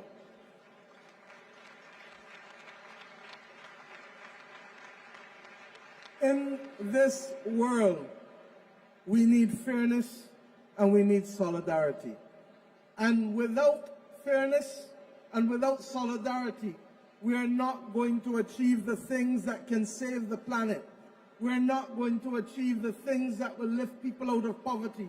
We're not going to improve the working conditions of working class people. We're not going to be able to ensure that we immunize ourselves from future pandemics which will kill without reference to age, stage, or wealth.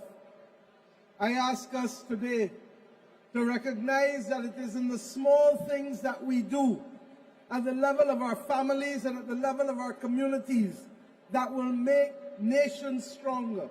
And it is only when we have strong nations prepared to stand up for what they believe in that we can have a fairer world and that we can fight for the rights that are preserved and articulated in the United Nations Charter.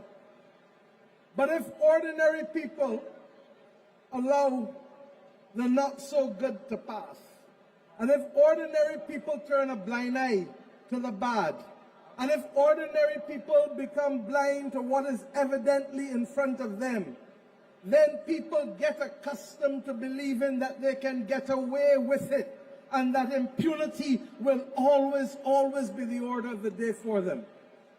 We can only turn the wheel by holding each other to account. And I ask, therefore, Pedro, I ask, therefore, my brother and my sisters, that we get the message across. And principles will only mean something when it is inconvenient to stand by them. To that end, it means that we have to confront the reality of our past as well, and to recognize that until we repair the past of the Americas, until we address the issue of reparations as well, we are not going to be able to have an honest conversation with each other, even as progressives.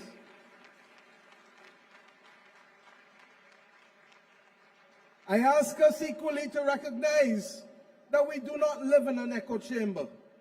And as much as we believe in what we believe and will fight for what we believe, we must be prepared to have conversations with those who do not agree with us.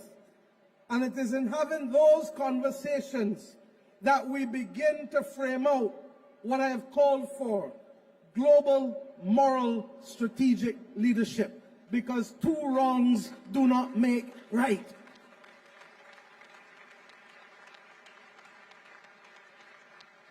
Global, because the whole world is now affected by a movement that does not see people and that wants to continue the deepening divide of wealth and poverty.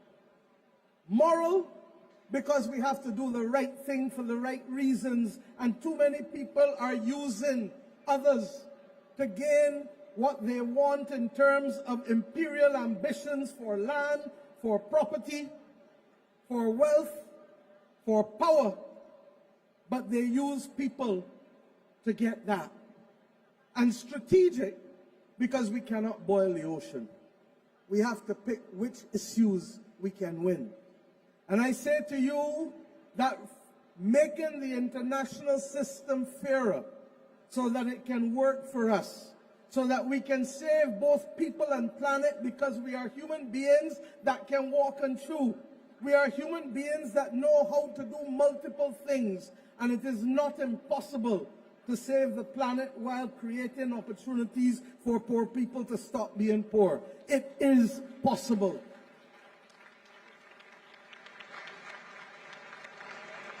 And it is against that backdrop that I want to be able to bring to this platform a man whose work has reflected strong moral strategic leadership, seeing people first, working through the union movement, working ultimately as a leader of people in his own country, and fighting against the odds to continue to speak truth to all who will listen. My brother, the President of Brazil, President Lula, has stood up for these values, and he has the benefit of a country that is the size of the largest of the countries of the world. And he has therefore the ability to shape and to lead. And President Lula, I say to you that it is important that that moral strategic voice continue to be the anchor, and to continue to let ordinary people who sit wherever they are sitting this Saturday afternoon in their homes, to know that people are listening to them, to know that people are seeing them, and above all else, to know that people feel them in their hearts and will work for them. We do not expect to attain all in our lifetime, but we do not have the luxury to step back away from the gains that we have made, and there can be no complacency, especially today, with people who are fighting to reverse and to maintain a status quo. And I say therefore to you, President Lula, we hand the stage to you, recognizing that your voice and your capacity to anchor a progressive movement that is not about isms and schisms, but is about people. It's about people. It's about people. I ask you to come to the stage and address us all. Thank you, and God bless you, and thank you, Brother Pedro.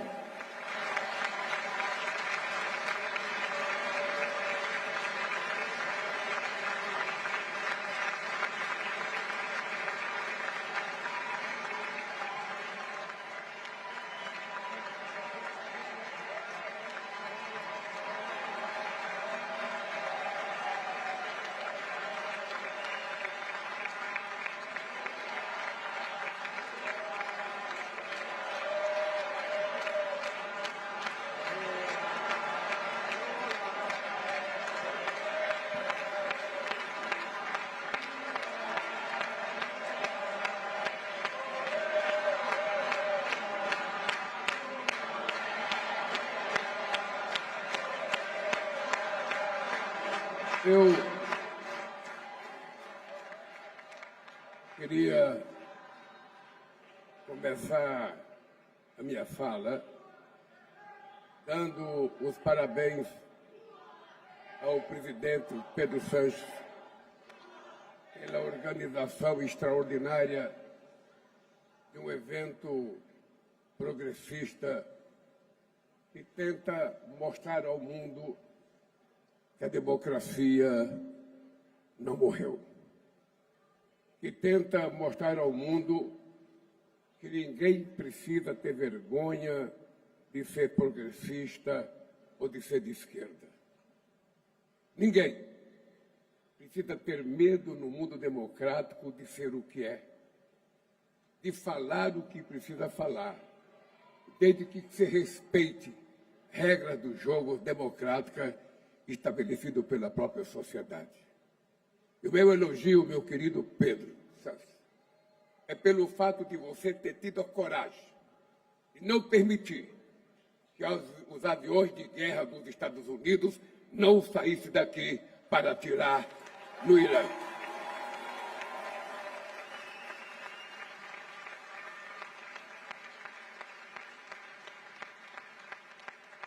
Eu estou me cuidando aqui porque eu tenho um discurso por escrito. E eu fico com vontade de falar de improviso. Mas eu preciso falar com muita responsabilidade, porque nós estamos fazendo um movimento muito sério, que não pode terminar no nosso discurso aqui e voltar a acontecer somente quando a gente fizer a nossa próxima reunião no México.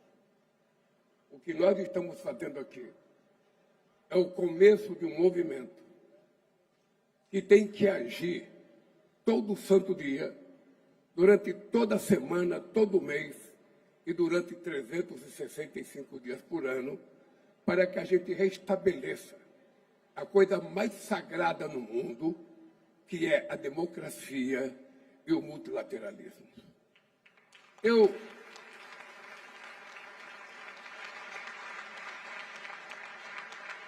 O nome desta iniciativa, Mobilização Global Progressista, diz muito. Cada uma dessas 3 palavras carrega um programa de ação. É importante entender o que elas significam. Estou diante de 5.000 pessoas que se identificam como progressistas. Desde sempre, a política se dividiu em 2 campos. De um lado, aqueles que acham que os interesses do indivíduo se sobrepõem aos da coletividade, e do outro lado, os que acreditam que o bem-estar de cada um depende da garantia de uma vida digna e decente para todos. Essa divisão já teve muitos rótulos: direita, esquerda, conservadores e progressistas, mas o extremismo impõe um novo desafio. O campo progressista conseguiu avançar na pauta dos direitos. A situação dos trabalhadores, das mulheres, das pessoas negras e de muitas minorias é melhor hoje do que foi no passado. Não é coincidência que a reação das forças reacionárias tenham vindo de forma tão violenta com a misoginia, o racismo e o discurso de ódio. Mas o progressismo não conseguiu superar o pensamento econômico dominante. O projeto neoliberal prometeu prosperidade e entregou fome, desigualdade e insegurança. Provocou crise atrás de crise. Ainda assim, nós sucumbimos à ortodoxia. Temos sido os gerentes das mazelas do neoliberalismo. Governos de esquerda ganham as eleições com discurso de esquerda e praticam austeridade. Abrem mão de políticas públicas em nome da governabilidade. Nós nos tornamos o sistema. Por isso, não surpreende agora que o outro lado se apresente como antissistema. O primeiro mandamento para os progressistas tem que ser a coerência. Não podemos nos eleger com um programa de implementar outro. Não podemos trair a confiança do povo, mesmo que boa parte da população não se veja como progressista. Ela quer o que nós propomos. Ela quer comer bem, morar bem, escola de qualidade, hospital de qualidade, uma política climática séria e responsável, uma política de meio ambiente muito dura. Ela quer um mundo limpo e saudável. Um trabalho digno, com jornada de trabalho equilibrada, um salário que permita uma vida confortável. A extrema-direita soube capitalizar o mal-estar das promessas não cumpridas do neoliberalismo. Penalizou a frustração das pessoas inventando mentiras e mais mentiras. Falando das mulheres, falando dos negros, falando da população LGBTQ+, falando dos imigrantes, ou seja, tudo que é pessoas mais necessitadas passa a ser vítima do discurso de ódio que essas pessoas falam. O nosso papel é apontar o dedo para os verdadeiros culpados. Um punhado de bilionários concentra a maior parte da riqueza mundial. Eles querem que as pessoas acreditem que qualquer um pode chegar lá. Alimentam a falácia da meritocracia, mas chutam a escada para que outros não tenham a mesma oportunidade de subir. Pagam menos impostos ou nada. Exploram o trabalhador, destrói a natureza, manipula algoritmos. A desigualdade não é um fato, é uma escolha política. O que faz de nós, progressistas, é escolher a igualdade.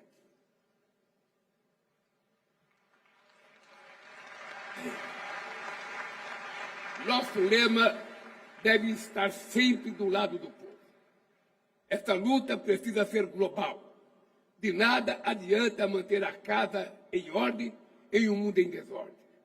Os senhores da guerra jogam bombas em mulheres e crianças, gastam em armas bilhões de dólares que poderiam ser usados para acabar com a fome, resolver o problema energético e o problema da saúde.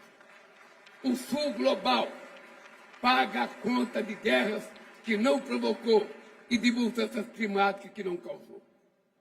É tratado como o quintal das grandes potências. É sufocado por tarifas abusivas e dívidas impagáveis. Volta a ser visto como mero fornecedor de matérias-primas. Ser progressista na arena internacional é defender um multilateralismo reformado. É defender o que faz prevalência sobre a força. Que a paz faça prevalência sobre a força. É combater a fome e proteger o meio ambiente. É restituir a credibilidade da ONU, que foi corroída pela irresponsabilidade dos membros permanentes. É criar um sistema em que as regras valham para todos, em que países desenvolvidos em desenvolvimento estejam em pé de igualdade no Conselho de Segurança, no Banco Mundial, no FMI e na Organização Mundial do Comércio. Esse não é um esforço só de governos. A internet se tornou um campo de batalha. Disputar as redes virtuais é uma tarefa incontornável, mas a disputa tem que ir além das telas. Tem que ser levado para as universidades, para as igrejas, para os sindicatos, para as associações, para os bairros e para a sociedade como um todo. A extrema-direita grita, mente e ataca. Não podemos ter medo de falar mais alto e com muita responsabilidade.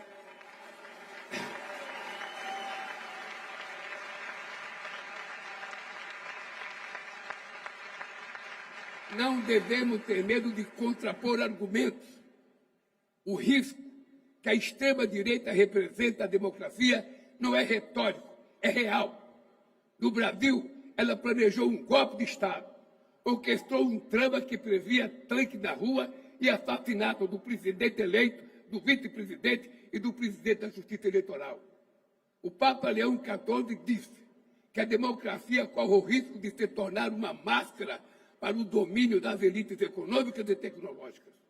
Nosso papel é desmascarar essas forças, desmascarar aqueles que dizem estar do lado do povo, mas governam para os mais ricos, que dizem ser patriotas, mas opõem a soberania à venda e pedem sanções contra o seu próprio país, que proclamam defender a família, mas fecham os olhos para a violência contra as mulheres e o abuso sexual de crianças, que se declaram donos da verdade, mas espalham mentira de desinformação, que se consideram homem de Deus, mas não têm amor ao próximo, que falam em liberdade, mas perseguem quem é indiferente, como canta João Manuel Serrat. O caminho se faz ao caminhar. A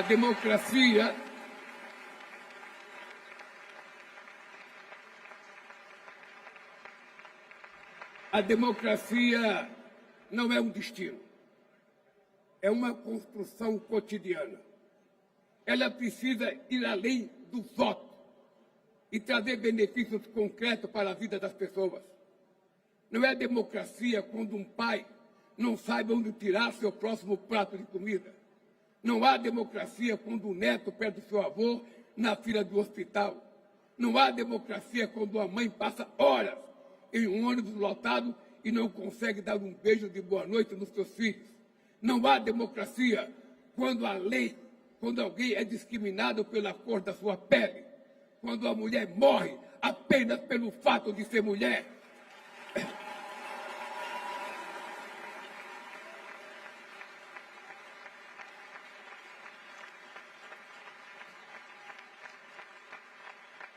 Temos que substituir o desalento pelo sonho, o ódio pela esperança. A mobilização global progressista tem uma missão importante: recuperar a capacidade das forças progressistas de projetar um futuro melhor, um futuro com justiça social, igualdade e democracia. Esses três termos, mobilização global e progressista, precisam andar juntos, não como palavras de ordem, mas como realidade viva. Queria dizer para vocês uma coisa, que eu preciso falar um minutinho de improviso. Desculpa, companheiro. Eu ando muito inquieto. Eu tenho 80 anos de idade. Eu comecei a fazer política com 30 anos de idade. 21 anos da minha vida eu passei dentro de uma fábrica. Eu saí de uma região muito pobre no meu país, como milhões de brasileiros, para não morrer de fome. Fui comer pão pela primeira vez com 7 anos de idade. E aprendi a fazer política muito tarde. E quando eu aprendi política, eu aprendi porque eu descobri que dentro do Congresso Nacional não existia representante do povo trabalhador, que eu imaginava que era a razão pela qual existia a classe política. E graças à democracia no meu país, que nós implantamos depois de derrubar 23 anos de regime militar, só eu fui caçado 2 vezes como presidente do sindicato. Graças à democracia, pela primeira vez no país, o Brasil elegeu um operário presidente da República sem diploma universitário, apenas com curso técnico, sabe, de torneiro mecânico. E eu queria ser eleito para provar que a inteligência não está ligada à quantidade de anos de universidade. A isto está ligado o conhecimento. A inteligência é uma coisa mais sagrada que a gente conquista no aprendizado dentro de uma fábrica ou com a sociedade brasileira. Tudo que eu sou na vida, eu devo a uma mãe que nasceu e morreu analfabeta. Morreu sem saber fazer um O com copo. Mas o que eu sei de caráter e de defesa de comportamento, eu aprendi com essa mulher. E por que eu estou dizendo isso para vocês? Porque eu aprendi na vida política, admirando a democracia americana. Eu acreditei muitas vezes que os Estados Unidos era o país da oportunidade. Quantos milhões de brasileiros foram para os Estados Unidos? Eu nasci na política no momento de uma Guerra Fria e nós não queremos mais Guerra Fria com ninguém. Nós não queremos Guerra Fria entre a China e os Estados Unidos. Nós queremos liberdade.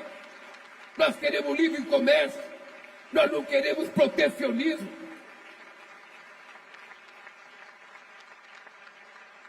A esquerda progressista foi vítima do discurso do consenso de Washington.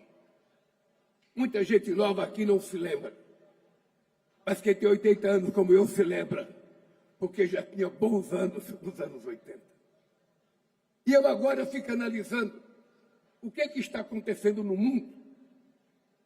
O que está acontecendo no mundo é que a querida Nações Unidas, que foi criado depois da Segunda Guerra Mundial, que criou um Conselho de Segurança com 5 membros permanentes para cuidar da paz, para cuidar da cordialidade, da fraternidade, se transformaram em 5 senhores de guerra. Porque o Conselho de Segurança não permite que as coisas aconteçam. Quando um aprova uma coisa, o outro veta. E nós estamos vivendo em que mundo? Hoje nós temos uma quantidade de conflitos armados que é o maior desde a Segunda Guerra Mundial. Hoje nós temos guerra. A invasão do Iraque foi uma mentira. Cadê as armas químicas que o Saddam Hussein tinha? Nunca encontraram. A invasão pela França e pela Inglaterra na Líbia foi outra mentira, que mal cavava o Gaddafi naquele instante histórico da nossa humanidade. A invasão e o genocídio que foi feito por Israel em Gaza é outra mentira muito grande.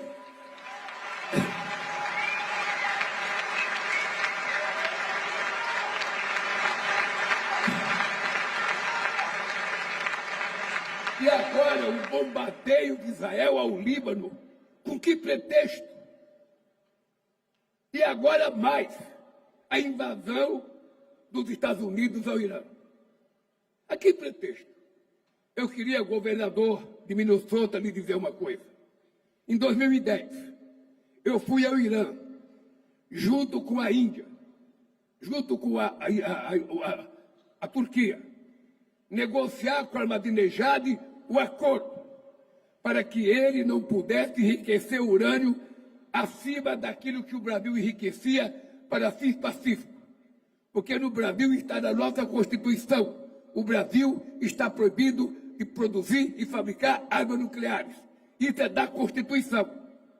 E nós fomos lá para convencer o Ahmadinejad e o Khamenei. E depois de 2 dias, nós conseguimos um acordo. Um acordo que foi feito com base numa carta manuscrita que o Obama me mandou. Depois de 2 dias, Ahmadinejad aceitou fazer o acordo. Quando nós publicamos o acordo, eu imaginei que nós íamos ser elogiados porque o Irã não ia mais enriquecer o urânio e a parte que ele ia enriquecer ia mandar para a Turquia guardar. O que aconteceu, companheiro Pedro Sanches? A União Europeia e os Estados Unidos não aceitaram o acordo. E agora estão atrás, outra vez, de construir a ideia de que o Irã iria construir bomba atômica. Eles não iriam construir bomba atômica. Nós precisamos acabar com essa história de contar mentiras sobre as pessoas para depois destruir as pessoas. A América Latina é vendida como se fosse um mundo do narcotráfico. O mundo árabe é vendido como se fosse um mundo do terrorismo. E quem é que é bom nesse mundo? Quem é que é bom? A gente tem que entender uma coisa muito importante. Muitas vezes nós somos vítimas, sabe, da nossa inocência política. Quantas vezes, Pedro, a gente ganha eleições e depois a imprensa, depois do sistema financeiro, depois os acadêmicos conservadores escrevem artigos, matéria na imprensa, obrigando a gente a tentar destruir aquilo que foi a razão da nossa eleição. E a gente vai ficando com medo. E a gente vai tentando agradar o mercado. A gente vai tentando agradar o empresário. E o que acontece é que nós vamos ficando desmoralizados. Então eu penso que desse encontro aqui, eu queria dizer ao presidente Trump, ao presidente Xi Jinping, ao presidente Putin, ao presidente Macron e ao primeiro-ministro da Inglaterra, que são os 5 membros do Conselho de Segurança da ONU. Pelo amor de Deus, cumpram com as suas obrigações de garantir a paz do mundo. Convoque uma reunião e parem com essa loucura de guerra, porque o mundo não comporta mais.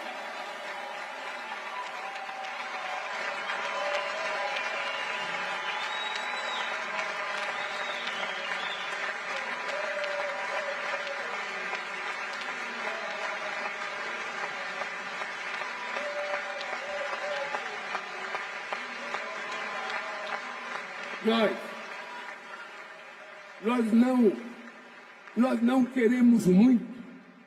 O povo pobre não quer muito. Ele não quer nem tomar as coisas dos ricos. O povo pobre quer ter direito a um emprego decente. Ele quer ter direito a um trabalho decente. Ele quer ter direito a morar numa casa boa. Ele quer ter direito a estudar. Ele quer ter direito que o seu filho possa ser doutor, igual o filho do seu patrão, igual o filho da sua patroa. Ele quer o direito de ter um sistema de saúde decente. É a única coisa que nós queremos, e tudo isso está na Bíblia. Tudo isso está na Constituição de cada país. Tudo isso está na Declaração Universal dos Direitos Humanos da ONU. E por que não se cumpre?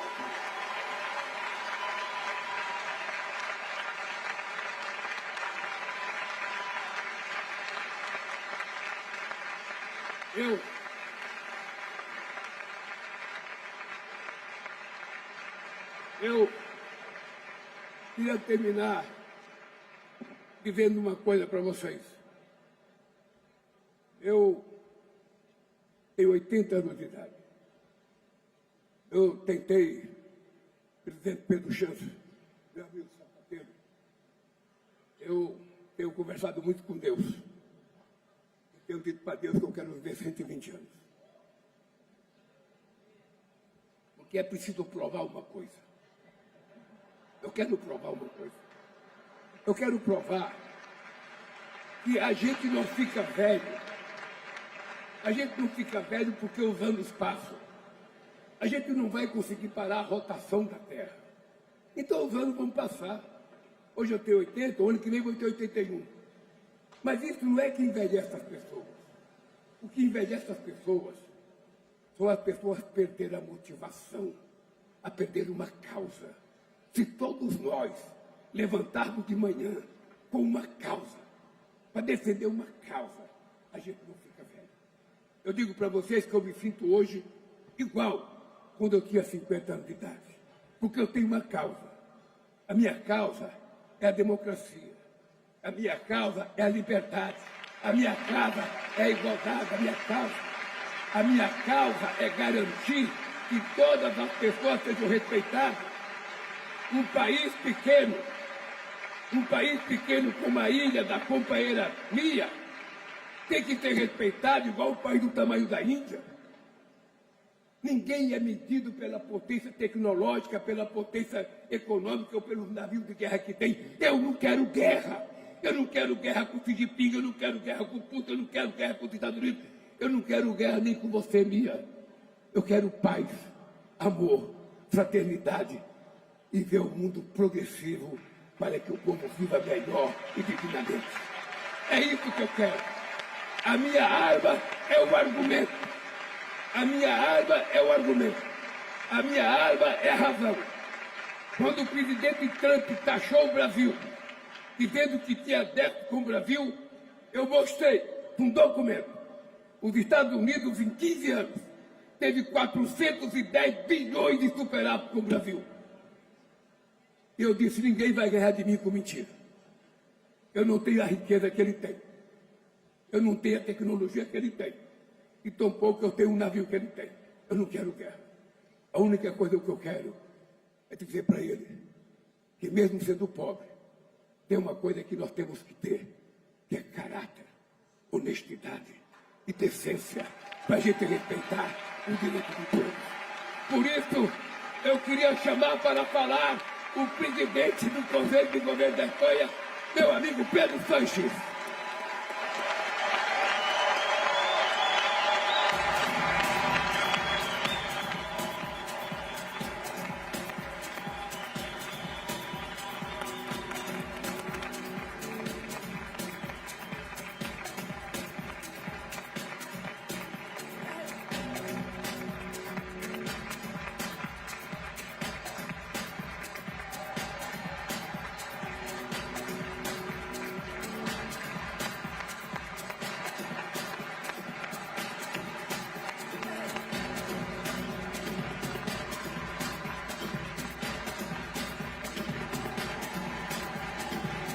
Buenas tardes.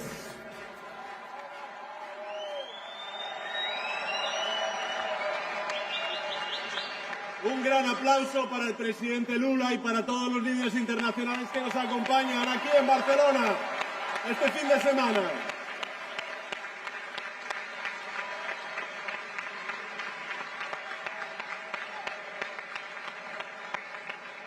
un gran aplauso también para el presidente Illa, el presidente de Cataluña y el alcalde de Barcelona que nos acompaña aquí, Jaume Collboni.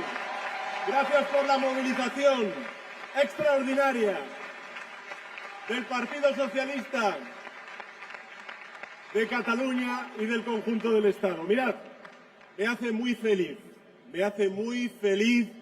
veros hoy aquí y además con una enorme sonrisa. Bienvenidos a esta brillante y magnífica ciudad de Barcelona, bienvenidos a Cataluña, bienvenidos a España.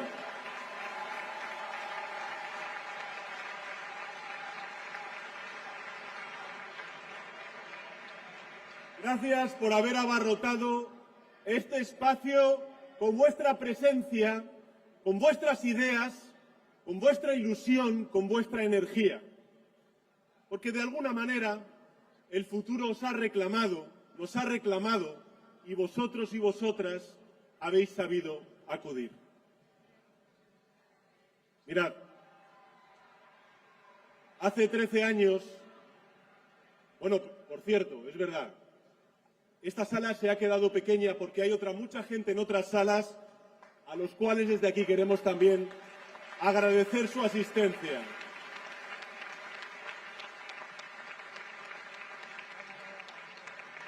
Mirad, hace 13 años el presidente de Uruguay, el gran Pepe Mújica, dio un discurso ante Naciones Unidas.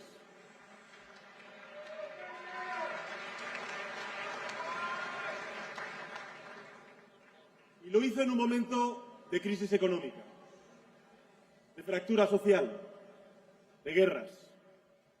Pepe Mújica reconoció que las cosas no iban bien, que el futuro pintaba gris. Dijo sentirse angustiado, más allá de lo político, en lo personal. Dijo sentirse angustiado por el porvenir de la humanidad. Pero también, y esto es lo importante, se comprometió a luchar por él, aun a sabiendas de que no iba a llegar a ver ese porvenir por el que luchaba. A ese mismo compromiso quiero apelar hoy en esta intervención. Porque yo sé que el horizonte está cargado de incertidumbres. Hemos hablado de ello durante este fin de semana. También que la internacional ultraderechista y unas derechas lacayas de esta falta de ideas que ilusionen, que movilicen a la gente, hacen mucho ruido. Que gritan tanto y tan alto que a veces parece que no existieran otras voces. Pero yo os pido que no os engañen, que no nos engañen, porque los ultras y las derechas no gritan porque estén ganando, gritan porque saben que su tiempo se acaba.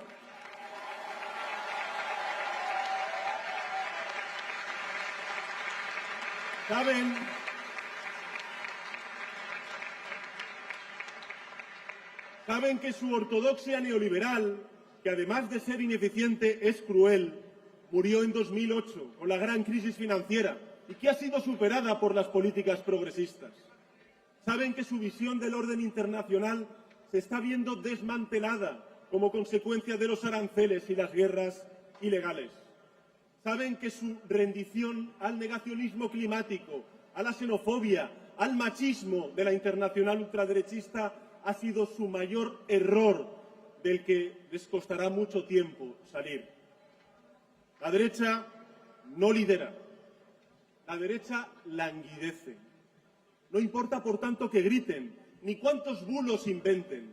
La gente se está dando cuenta de que no tienen proyecto, de que no tienen soluciones.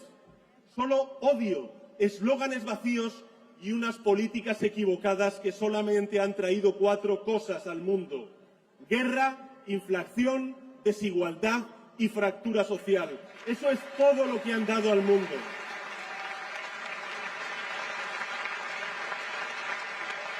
Por eso, yo estoy convencido de que el tiempo de la internacional ultraderechista y la derecha rendida a esos postulados reaccionarios ha llegado a su fin y que nosotros, vosotros y vosotras, vamos a traer al mundo y a todos nuestros países una nueva era de progreso.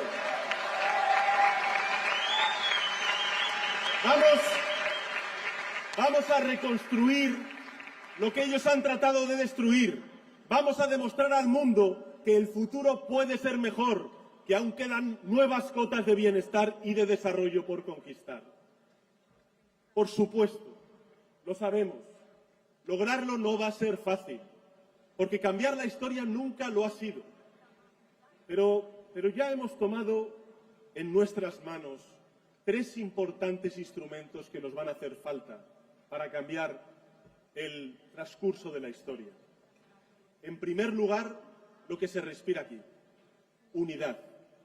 Unidad. Unidad. Por eso estamos aquí, para celebrar y para consolidar nuestra unidad. Unidad entre fuerzas progresistas, entre países, entre generaciones. Unidad en la diversidad para trabajar juntos y recuperar un horizonte compartido. En segundo lugar, algo que ha dicho el gobernador Tim Walz, que me parece muy importante. También el presidente Lula. Muchos otros oradores, también como la primera ministra de Barbados. El orgullo. Recuperar el orgullo. Porque durante años la derecha y la ultraderecha han intentado convertir nuestra identidad en insultos. Zurdos nos llaman en Argentina, progres nos llaman en otras partes del mundo, pacifistas, charos en España les llaman a las feministas, rojos a los de izquierdas, verdes a los ecologistas. Todo eso nos reprochan. Hasta incluso la Agenda 2030, aprobada por 193 países en el seno de Naciones Unidas, es para ellos una supuesta agenda woke.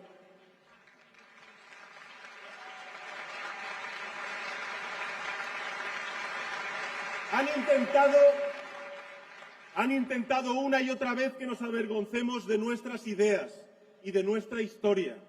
Pero eso, ¿sabéis qué? Se acabó. Termina hoy.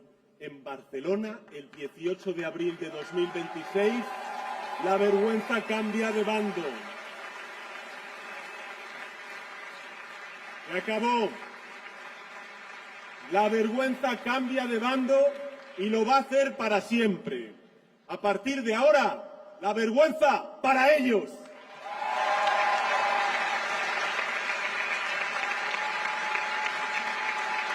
La vergüenza para aquellos que callan ante la injusticia.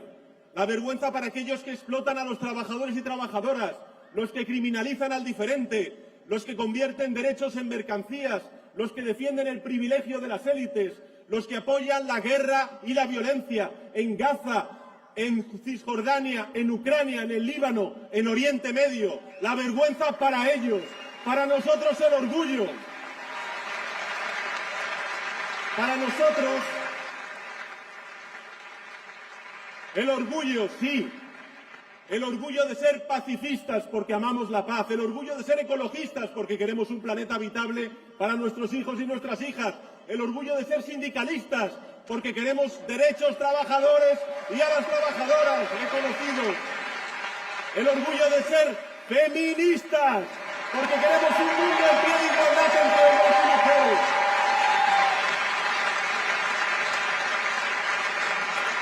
El orgullo, sí, de ser de izquierdas, de ser socialistas, de ser socialdemócratas, de ser progresistas.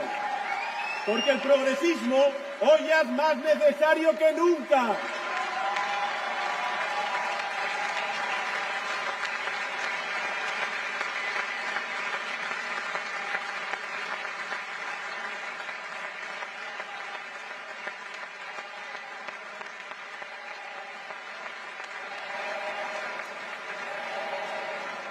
El orgullo, amigos y amigas, para impulsar un modelo económico más justo, como hemos escuchado desde esta tribuna y también gracias a todos los panelistas que han participado en estas jornadas.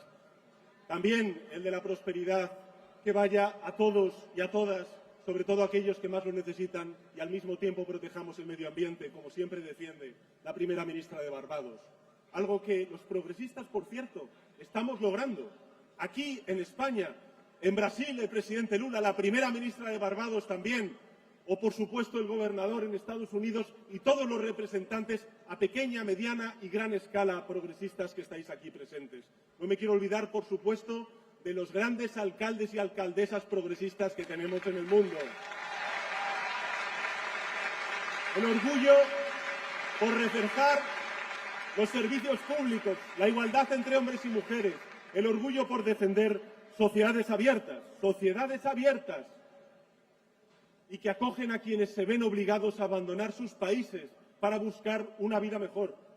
Aquí en España estamos aprobando e impulsando un proceso de regularización de 500.000 de inmigrantes.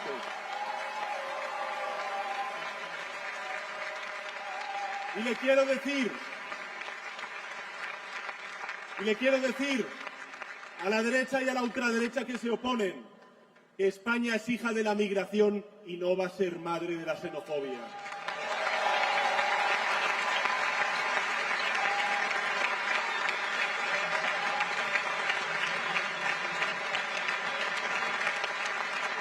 El orgullo, amigos y amigas, de estar del lado correcto de la historia. Sí, de defender el derecho internacional, de defender la paz y de gritar una y mil veces sí a la paz y no a la guerra, sí a la paz y no a la guerra, sí a la paz y no a la guerra, sí a la paz y no a la guerra.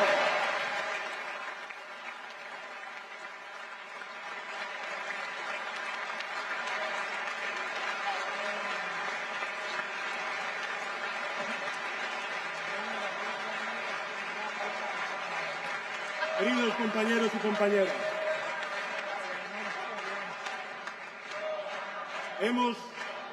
hemos recuperado la unión, hemos recuperado el orgullo, pero debemos hacer algo más.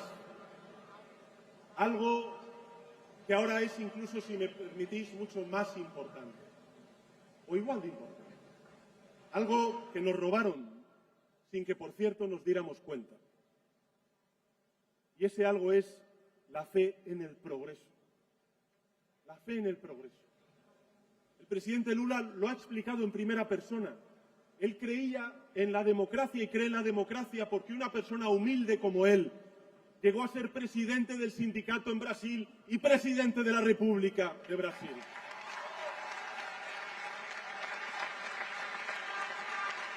La fe en el progreso, la confianza en que el mañana puede ser mejor, sin duda alguna puede ser mejor. Porque ¿qué es lo que ellos quieren? ¿Qué es lo que ellos buscan?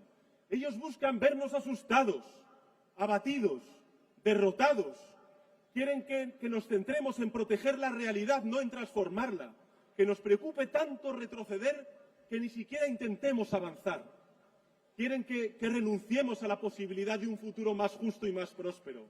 Que nos conformemos, por tanto, con el status quo, con las cosas tal y como están.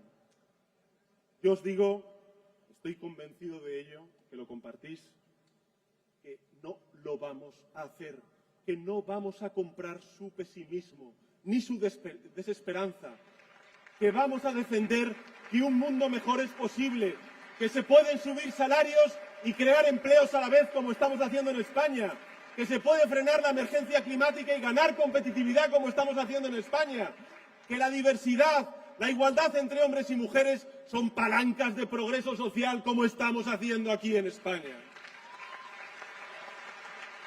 Que se puede proteger a los más vulnerables y al mismo tiempo podemos reforzar la protección de la clase media y trabajadora de nuestro país y que la prosperidad de las naciones o es compartida o no será. Y también, ¿por qué no decirlo? Que es posible recuperar algo esencial, que es el tiempo. Tiempo para estar con nuestras familias, tiempo para disfrutar, tiempo para vivir, porque eso es de verdad el progreso, el poder disfrutar de tiempo que tenemos en este mundo con nuestros seres queridos. Y mirad, lo vamos a hacer. Lo vamos a hacer doblándoles el brazo a quienes se creen intocables, a los multimillonarios que explotan a la gente y cuya codicia no tiene límites, a los especuladores que juegan con los ahorros y las casas de la gente, a los tecnoligarcas que quieren llenarse el bolsillo a costa de la salud de nuestras democracias y la salud mental de nuestros jóvenes. Vamos a hacerlo. ¿Y sabéis por qué vamos a lograrlo? Porque cuando gobernamos los progresistas, los estados no se arrodillan ante las élites. Las ponemos en su sitio. Y vamos a hacerlo no porque sea fácil, que no lo es, sin duda alguna, sino porque es nuestro deber, sino porque estamos en política. Y por cierto, si no somos nosotros, ¿quién lo va a hacer? Eso es lo que nos enseñó el gran Pepe Mújica. Y ese es el mensaje que quiero que os llevéis en el día de hoy. El progreso no es una garantía. El progreso no es una quimera. El progreso es una promesa. La promesa que todo padre y toda madre le debe a su hijo y a su hija. La promesa que toda persona de izquierdas le debe a la sociedad. No la promesa de resistir, sino de avanzar. No la promesa de soñar, sino de trabajar sin descanso para hacer nuestros sueños realidad. Por eso os pido que hagamos realidad nuestros sueños, en cada calle, en cada ciudad, en cada país, en el conjunto del planeta. Que nos unamos y trabajemos juntos y juntas. Y hacerlo además con moral de victoria, para que dentro de unos años la gente pueda mirar atrás y dijo, en Barcelona empezó todo. En este lugar somos 5.000 personas soñando un mundo mejor, pero fuera hay millones y millones de personas dispuestas a unirse a nosotros para convertir ese sueño en realidad. Esa es nuestra responsabilidad y ese es nuestro compromiso. Muchas gracias.